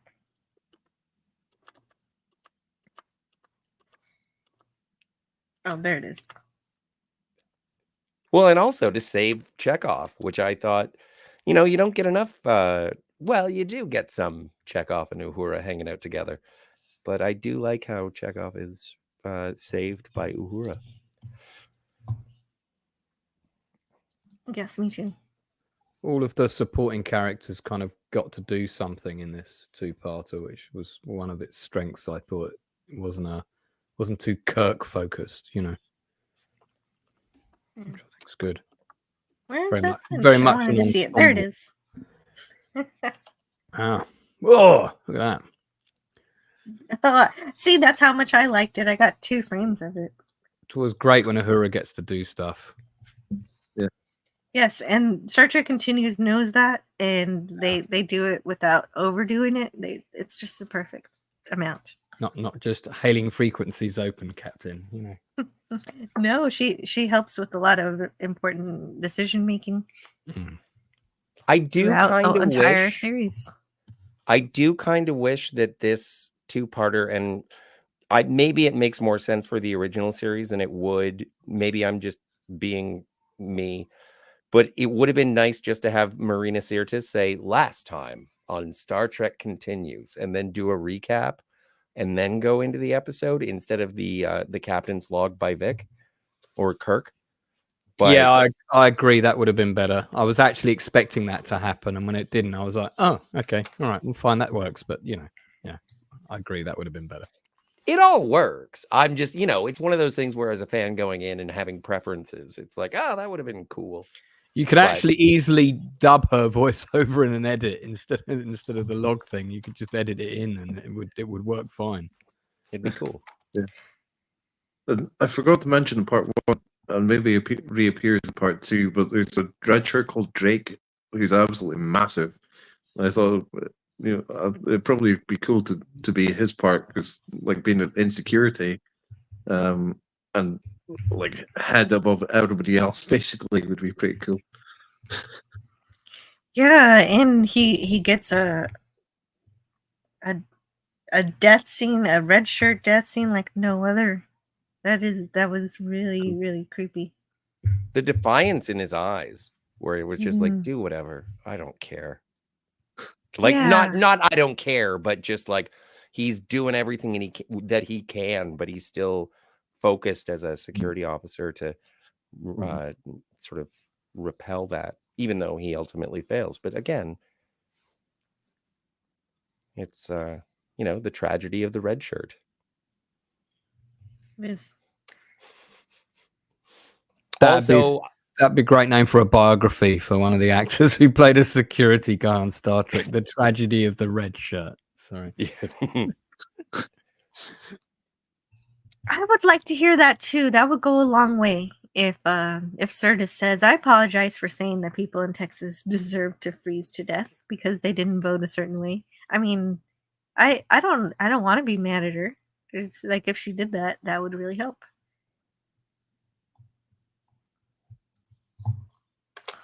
Yeah, I've learned not to get into political discussions with my American friends.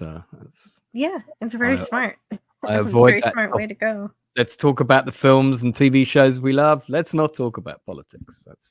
And I feel our friendships have survived on that basis. I agree. It works. It works so far. I try to do that with my channel too. An occasional joke jumps in there, but it never gets too bad. And so they're throwing lightning around until Lana and Centec go to the Congo. The USS Congo, not the actual Congo. No. Not the movie with Ernie Hudson and who else was in Congo? Bruce Campbell, Tim Curry. I don't know. I've never seen it. You've never seen Congo? No. They got cyborg monkeys, yo. What? That's cool. I didn't know we that was gotta check it out. sci-fi. Yeah. Uh-huh. Okay. It's forgivable though. She's not the only one that didn't see it. That's why it bombed. Yeah. Oh no, it's fine. But Well, also, when did it come doesn't out? delineate quality. I can't remember when it came out. 1995. I was 10. Nobody took me to see Congo. There you go. Yeah, somebody I interviewed on my channel worked on Congo, but I can't remember who it was. I'll try and find out, and I'll say because we discussed it for at least half an hour. That film. Nice. I'd love to hear that conversation. Yeah, I can't remember who it was. Yeah, it's fine. I'll have a look through the credits and see if a name jumps out at me. Yeah, Smith was like, "Can I just keep being an officer?" And Kirk's like, "Nope, you gotta go to sickbay." Well, she just used superpowers. She kind of. Hello, last time we had people on the bridge who used those superpowers. They were a detriment. We're gonna have to see what's going on with you. Yeah. No, I completely agree with Kirk's decision there. How do we know you're not going to become like the next Gary Mitchell, basically? Well, they're certain of it, especially after just being betrayed by someone who said with powers who said they were good, and then they didn't turn out to be. Like, Sean Carter says, "Sorry guys, my son was here during that, and what? Could have died. Could have died. So I take exception to any actor who puts their politics above normal people's lives." I'm not familiar with the context of that scenario, but Sirtis isn't from the United States. She's from the UK. Yeah, so what it is that when she said that statement that she wanted half of Texas to freeze or whatever she said, that was during when Texas was undergoing that blizzard or the winter storm, a winter that we never really ever had before. You had snow in Texas? Well, it wasn't just snow. It was like a few weeks of like, it was weather that we weren't used to. There were people who didn't have proper shelter, and thunderbolts and lightning, very, very frightening. It was very dangerous. Time to put those sun lounges away, and if you had to commute, we don't have, we're not good at driving in the snow or the ice. But again, it is a situation, and I agree with sort of separating the politics of the performers, because Yeah, I try to myself. she was referring specifically to political ideology as opposed to the people who were affected. And Right. Well, that's it. Yeah. That's where folly occurs. Indeed. Let's move on. Yes. To the episode in question. She followed, and yeah. So, but I just wanted to share how Sean Carter feels. Yes. Yeah.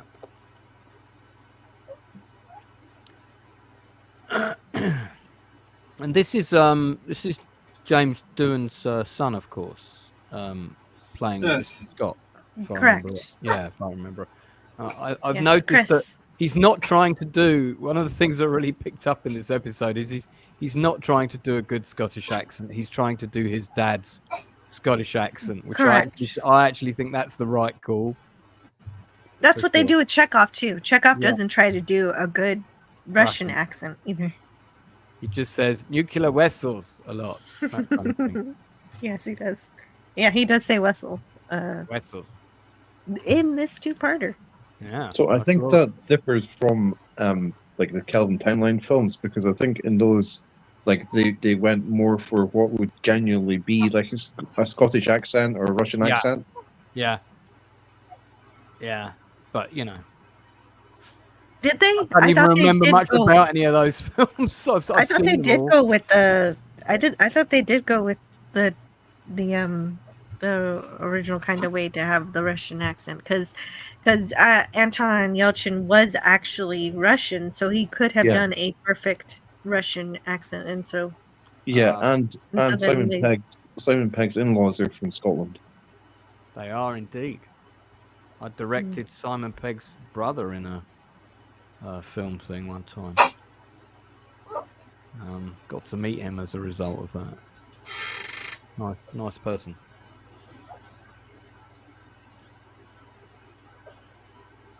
And it's kind of yeah, so Smith that has the powers, I guess. We don't really know her Esper score, how it compares to Spock or whatever, but she's got it from holding. They mentioned it in the previous episode. She was holding Gary's hand when they went through the barrier.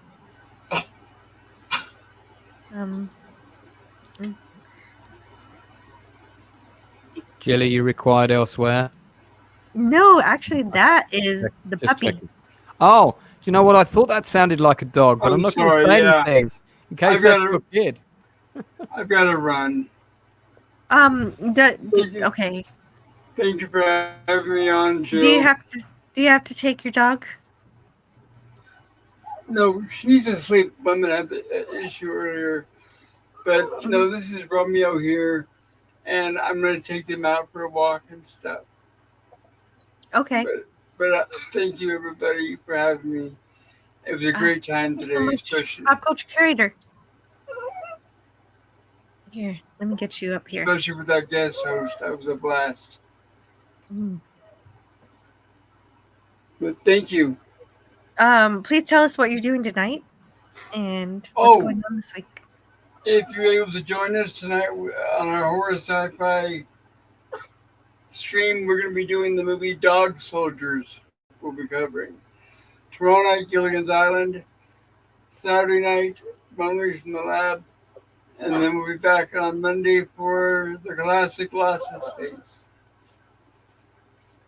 But thank you for having me on, and it was great to see everybody. Seriously, I love all you guys.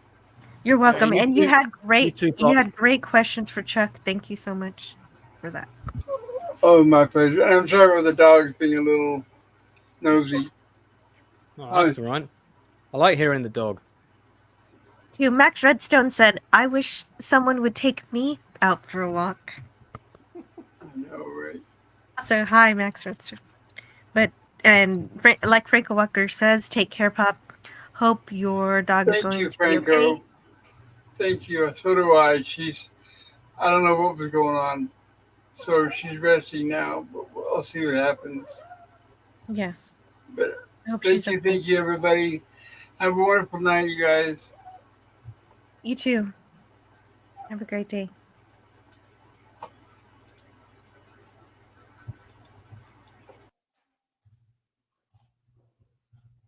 Oh. Well.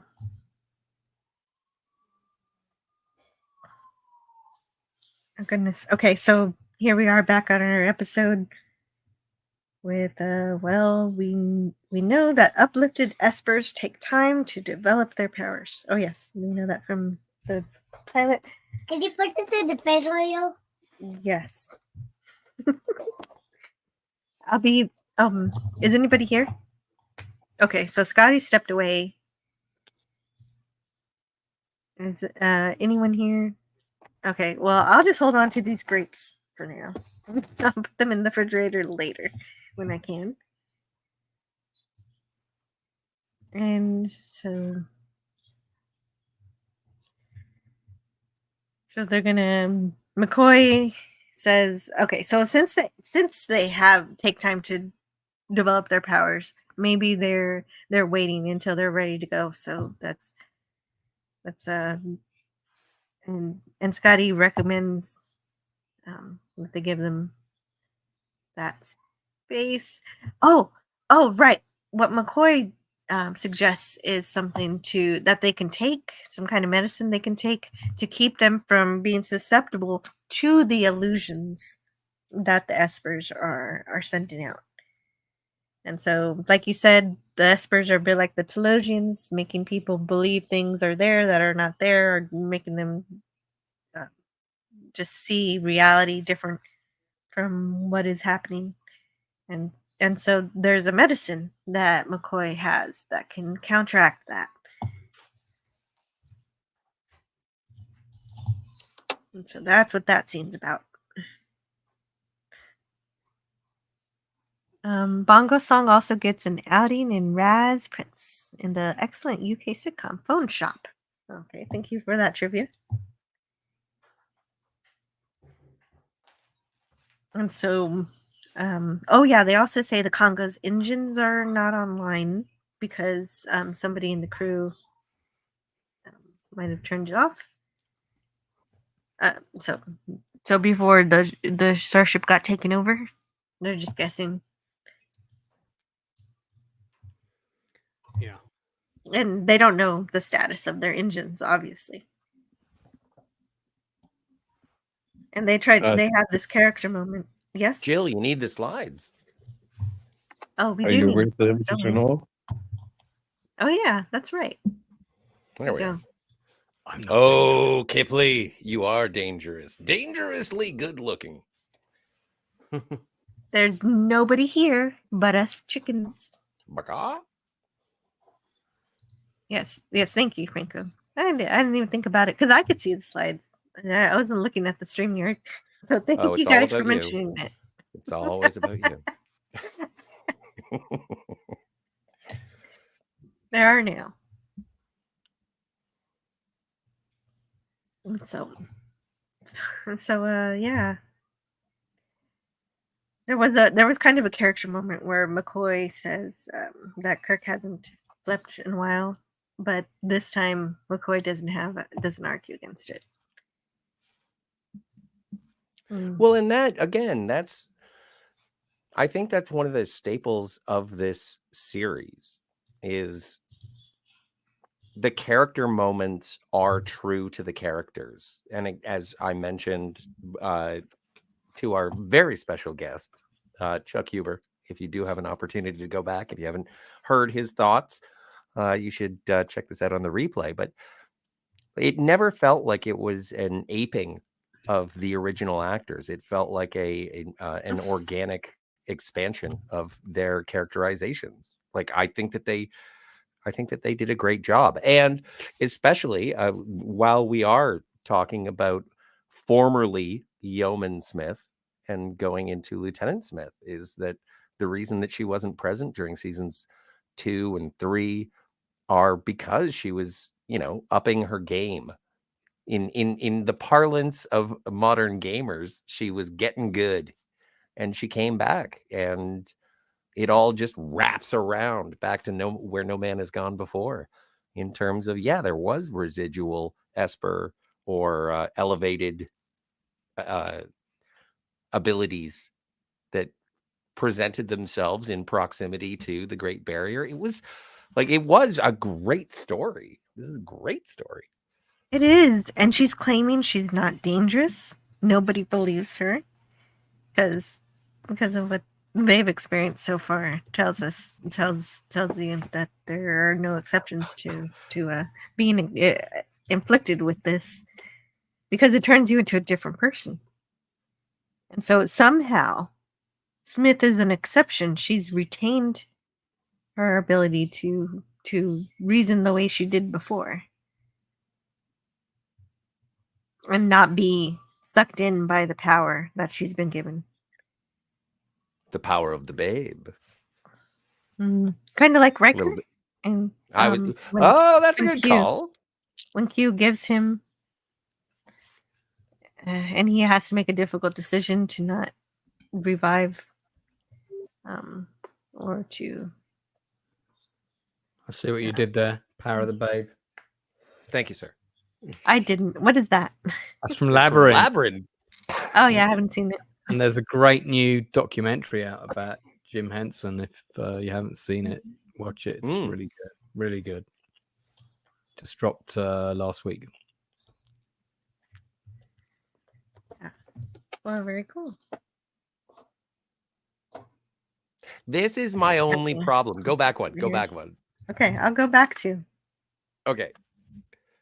But my problem is that they make such an established situation with the coupling of the warp bubble. And this looks a little too close. And the stars are passing by at warp speed. And I was just like, I think that Romulan warbird is just a little too close. And are they not inhibiting each other's warp bubbles? And that was the only thing. That is the only technical aspect that I was just like, this part, I don't know. And then I realized that it was just like, maybe you don't know the depth of space between ships. So shut up, Scott. Well, but shut up, Wesley. Sorry, my daughter needed me, so I didn't want to. Go ahead. I don't think they have. I don't think they combine warp bubbles because, like, presumably, like the Romulan ship doesn't have a warp bubble because it doesn't use warp drive. Because it powers its ship by the constant singularity. Nature. Makes sense. But wouldn't I just feel like if you have two faster than light ships traveling so closely side by side, one would disrupt the other. And but again, it's such a minor quibble.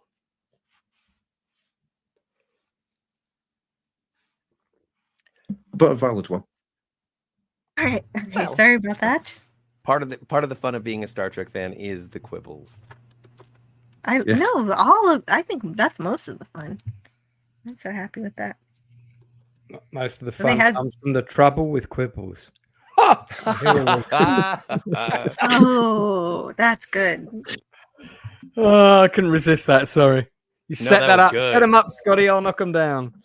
I love this scene. I thought it was really cool. Like it seemed like Spock's allegiances were being torn in the scene, and then it turns out that in this scene, the Romulan commander is actually being an illusion. Yeah. Shocking. I was actually going to be mad at this scene. I was ready to be so angry with it. I was like, oh, Spock wouldn't just start making out with her like this. Like, not like humans do, but with their hands. Yeah. Patty cake. And yeah, patty cake, exactly. And for her to say, I want reunification, that was out of this world. I was like, what? This is crazy. Yeah, but technically, turns out it is. Hasn't this Spock like visited the Kelvin timeline? So he might be wanting some of that Kelvin timeline Spock action. So no. If you wish. Todd Habercorn, who plays Spock in this series, is really good, I think. You did? I think he's good. Yeah. Yeah, he is. Agreed. It took me again. This is one of those situations where upon revisiting, and maybe even a prejudice when I watched it the first time, I was like, I don't like this Todd Haberkorn guy. I don't think he's being Spock. But when you watch the full story of the season, and not to say that it's serialized, but there is evolution to Spock's character. And it does sort of lead into Spock pursuing Kolinar. And I think that was like as a characterization, I dismissed Todd's portrayal early on until I realized where it was going when I saw the last episode. And I was like, you know what? Because again, it was a revisitization. If it's not a word, I made it up. And I really enjoyed it. I reconsidered what I had sort of turned my nose up to the first time and realized that it was really good storytelling for a character that I loved. Yeah, and very big shoes to fill again, you know. Mm-hmm. Well, yeah, right. Nobody can be the original series characters, but this show does the closest you possibly ever could get, and based on the spirit and love and the care that they put in and the respect that they put into how they portray the roles. They earned it.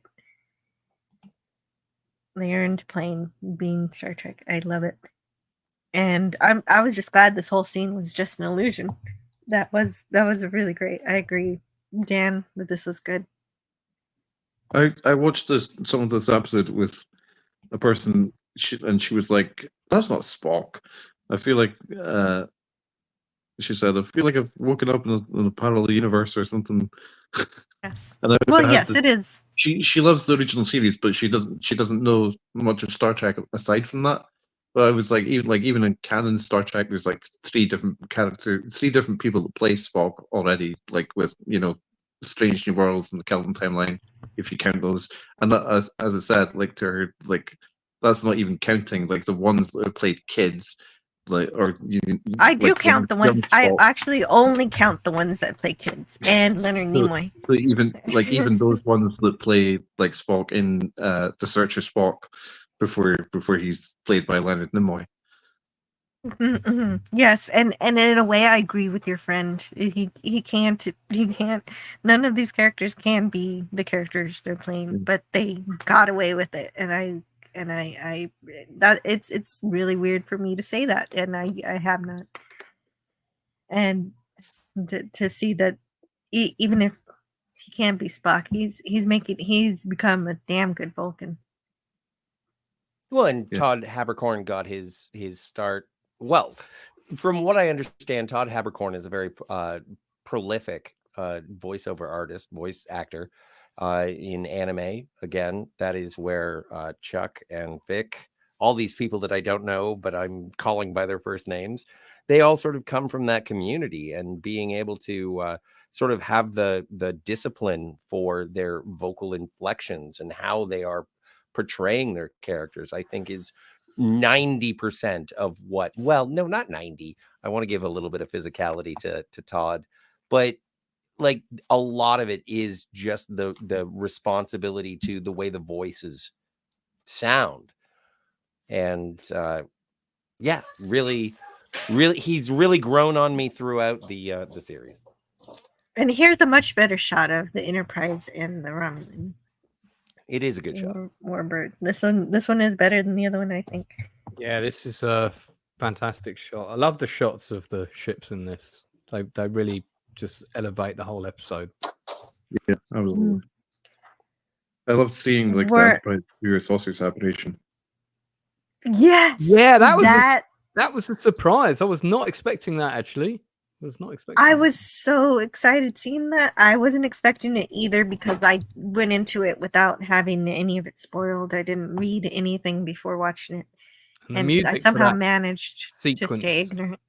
The music for that sequence is great as well. It's just like, oh yeah, getting proper chills here. This is good, you know. Mm-hmm. Oh, hey, Sean Carter says, really? doesn't sound right. Romulan birds of prey in TNG at least have warp nacelles. Maybe they changed it later after that. Interesting. The Romulans had warp power by Next Generation for sure, 100%. Because if they didn't, they wouldn't have been able to catch up with the Enterprise when the Enterprise used warp power to escape the plasma weapon. It's because they went to maximum warp so that the plasma weapon dissipated. But then the Romulans were right on them again, so they would have had to have used warp power to follow the Enterprise to be in the same part of the universe to continue fighting with them. If they didn't have warp power, they never would have been able to catch up with them. That makes Does sense. definitely look like warp. Actually, there's a line about the Romulans discovering warp. Yeah, they've definitely. Oh, in this episode? No, I can't. Or Which somewhere episode else? is it? Okay, it can't be Somewhere. this episode because they haven't discovered it yet. So it's stupid, Joe. SCB Barnabas says, if someone purchases Star Trek, do you think they would consider doing more Star Trek Continues episodes? Yes, it would be someone who loves and cares about Star Trek enough. Kind of like Seth MacFarlane with the Orville. He lets fans do fan films. He doesn't put new restrictions on them. Oh yeah, Except, I didn't know that.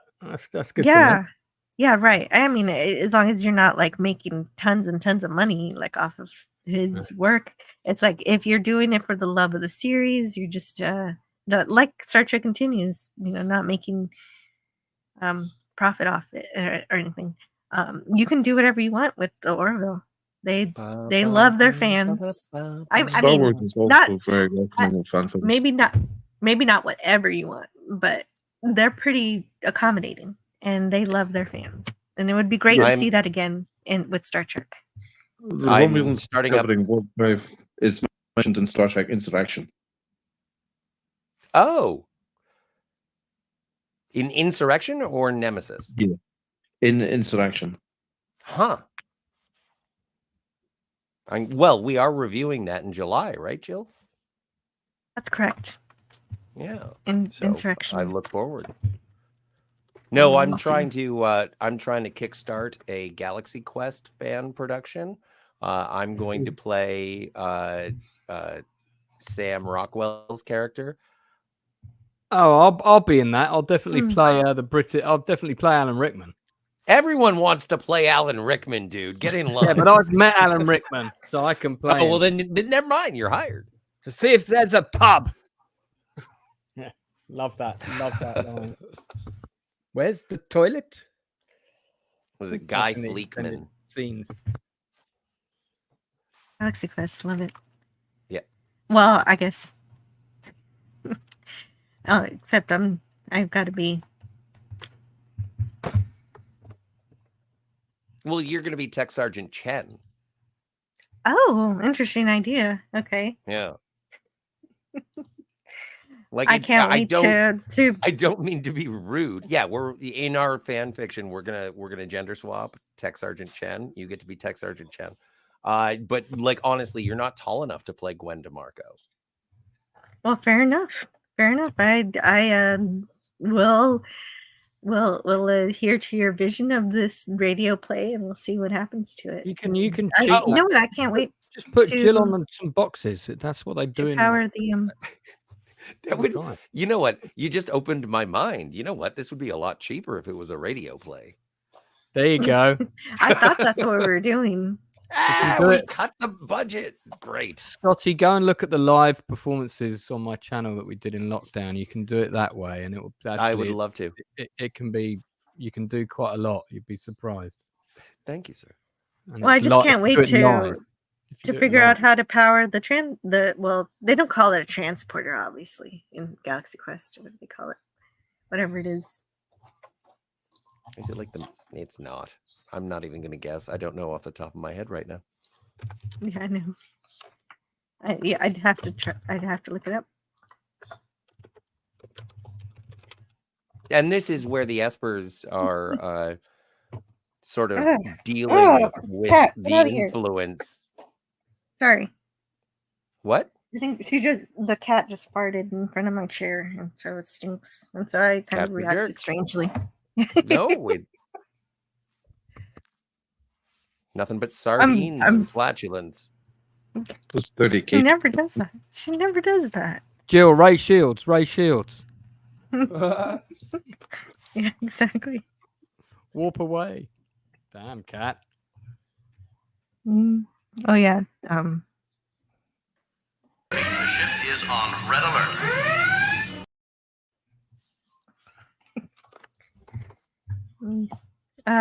You were saying, Scotty, before I completely interrupted you by No, I was making up fictions. So, but I like that. I know you're my biggest fan, and I apologize. I to like your everyone in stories. chat. Yeah, or some would call them lies. I'm your 7th biggest fan. Yeah. Don't let anyone take that away from me. Exactly. Hey, Senshai Ranger Donnie is here. Oh, ship. There goes my hope for Skydance Media to buy Paramount Global. There's a Oh, I link in thought the that chat. was all but done. I thought that deal was a wrap. What did Sherry do? I guess you'll have to look that up. Check out Donnie's link if you're curious about that, because I don't have time to talk about it today. But okay, I was hoping for things to be shaken up at Paramount somehow, even if it's just that. Well, I do like. I know it's been a constant thread throughout your reviews of Star Trek Continues, but the attention to detail in the production, in terms of the costuming, in terms of the sets, in terms of the props, everything is so spot on. And to the point that if you do, like as we did, Jill, we reviewed the Star Trek original series in production order, and I watched the remaster. And it's almost as if there was a certain level of reverence to the remastering of the original series, so that it wasn't that much more futuristic or modern, as opposed to even the remaster. It was like it was reverent to how the production looked in the 1960s, but also reverent to how the special effects looked in those Blu-rays, to the point that if you were even more hardcore, you could remaster Star Trek Continues with like older, like cinematographic appropriate special effects, and it would still fit. It is a testament to the love of Star Trek fans. Yes. Yeah, definitely. And I do appreciate Was that babbling? Star Trek. Was I babbling? No, a little no. bit, but in a good way. I mean, Good. Star Trek Continues definitely wanted to make it feel like you were back in the 60s. And they did a really wonderful job with that while still using some modern techniques. Jill, I'm going to have to duck out because I'm live on my channel in 29 minutes. So You just keep on going like an Energizer rabbit all day, don't well, you? Do you ever take a break? I wasn't planning on coming on tonight, but you whacked over the link, and I was like, I quite fancy having Star Trek on while I'm working today. And as a result, I only got like 4 pages written instead of my usual 15, but all in a good cause. So yeah, I'm really glad. Like I said, I've seen a few of these, but I hadn't seen this 2-parter because I wanted to watch it properly. And I was very, very impressed, as people may have heard. Yeah, that you were. You gave a beautiful introduction for this show Well, for me. And I know we don't want to comment on other Star Trek shows and their current quality of production, but it just in general, in terms of the quality of the writing and everything, and this is going back. It was made in 2017, I think, or 2016. So we're going back nearly 9 years that this was made. It is a piece of outstanding filmmaking. I'm quite reluctant to call it a fan film, frankly, I just call it, it's a piece of television. It's really quite outstanding, and Right. That's how expertly it was done. I agree completely. And I think It's it the puts best Star Trek since 2005. I think it puts a lot of other stuff. We'll just say stuff. It does. I don't think it's wrong to say that. It absolutely does. It trounces it. A lot of other all stuff of it. that's got massive money, because they did have a budget for this. They had a couple of $100,000 or whatever, a decent amount of money for sort of like an indie film, but and they did pay everybody and whatnot. But you're going up against shows that have like 5, 10, 15 million dollars an episode, and the writing is nowhere near this standard. So you have to ask yourself, what is going wrong? And I mean, we could have a whole other stream about Well, wrong with the quality of writing. Yeah, exactly. Today, well, they were all I know is they're hiring people from non-science fiction writing experience backgrounds and soap operas rather than And there's too much. I mean, Star Trek was always one of the strengths of Star Trek, especially one of the reasons I liked Deep Space Nine, was it was very good at taking a contemporary political issue, reinventing that narrative and paralleling it somehow in a Star Trek story without you feeling like that issue was rammed down your throat. It would give you a similar setup and present a similar kind of quandary to the crew of either Deep Space Nine or the Enterprise or whoever, and you would see how that crew would cope with those kinds of scenarios. But that's not what we're getting today. We're kind of being served a sandwich that doesn't taste good. Did kind of have more dramatic stuff, but they did it right. Lance, that's an interesting analogy, is that it doesn't taste good because it's all sizzle and no steak.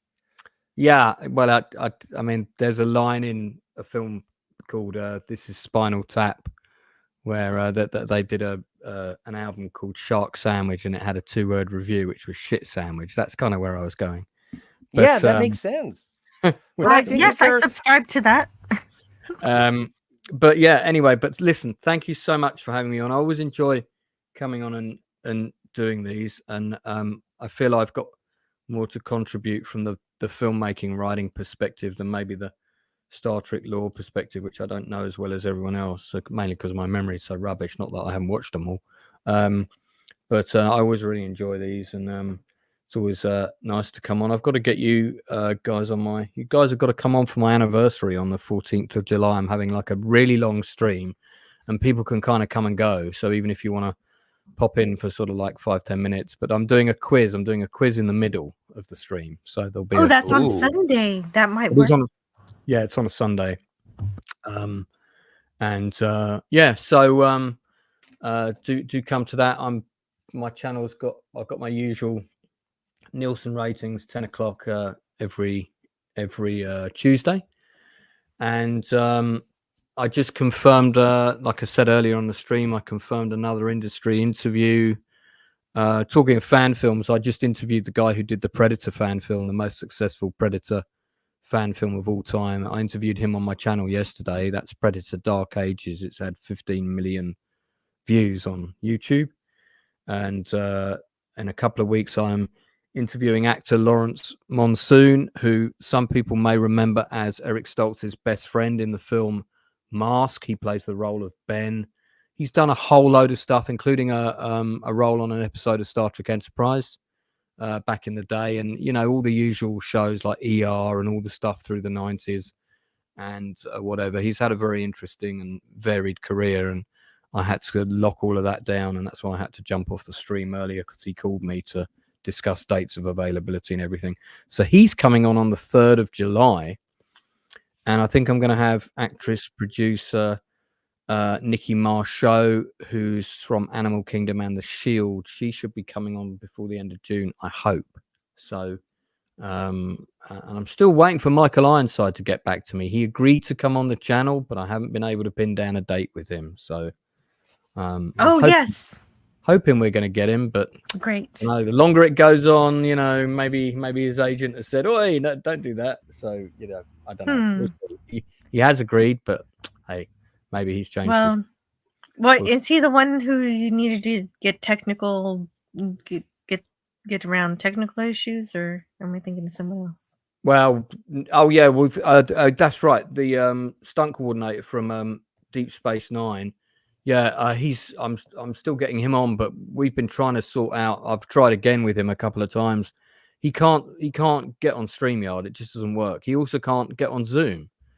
He's in one of those weird black spots in LA where the internet is really rubbish. So wow, I'm trying to arrange for him to go to someone else's house so I can interview him when he's on someone else's device. But, What's his name? That might be how to do it. Yeah, unnecessarily complicated. That's oh god, his name's just gone out my head. Dennis. Danger Madelone. Yeah, Dennis Madelone. Thank you so much for reminding me. Thank you. Yeah, he. I think he can YouTube. Yeah, he did most of the stunt work on DS9. He did some on Next Gen as well. He's been around for a long time. Great guy. I've been in touch with him over the years. I've known him for about 15 years now. So man's a rock star. Yeah, he will be a great guest if we can get him on. Just got to sort out those technicals, you know. Yeah, it's always a technicality. I want to thank Sean Carter for this great gift. I see the remastered effects like this. I think they tried to do what the original folks would have done if budget wasn't an issue. And that's respect. Yeah. Yeah, the effects work in this is it's great, but it's also not, even like the angles with the ships, they don't do things like having a camera pan around a ship 360 degrees and like the sort of stuff you do with remote controlled cameras these days, because they wouldn't have had those back in the 60s. So everything is within the confines of what kind of would have been available, but just a bit better, which I think is a really good way to go. Anyway, with that, I shall hit the warp engines and sign off. But thanks so much for having me, Jill. Yes, and have a wonderful show. Thank you so much for taking the time to hang out. I'm glad you got to talk to Chuck. Always a pleasure, and great to briefly speak to your guest. Nice to see Pop Scotty again, and also Mr. Locke from up north. So yeah, I'll see you all again soon. Cheers. All right, take care. Live long and prosper.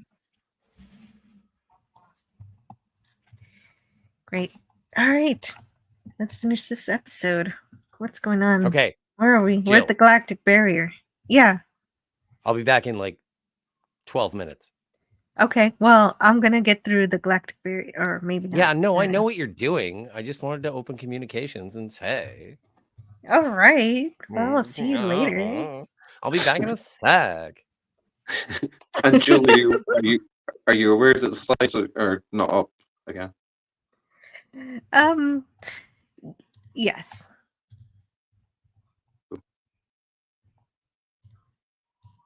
Thank you. You're welcome. And so it might take just a second for me to figure out where I am. And so, I think a big battle is about to start. And so, yeah, because they realize that the Romulans are not where they said they were going to be. And I'm not sure why there's lines on the turbulent door at the back of the Enterprise bridge. Lines on the door? Yeah. Yeah. See them there? Lines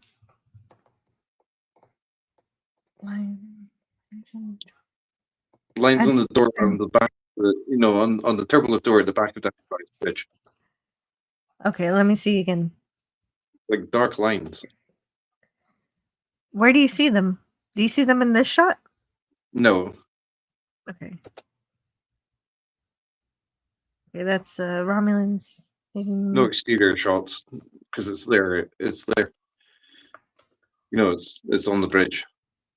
Mm-hmm. Oh, on the bridge. Okay. Yeah. Well, if you see it again, let me know and I'll pause it there. Well, I see it here slightly. Display. And there again. There again. Can you see what I'm seeing? They're like. Oh yeah, I see them now. Yeah, on the Yeah. turbo lift. Okay. Yeah. I'm not sure what they are. It's a good question. I don't know. Perhaps you can tell us in the chat any ideas for. Oh, pop culture curator. That's a great question for pop culture curator. He tends to know some things like that. Cool. What might be reflecting? What is that a shadow of? Well, yeah, like what kind of shadows? Oh, it's a shadow, is it? It doesn't Yeah, look like that's what I think. I think it's a shadow. I think it's a shadow too. Okay.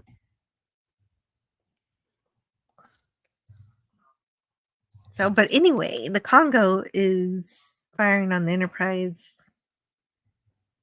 and the Romulans join, but then they move off. And they restart the engines, and so they realize they're not going to be able to defeat the Espers with just coming from two different fronts. They need to come through three different fronts, three different vectors. And so because of that, they decide it's time for the saucer section to be separated. So we, in real Star Trek, the first time we get to see saucer separation is in the pilot for the Next Generation. So it is so neat to finally get to see it with the original series ship.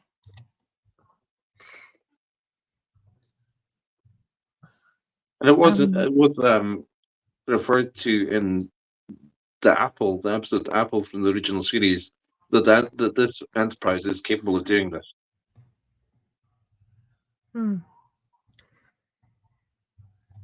And yeah. Yeah, and so this is actually they've never tried this before on the ship. So then they know it's going to be a risk, not just a risk to separate, but difficulty in putting it back together. Although they don't show that in this episode on putting it back together, it just is back together.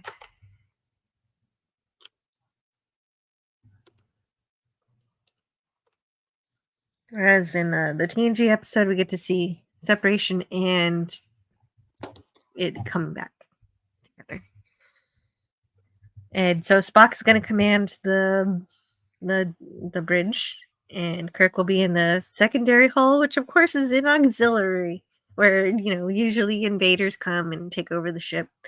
But now this is where Kirk gets to command. And so the reason why this happens here in Star Trek Continues is because Gene Roddenberry absolutely wanted this to happen. This was an idea from back in the original series that this should happen, but they never had the money for it. And they even storyboarded a sequence for the motion picture where it was going to, but then they never did that. Oh, and the motion picture too? Oh man, I'm so glad they did it here then. Well, so it's mentioned on screen in Apple, and it was behind the scenes storyboarded for the motion picture, but never ended up happening. But that would have been great to also see the refit do it. Yeah. Booger414 says, one thing I noticed about a lot of fan films is that no matter how good or bad the other characters look, they seem to have the hardest time with Uhura. I don't know. I think this was I guess this is my first fan film, but I think they did a wonderful job with Uhura. The saucer separation is one thing I didn't like. I vaguely remembered when TNG was new, thinking how novel this was. Like, it was new to Galaxy class ships. And DJ Play Nice says, you're still going. Cool. Yes?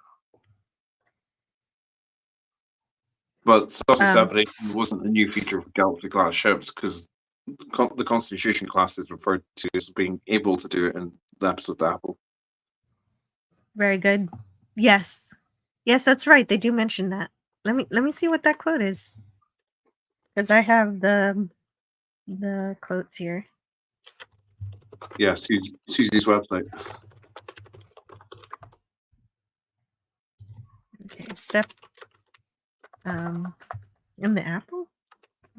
Oh, okay, let me see.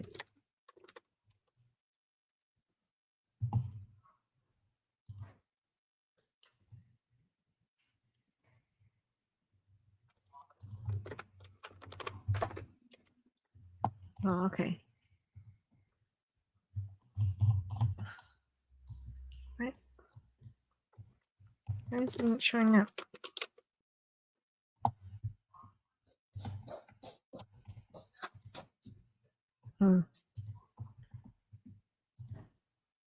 Anyway, I guess my find feature isn't working right now. Franco Walker says it was talked about for season 4 of TOS. So yes, it is. If it's mentioned in the original series episodes, then it was meant to have happened. They just couldn't show it. So it wasn't just the idea that they had in TOS. They actually put it in there in the script.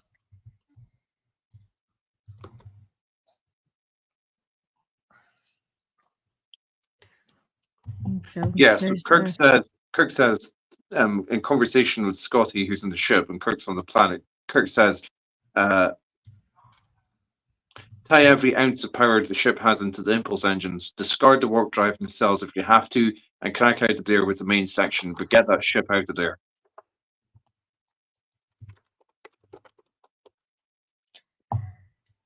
Oh, okay. Discard the warp drive nacelles. That is a reference. Okay, that makes sense. That is a reference to doing that. Yeah. Oh, well spotted. And so they're getting attacked. It seems to be working.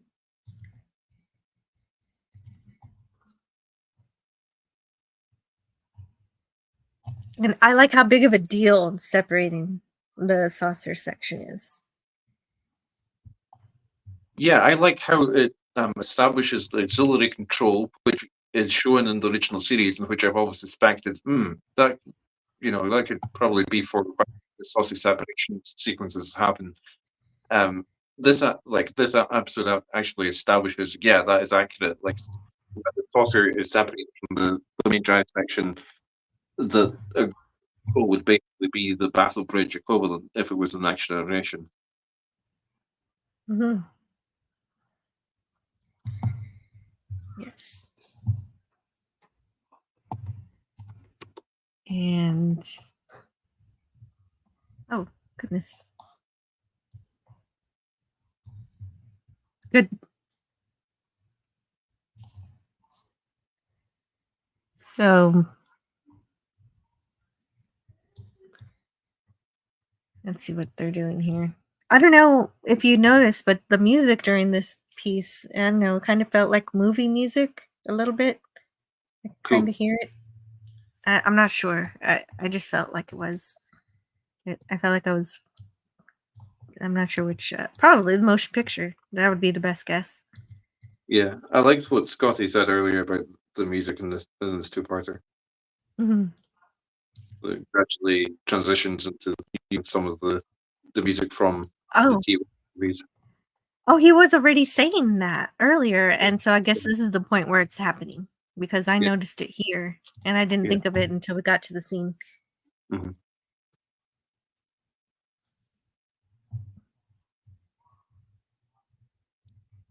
In this battle, space battle, I really liked the lighting scheme on the Congo's bridge is quite red and stuff. I thought that was a cool look. Yeah, and this is okay. This is the part where Spock is convinced that the crew of the Congo were safe all along. They were never actually killed, and they're totally, for sure, alive in the cargo bay. So trust us, and send over your counselor officer. And yeah, it's supposed to be a prisoner exchange. McKenna wants to go, and she says that she can convince them. In the chat, Booger414 says this was the biggest challenge both fan series face. You want to update with whatever notes there are for the unfinished seasons, but the only feature canon you have is most of TNG a century later. I know the movies are there, but they didn't have a lot of new tech. They were continuing a legacy. This has to try and do both. Mm-hmm. It does, and that's I think it succeeded. Yeah. With McKenna, it works. This decision actually works for me because McKenna's proven that she has been a good diplomat in the past. She's been able to speak to others and help resolve situations before. So you kind of don't even question that she can do it here. Yeah.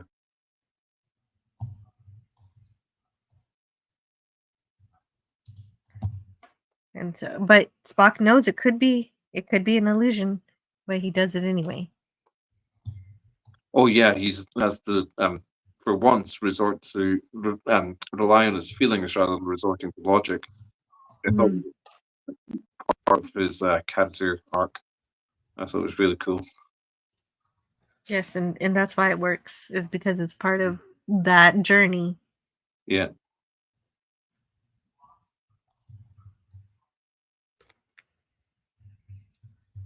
And, and it's Scotty's favorite line. Where he says, I was lying. And Spock says, Vulcans never lie. And then he says, that's not true. And that's true, yeah. It's because of course Spock has lied before the menagerie. And lots of,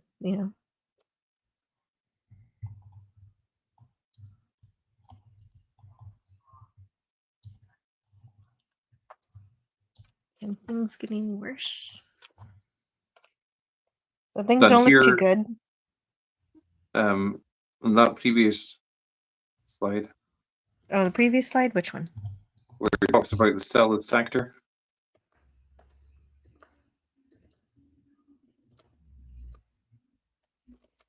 Mentioned it a couple of times. Mm-hmm. It's a picture of Lana, and there's discussion about the cell sector. All right, then it will come up in just a minute. And humanity has turned it back on self-improvement. Bridge to Lana will be crossing into the Cella sector in 8 hours. Yes, so I thought maybe Cella sectors maybe used in other Star Trek productions, but it's not. The Cella system has been referenced in canon Star Trek, but it's only in modern Star Trek productions. Mm-hmm. So I love that. Well, there you go. And that feels like a microcosm of, like, this was a precedent, of really quality Star Trek filmmaking that I think really, went on to serve as a fantastic predecessor to more brilliant Star Trek filmmaking. Likewise. Yes. Yeah, absolutely. Well, the way that this series integrates canon from the past and the future is beautiful. All around. Yeah.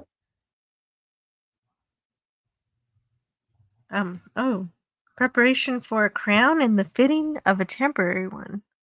The right side of my face is still numb, and that's creating soldier drool whenever I take a drink. Oh, DJ Play Nice went to the dentist. Okay. Well, I hope that gets better, DJ. Yeah, me too. Hmm.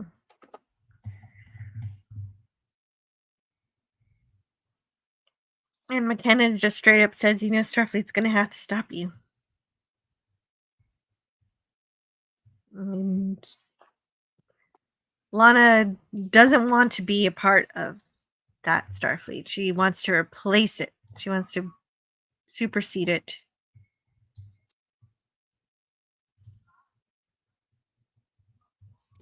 And so they're trying to see, can they get help from anywhere? And so that's really great. That's something that a lot of new Star Trek forgets, that other places exist. Like they're just so self-focused. Well, but I think And Star Trek has forgotten that for ages. And there's so many films and stuff like that.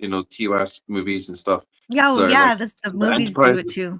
Yeah, the Enterprise is the only ship in the system and stuff like that. It's like, yeah, right. You're right. The movies do it too, but the TV series, they're a lot better at remembering the big universe that they're in.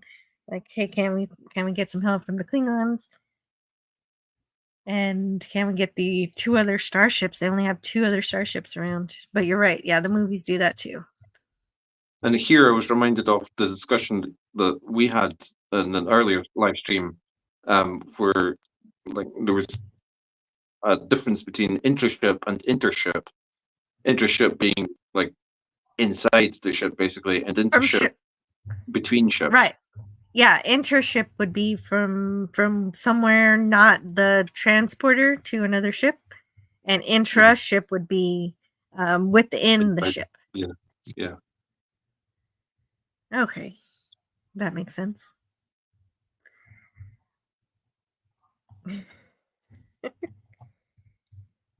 Oh, and Uhura, speaking of Uhura having things to do, she comes up with the way. So she thinks McCoy came up with the medical way to block the illusions. Why can't we come up with a engineering way to block the illusions? And so she does that with her communication skills, and that's pretty cool.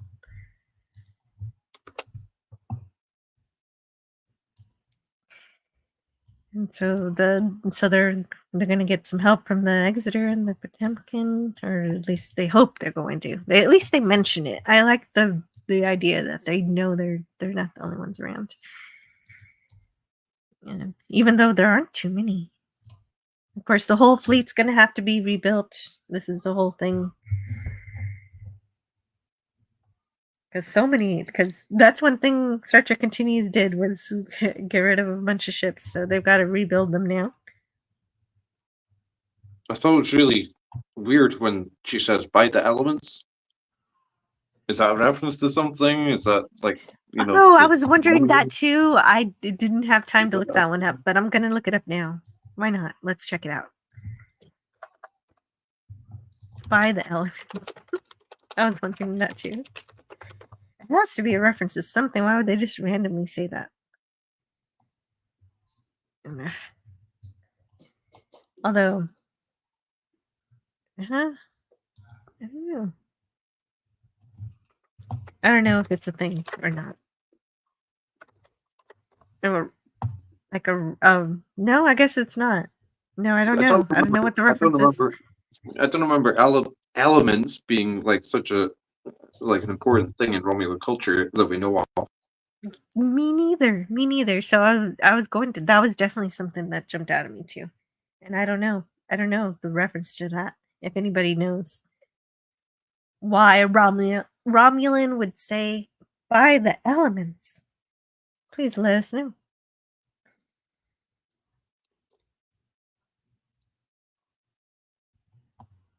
And Smith convinces Captain Kirk to let her help.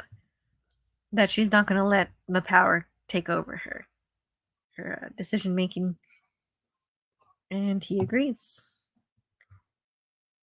And so, Lieutenant Smith does get to help, going over to the Congo. And engineering, and getting into a wizard battle, lightning bolts, and all that.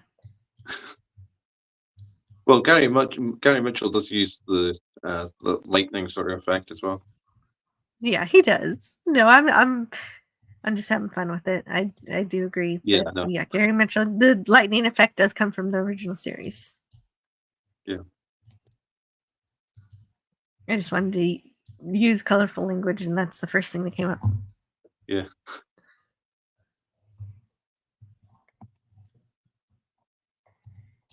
And so she forced her way through the shields. And that's how she's in the engineering. And she's a superhero, just like everybody else on the ship who went through the barrier. And just zapping around. Smith doing her job, yo. She is. This is a really great scene for her. Yeah.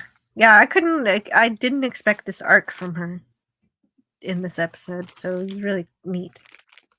Well, and not only do I admire her aesthetic beauties and her acting talents, but also she did a teleplay for one of the episodes, which I thought was pretty rad.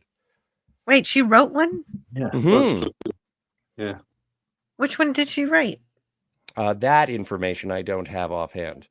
I will investigate and report back. Oh, okay. Thank you. Hold on just a second. But in the meantime, Franco Walker with accurate descriptions of this scene. Thunderbolts and lightning, very, very frightening. Yeoman Smith, Lieutenant Smith. Max Redstone says I must be off. I will see you all later. Have a good day. You as well. Thanks for being here, Max. I sort of just jumped back on, so I don't know what's happening. No, you're totally fine. Max Redstone, I will see you later. Yes. Have a good day, Max Redstone. That's what I'm. Sorry. I really did enjoy this sort of did you guys get a little bit of Emperor from Return of the Jedi, or was this all sort of an enhancement? I did say the word wizards. Yeah. But to answer your question, Kimberly Brown wrote episode 9, what ships are for. Oh, nice. Oh, okay. Oh, right. Okay. So she wrote that one. Very awesome. Are we just praising the elements? By the elements. Yeah. We'll never know why that was said. We need to ask know somebody. what? That was something that it was like, instead of saying, my God, it was like the Romulan version of that is like, by the elements. I thought that was an I guess interesting that's all it is. little touch, little I do cultural like that. difference. I do like that they didn't use human, like they thought, oh, we want to say, my God, but wait a minute, would a Romulan say that? No. What would they say? I don't know. Pick something. And they did. And they did. I think they chose wisely. It was creative. It's not a reference. Not everything in this series has to be a reference to something, I guess. It can be creative. But I'm guessing it is a reference to something. Somewhere. Someone knows. Well, and like Chuck said, there were so many Star Trek nerds on set. Yeah. I loved that explosion. I loved that. Hey, Eric's. The only appearance of Eric's within Star Trek continues. And that was also like not really. I know. But Smith's death scene and how the silver sort of drains from her eyes. I thought that was a nice touch. Great end to a character that sort of had a resolution from the first season of the original series. Really, really enjoyed it. Really liked it. Although I thought that she was a bit sacrificial for the episode because she already had the Esper powers, so we had to get rid of her. I think that's why she had to go. I thought that it was a very genuine kind of sacrifice that she had to do in order to stop the Congo.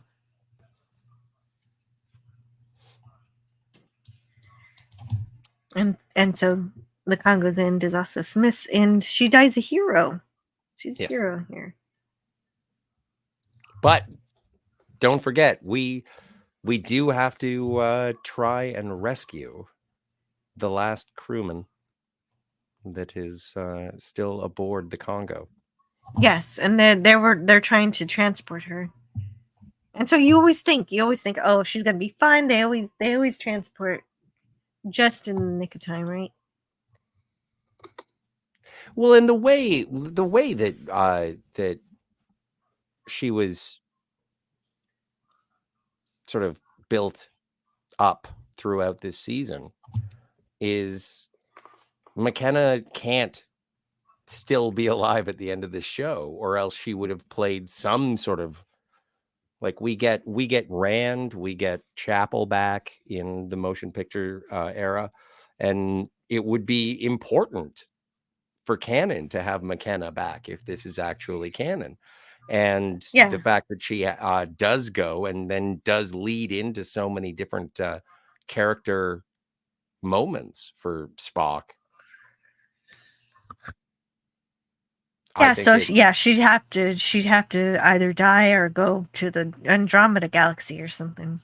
Or something like that, yeah. And that's also what I appreciate about this, is that if you're going into Star Trek Continues and being like, oh, they have a ship's counselor now, that doesn't make any sense. But the way that the story, while not being serialized and maintaining its episodic nature, it still is true to the feel of the original series, while also taking care of those loose plot threads that may need to be tied up. They had some fun with making Star Trek, but they did clean up when they were done. Yeah, I do appreciate it's funny to say that. It's funny to say it that way, but I appreciate the reference, or not reference, but the vernacular is, yeah, they may have made a bit of a mess, but they cleaned up after themselves when they were done. And it's not even a mess. I'm just saying, it's like those threads, they don't dangle. Yeah, they opened up plot. Well, it doesn't happen. When it does happen, it's lovely to see when someone can open up plot holes and actually tie them up. Mm-hmm. It's really, really, really satisfying. Storytelling. Gold star. I thought it was really sad. What happens to McKenna, and like thinking about it on this live stream, I've thought, well, the death of McKenna and the loss of Smith does give weight to the power of the antagonists, because like the Enterprise is facing off against the Asper guys, the godlike beings, and as well as another Constitution class ship that for all means and purposes or whatever, it has the same power as much as the Enterprise has alone. And I think I think you have to have collateral damage, because if you don't, it's going to seem unrealistic. Like the Enterprise faced these godlike guys and didn't suffer any casualties. Even casualties. Yeah, they could have said okay, there's 12 guys being killed or whatever. They're all red shirts, so they wouldn't mean anything to the audience. But I think you feel it more if they are well-known characters, and especially with it being a finale. I think that's important. Right, they had the security. Yeah. They had the security chief, which was I thought was a good one, but with McKenna, it reminded me of the fate of the inventor of the transporter, whose son was involved in a transporter for sort of thing, and what eventually happens to Scotty, and well, not eventually, because he comes out of the Genolan, but briefly for a time. Yes, but not Franklin. Rest in peace, Franklin.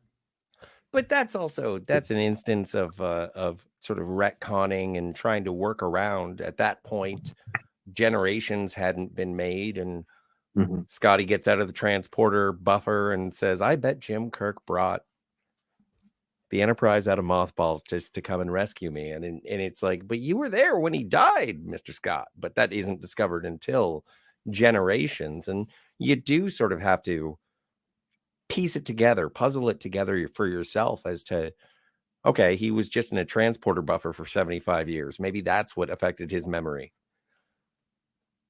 Yeah, but I guess I meant like there's this long tradition in Star Trek of like that happening to every so often to different characters, and I think like that also is important because like you don't need to establish that for an audience who might otherwise be like what exactly is happening.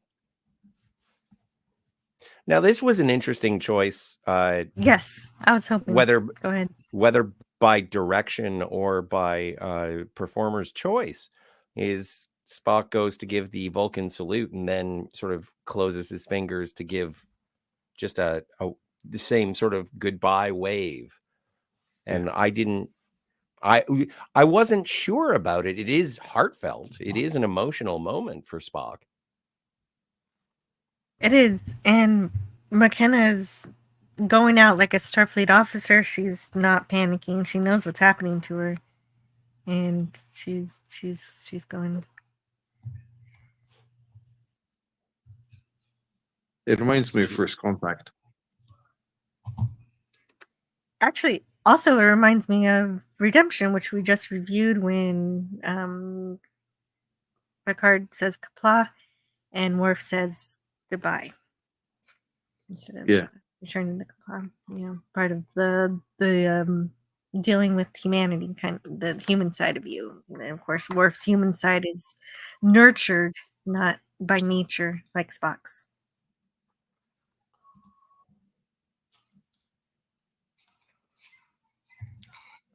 Captain Finity in the chat says, "Thank you, Franco." And I assumed the panel have no clue.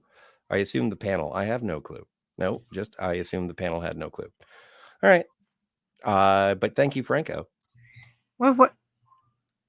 I don't understand. Okay. What happened? You have to explain. Why? Nothing.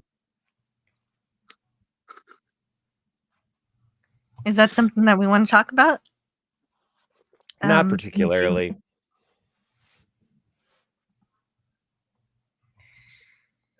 All right. Well, you brought it up, so now we have to talk about it. Now we have to find out. Well, it is like, and you are an engaged viewer, Captain Notfinity, because Enterprise retcon Section 31 into TOS era canon. That's true.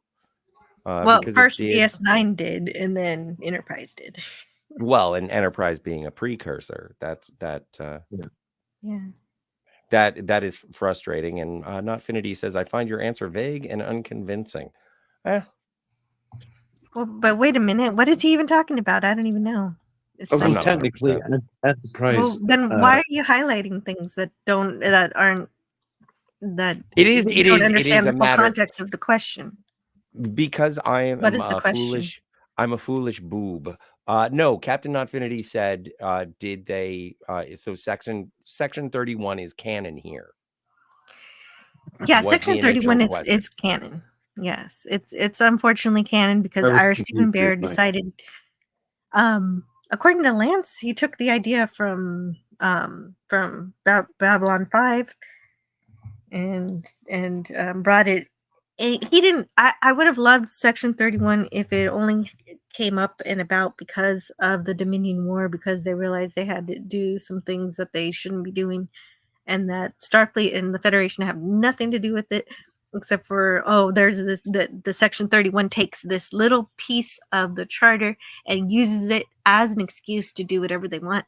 And so if they would have kept it within the Dominion War, that would have been great. But Ira decided, nope, it's gotta this was Section 31 was a thing all the way back in TOS times, like at the beginning of everything.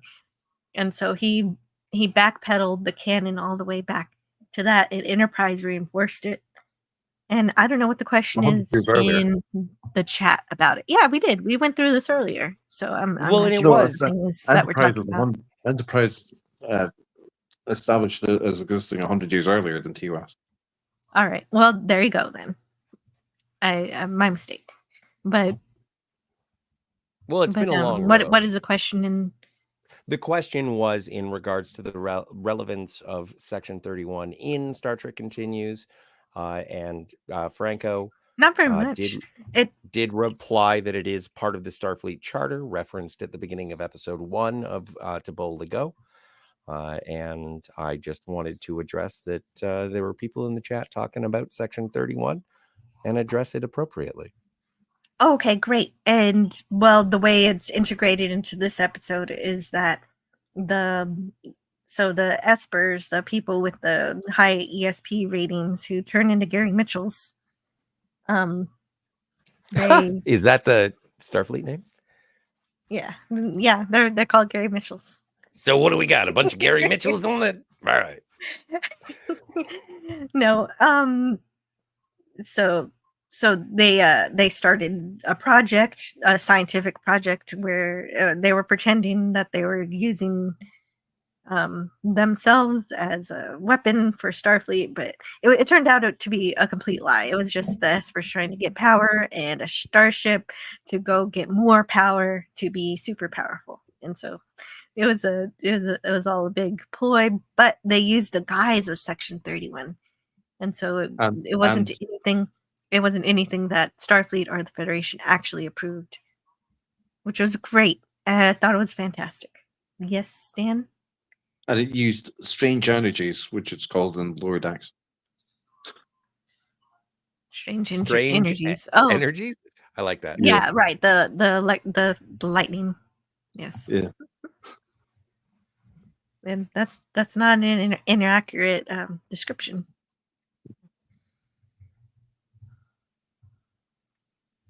Captain's log, stardate 7002.3.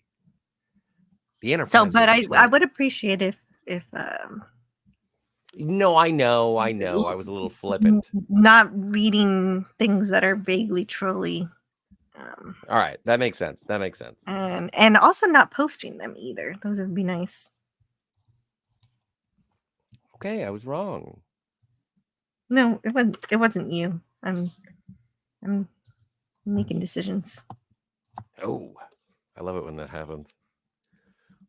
Oh, canonically, Sector 001, which I think is fairly human-centric. I don't understand why the Vulcans, the Tellarites, and the Andorians would agree to Earth being Sector 001. But, Penny's got to take off. I think it makes sense. Okay. Hey, Penny, thank you so much for being here. And oh, bye, Penny. But I was going to say, when the Federation was founded, it was a human who was president, i.e., Archer. Yeah, but does that define the entire geography? Well, that's where it started. Galaxy. Yeah, that's where it started. I would think that the center of the galaxy would be Sector 001. Oh, it makes sense that humans retain a little bit of self-centeredness. Sounds like Americans. Yeah, kind of. And so I guess Penny's going to go volunteer. Hooked on mission sounds like something. Oh, nice. I'm not sure what it is. Good work, Penny. Yeah, good work. Yes, definitely. Oh, my daughter's doing art, so she has to show me some art. Oh. Whoa, that's cool. Yeah, she made a monster. Oh, we have an update on Clobby, Jill. FKHC 2005.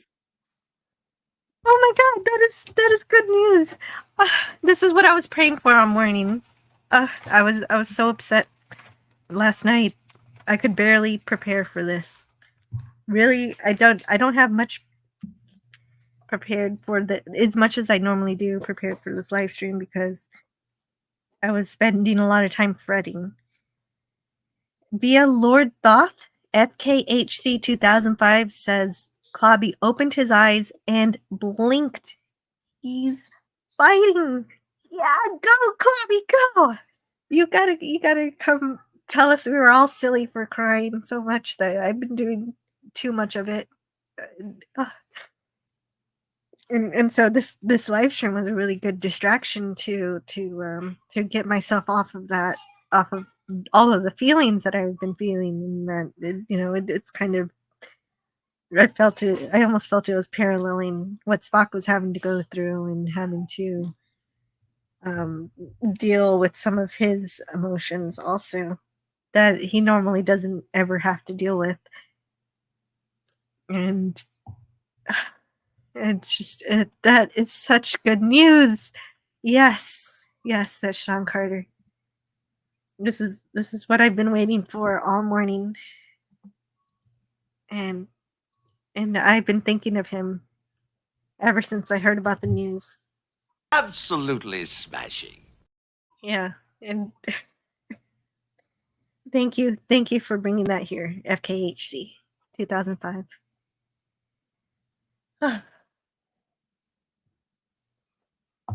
Yeah. I hope. But I feel like celebrating. Yeah, thank you, Scotty. I want to celebrate more. I want to hear more of that good news, more recovery. Thank you for the update. What a good update. I do appreciate the appearance of Nagura, and I do like the sort of mock-ups and seeing what the future, seeing Kirk in the original series uniform, looking at the refit, and it's like, oh, okay. I thought that was a nice touch, and then it transitions absolutely perfectly with Kirk for the first time, at least in an Enterprise or in an original series situation, looking. Yeah, I love seeing the models of the Phoenix, the NX-01 Enterprise, Discovery, the TOS Enterprise, and the movie era Enterprise. See, you think it's Discovery. I don't think it's Discovery. It's definitely Discovery. All right, you're the Doc. Oh man, see, if Chuck were still here, he could tell us.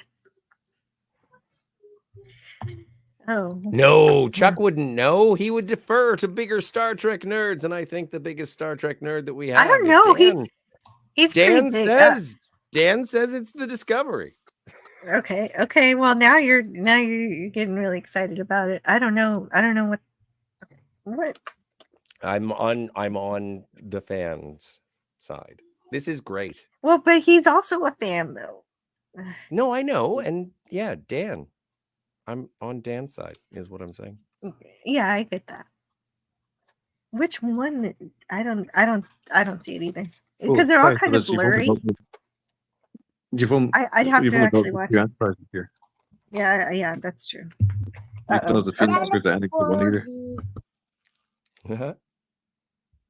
you'd have to go back a couple to see each of the models. Yeah, and I don't know, but I didn't take a picture of all of them. Hold on just a second. Oh, yeah. But again, I'm not trying to, I'm not chest bumping.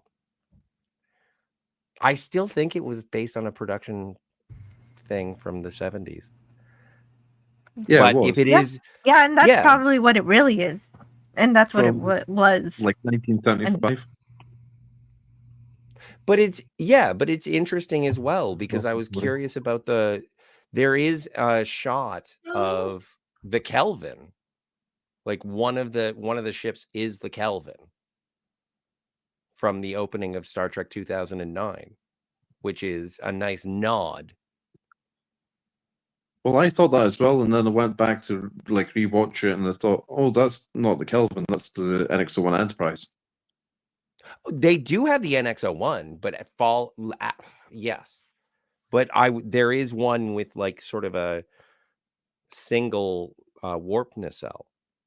It would be interesting to go back and check that out and see exactly, because whenever they show models, but also around this time, actually not around this time, but previous to it, there was a similar situation in Admiral Marcus's office in Star Trek Into Darkness. So, but I love this uniform so much. Obviously, I'm wearing it currently.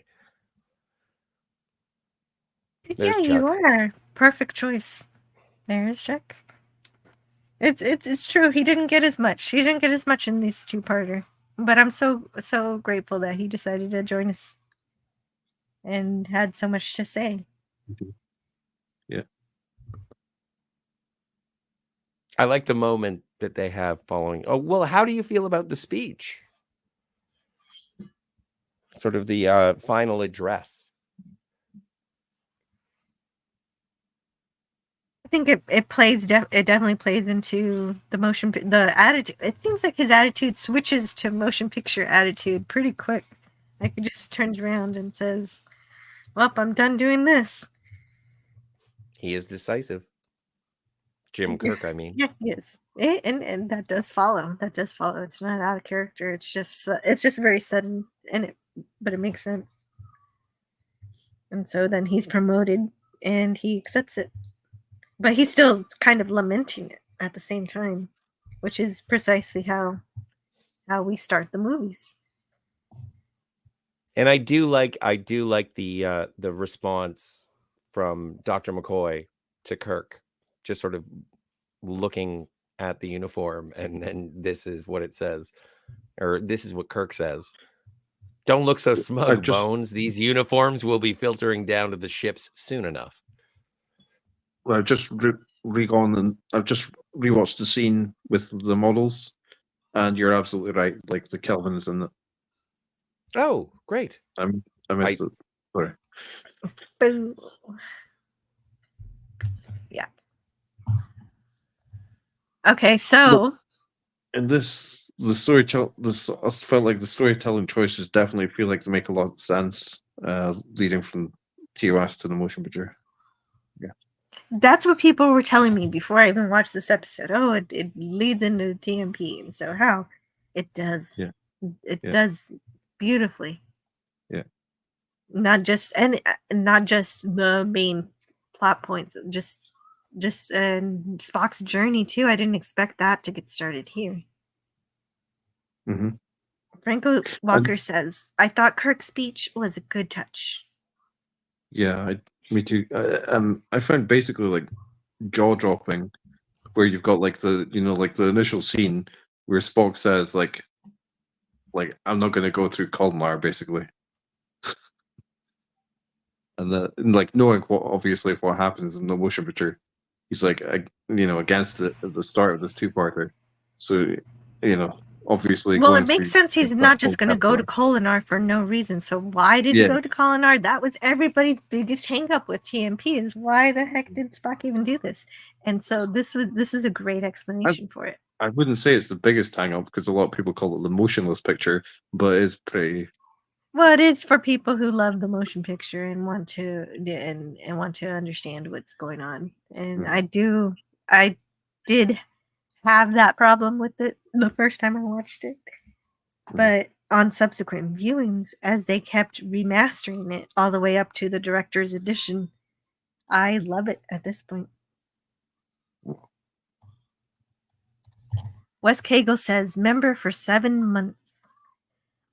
Greetings and felicitations. How do I didn't play that. I didn't play that at the top of the show, Wes Cagle, because I wasn't feeling felicitations because I was really sad about my friend and Cobby, but he opened his eyes, he blinked, and so I think I can play it now. So here it is. Greetings and felicitations.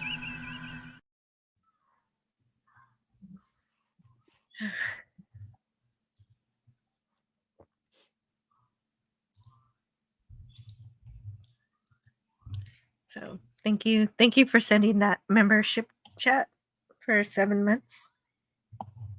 DJ Play Nice has also been a member for 7 months.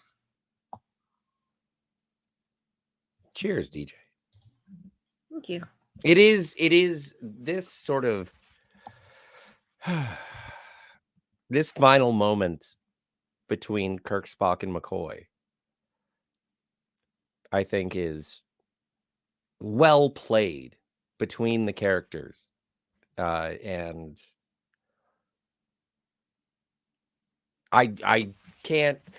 I watched this scene probably about 3 times, and I was like, "Is this them? Did I believe this? is this who they are? And I was like, yes.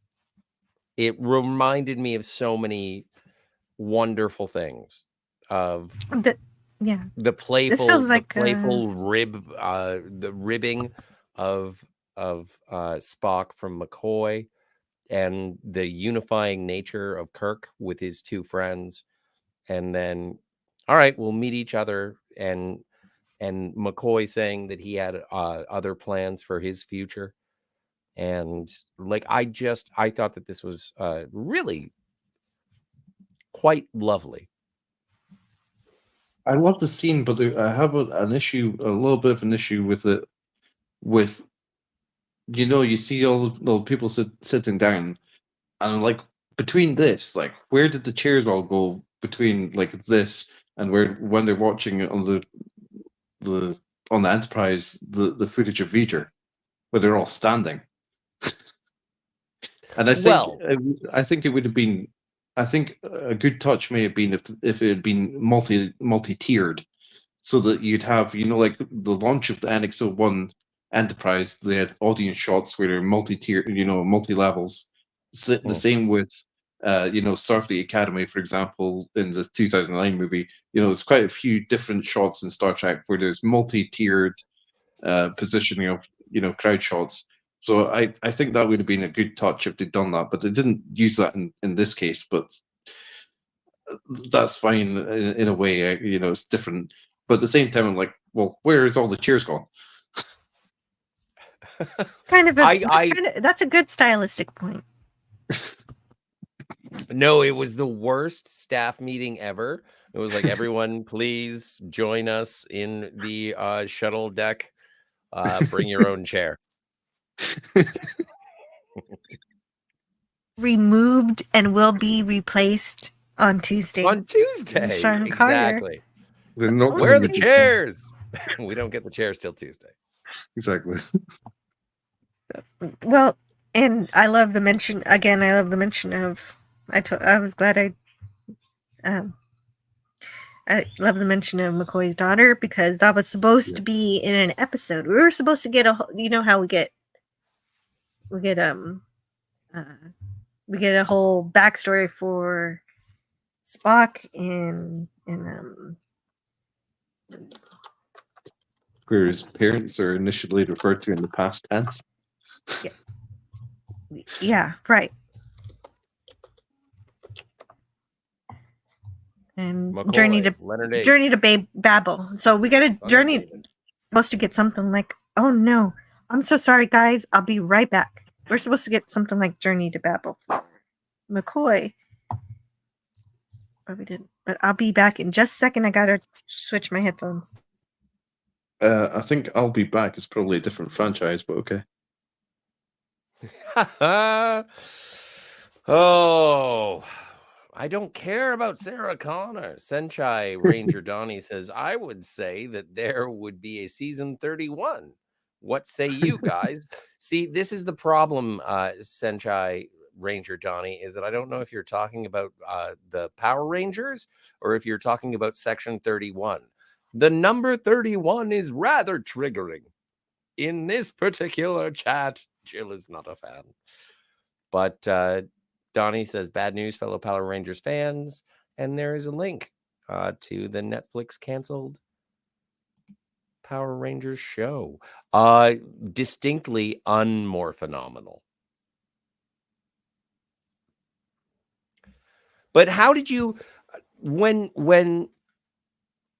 engaging with this show, Dan, mm-hmm. and do you want to see more from this cast portraying these characters? I think that would be brilliant. I loved the Chuck was saying, encouraging Vic. Come on, Vic! Like, please do like more Star Trek stuff. I think that would be brilliant to see.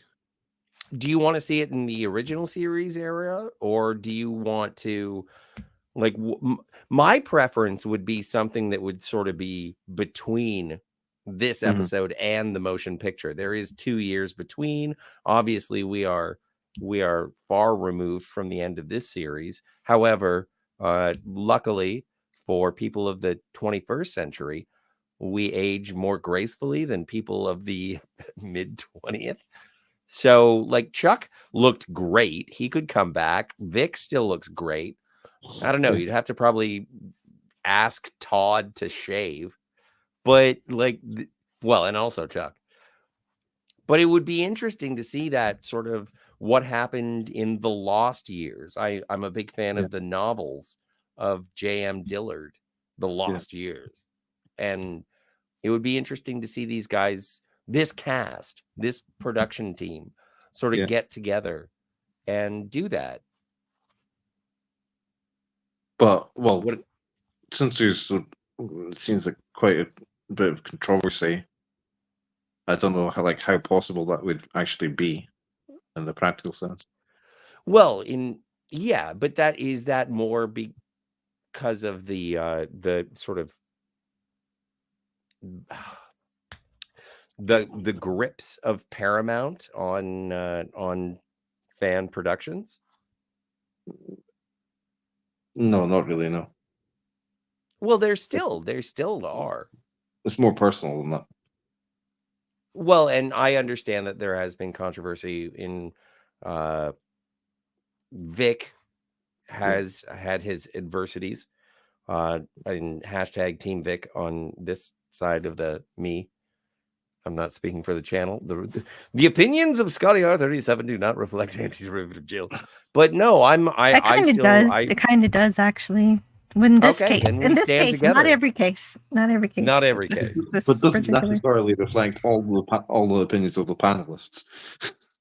Oh, that is also true. Yeah. But I think it's interesting. But there are controversies. You're right. I am having technical difficulties, but I found a very short audio cable. So now I have to sit very close to my laptop. And so now I'm getting I'm not free. And so I wish I would have found a longer cable. But for some reason, my headphones aren't charging. But anyway, we're going to continue. Because we're right here at the end. Yeah. We're going to continue to conclude. Star Trek continues. Cool. It's been such a pleasure to be part of this channel and to rewatch these episodes and help review them. It's been so much fun. Thank you. Oh, you're welcome. I'm so glad you're here. And then you brought your friends here too. You have the coolest friends. I'm so happy I met you. Likewise, Joe. And thank you. And you, Scotty. I hope I don't annoy you too much. I know I might. Not at all. Thanks, man.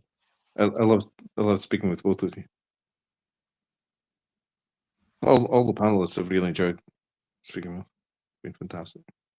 Well, and as I've said for so long, 90% of the reason that I get on the internet in the first place is just like, you guys want to talk about Star Trek? And it's so nice. Yeah. Sometimes it gets, sometimes it turns into Tasmanian devil cockfights. And sometimes it's just like, would you be the big spoon? And sometimes it's fun. Well, maybe not that not that much. That's a little extreme. Metaphorically speaking, of course. Of course.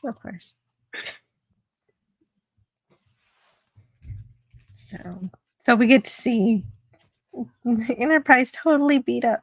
And so that's where it's going to stay until it's fixed up.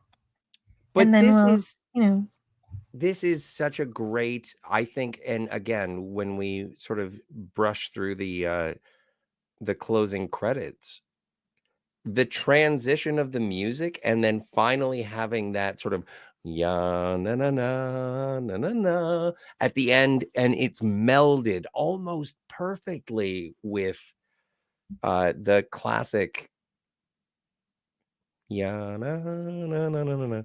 And it's so it does this shot with the music. If you don't have an opportunity to watch anything else from Star Trek Continues and you want a reason to be interested in it, if you watch the last shot with Star Trek with the Enterprise in dry dock with the USS Star Trek in the clamshell gator fingers. No, like, and you watch this, there is something that just brings it together that is emotionally satisfying. And it still looks to the future while being a finale. I am taken aback by the artistry of how this web series came to a close. Well, it's so well done because this is also the point where Kirk says goodbye to his ship. Well, he thinks he's saying goodbye to it. And yeah. And in a way he is. He's never going to see it the way it is right now. Ever again. But that's the thing. He wanted to move on at the end of this. And then not only in Star Trek the Motion Picture, but also when it is Kirk's 50th birthday in Star Trek 2. And it's like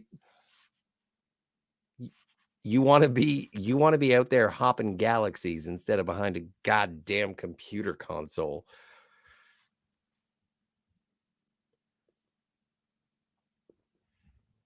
Like, I think it's Yes, that was a good birthday party. We brought the ramen. Well, he treated it like a funeral. Not the best. Yeah, probably. Well, McCoy made it better. Yes. Because he convinced him. Oh, what's this? Klingon aphrodisiacs? See it. Cass Anver as Centec. And Amy Rydell. Andy Holt as Admiral Nagura. I think that's our only Nagura on screen. And then we get Marina Sirtis as the computer. Mark Meir as Commander Tal. Yeah, I realized he's a character from the original series as well. Oh yeah, the late great Yes, Grant. Of course. Sub-Commander Tal is. Yes. Thank you to Kim and Wyatt. You guys were awesome during this entire series, and big shout out to Michelle Specht as being an artist who brought a character to life and also portrayed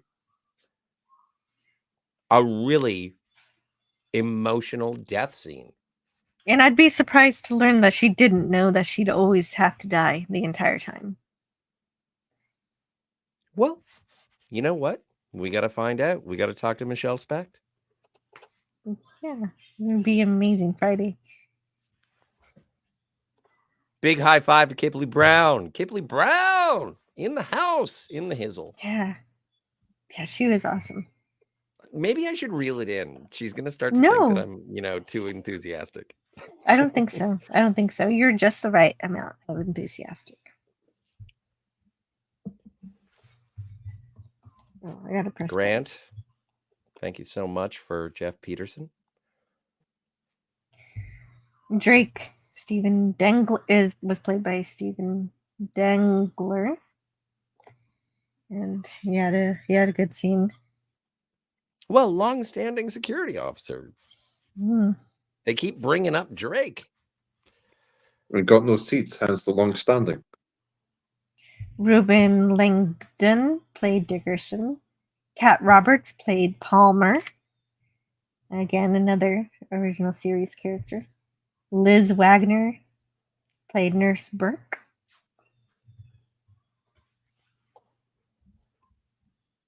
Did they ever give an explanation, or is this sort of like Christine Chapel was They did. already, they did give it? Okay. Yeah. She was off becoming a doctor. So that's that was mentioned in Star Trek Continues. It's interesting because Adam Dykstra had a role behind the scenes as well. And he's mentioned there as a relief counsel. Well, and as it sounded, nice. As it sounded, it was a sort of collaborative production. Yeah. People were sort of assisting in any way that they could.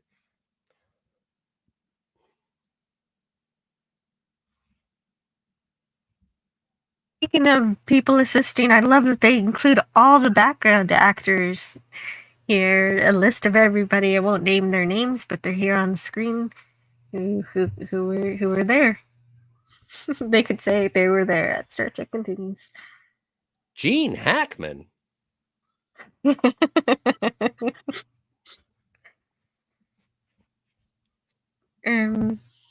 Oh, Larry Nemchek was there. Okay, cool. Larry's everywhere.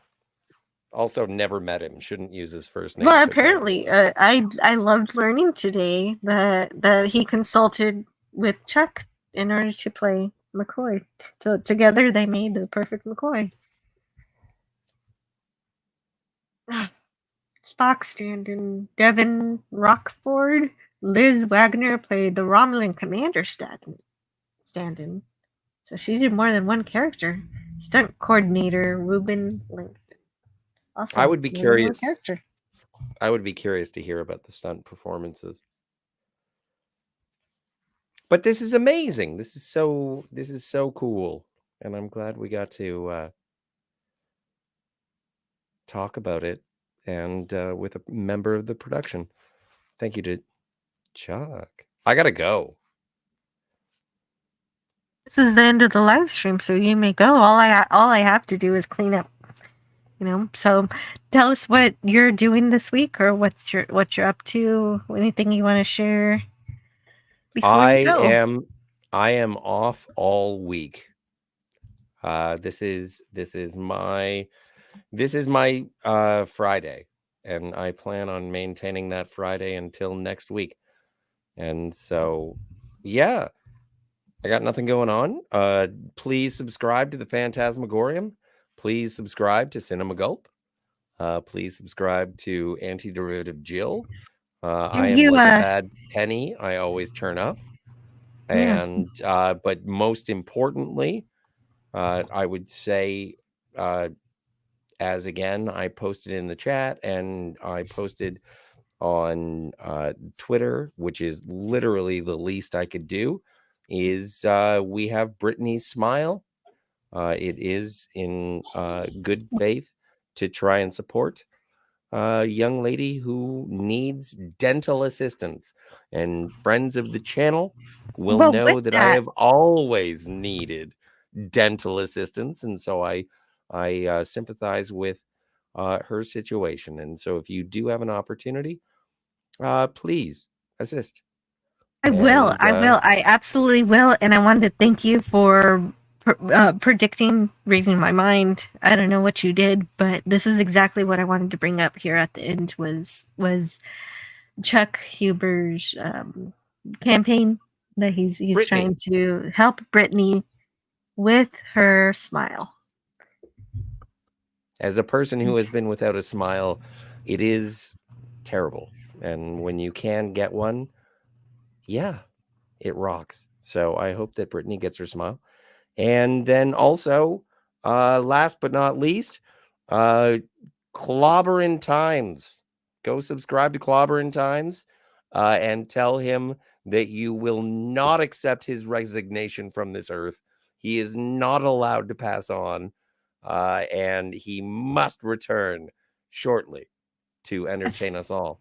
Yes, we need you, Clobby, and definitely subscribe, because Raquel is going to be doing more. I think she said she's going to be doing more live streams where she's talking directly to Clobby, where the family will be holding the phone up to him to wake him up any way they can. Apparently, it's helping.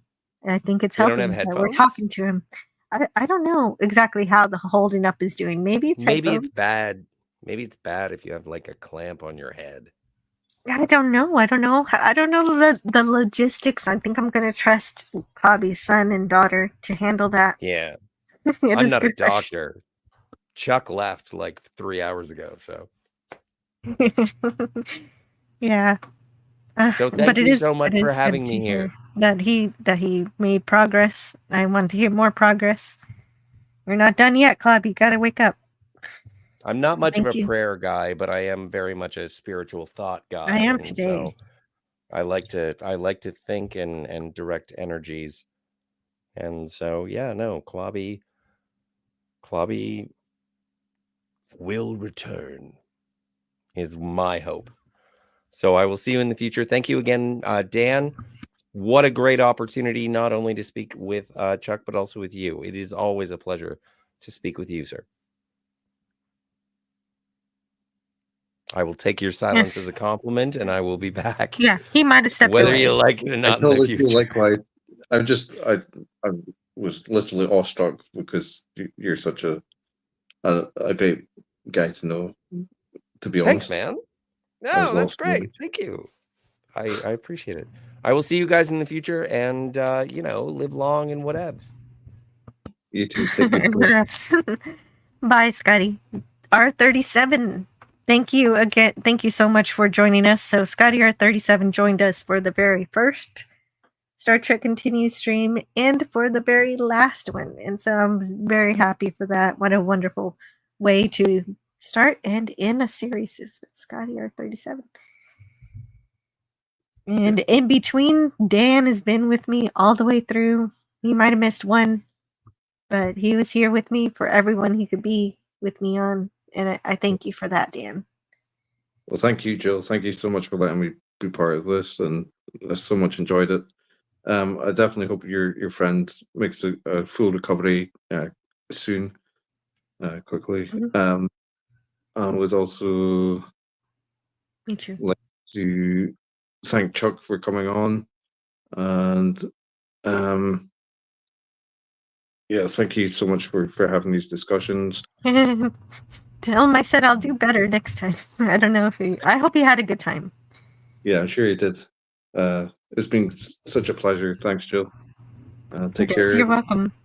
Live long and prosper. See you about the galaxy. Yes, see you around the galaxy. Yeah. And so I knew this wasn't going to be a very long series to begin with, but it doesn't make it any easier to be done with it. So, but I'm so glad that I decided to do something a little bit outside of what I considered canon, because I realized it very much deserves to be canon.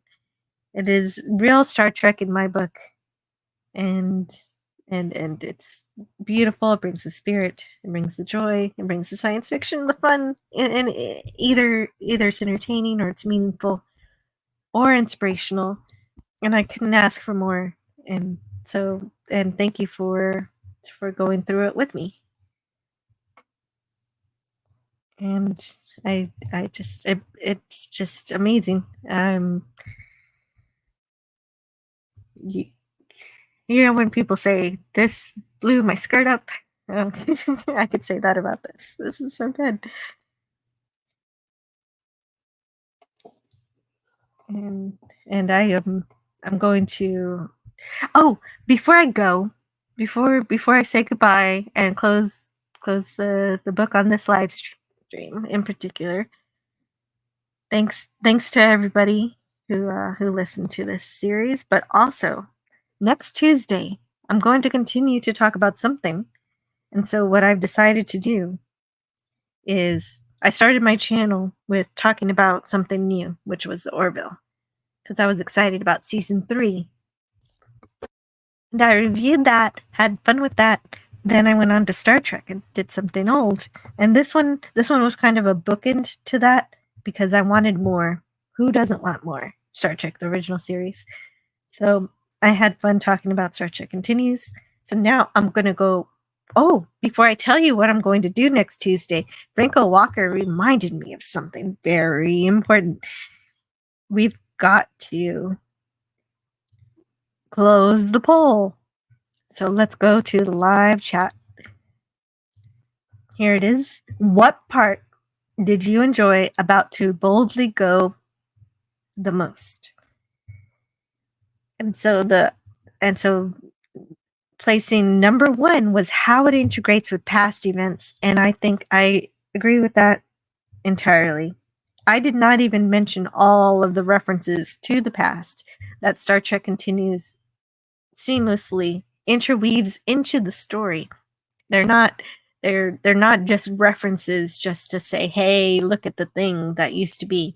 They use the references in a very reverential way, or a very a way that makes sense, or in a funny way, or in something is good about the way they do it. The way they handle the past is always done well. And so I think it's great that is what gets the most points, because if Star Trek today could get a handle on that, things would be better. And number 2 with 32%, the people's favorite parts were the ship battles and the effects, and Star Trek Continues obviously does aces on that too. Completely amazing work on making it feel like Star Trek, which was touched upon quite a bit during this live stream, that it looks like it could have been made in the 60s,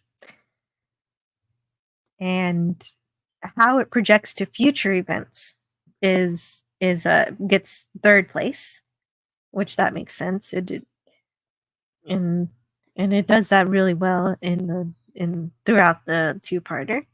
And finally, Spock dealing with surfacing emotions. I kind of understand that one getting last place, because I'm kind of a little iffy on it when you mess with Spock like that, making him deal with emotions. I kind of like, why? He's not on any spores, so what's going on here? But I think they do it just right.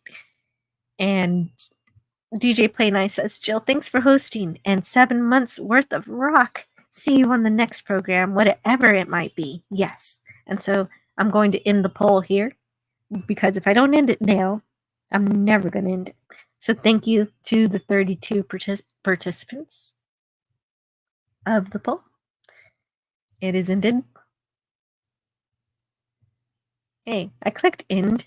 There it is. And then I'm going to copy it, and I'm going to put it in my notepad so I don't lose it, so I can keep a record of your interactions in the chat. And so now I'll tell you what I'm doing next Tuesday. So Ronald D. Moore has this little series on Apple TV called For All Mankind. And so that's what I'm going to be covering next. I'm going to go through all 4 seasons, and then whenever they make new seasons, I'm going to cover those too. And so we're going to have a lot of fun for the better part of the year covering For All Mankind, and possibly around October I'll be finished with For All Mankind, and we'll be able to move on to the Twilight Zone. Oh, my daughter is talking to me, so while she talks to me, I'm going to play the trailer for season 1 of For All Mankind, because I haven't found the teasers for each episode, which is what I really want. But that's going to take some doing. So, because it wasn't easily available on YouTube, so I'm going to have to do a little investigation for that. But where is that? I brought it. I thought I brought it here. I'm going to find it. Is this it? No, that's not it. You know what? I'm going to have to upload it. I think I forgot to upload it. So let's go to my Windows and select it. And here it is. Here's the trailer. I'm going to upload it, and then I'm going to play it for All Mankind, because Ronald D. Moore says it's his unofficial prequel to Star Trek.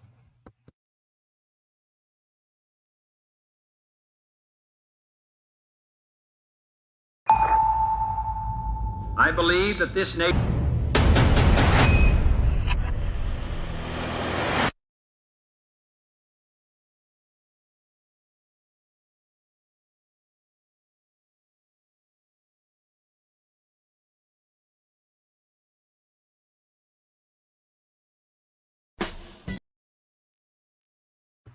So it's a fictional alternative history for NASA, and I can't wait to see it. And For All Mankind's going to be great. I think I have not seen it yet, so I'm watching it completely without, just based on what I've heard, and I can't wait. Next Tuesday we'll get started on that. 2 episodes per week until we finish everything that is out. And once again, if you didn't check it out yet, if you got to this live stream late, please play the replay, because we had Chuck Huber here, and one of the things he asked of us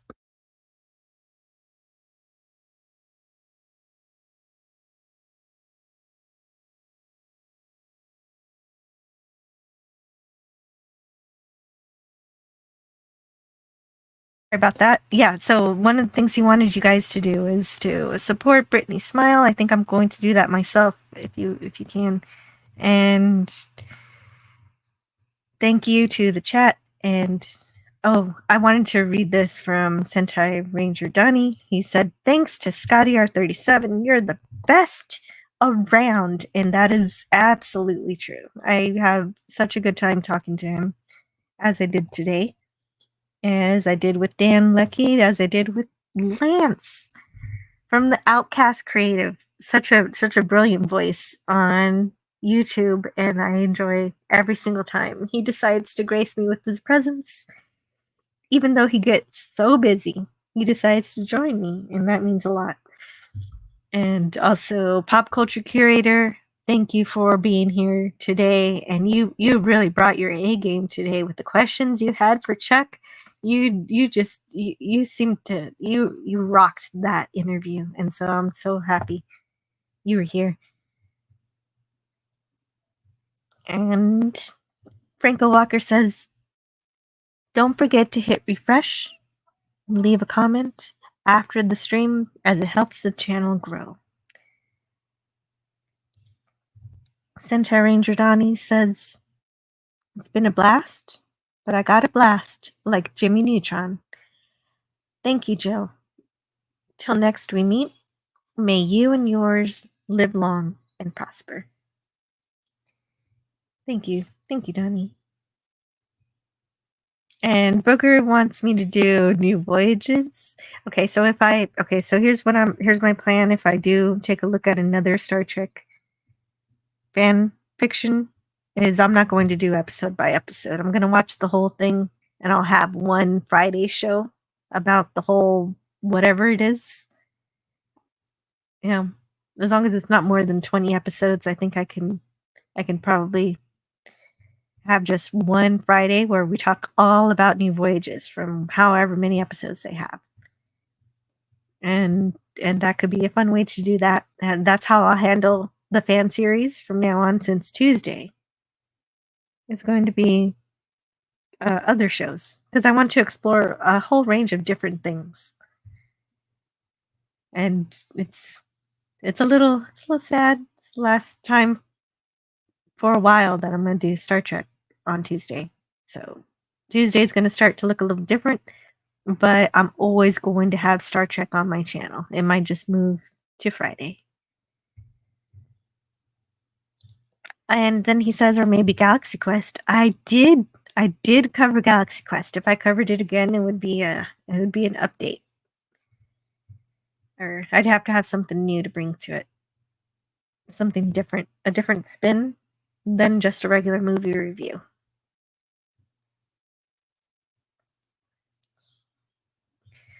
And Franco says I don't have Apple TV. No. Maybe you could buy the DVD. I think it's got to be on Blu-ray, right? At least the first 3 seasons. I'm not sure about season 4, but I'm not sure on the physical media status on season 4 of For All Mankind yet. And then there was one. Yeah, no, Star Trek Continues deserves all the time that I want to give it. And also, my daughter deserves all the time that I'm going to give with her after this. I will be playing with her. She needs my time too. And Franco Walker says, take care, everyone, and much love to you all. Prayers for Clobby. Yes, Clobby, we love you. Get well soon, Clobby. And with that, I'm going to sign off. I'll see you guys later. I don't know. The next thing I'll do is Friday. It's going to be either an interview with someone, also thanks to Dan Leckie, or it will be either that or it'll be a short leave. Whatever happens, happens, and it'll be great. And, RBM371 said he was lurking. He thinks it's a nice, For All Mankind's a nice choice. Thank you. Bye, guys.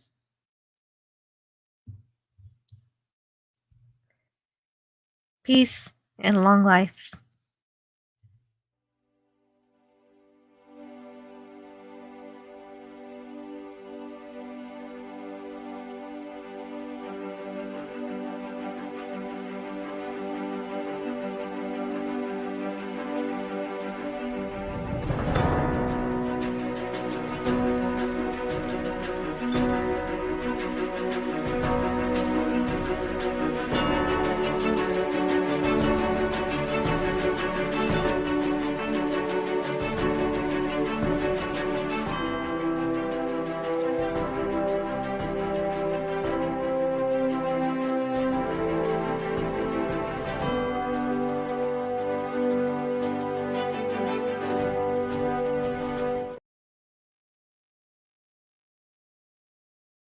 All I ask is a tall ship and a star to steer her by. Learn all that is learnable. And the ways our differences combine to create meaning and beauty.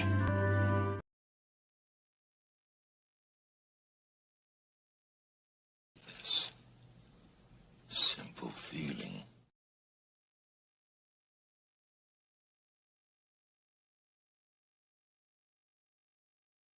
And the ways our differences combine to create meaning and beauty. It has always been easier to destroy than to create. May we together become greater than the sum of both of us. Well, now you have something new to think about. Carry on. I thank you. See you around the galaxy. All right, move along. Done. Stop it. Get off of the things. Go outside. Get some food. It's like, it's a time of day where you live. Go do something. Shut up, Snoopy. I don't care. You smoke too much. Let's go. Let's go adventure. Let's go explore.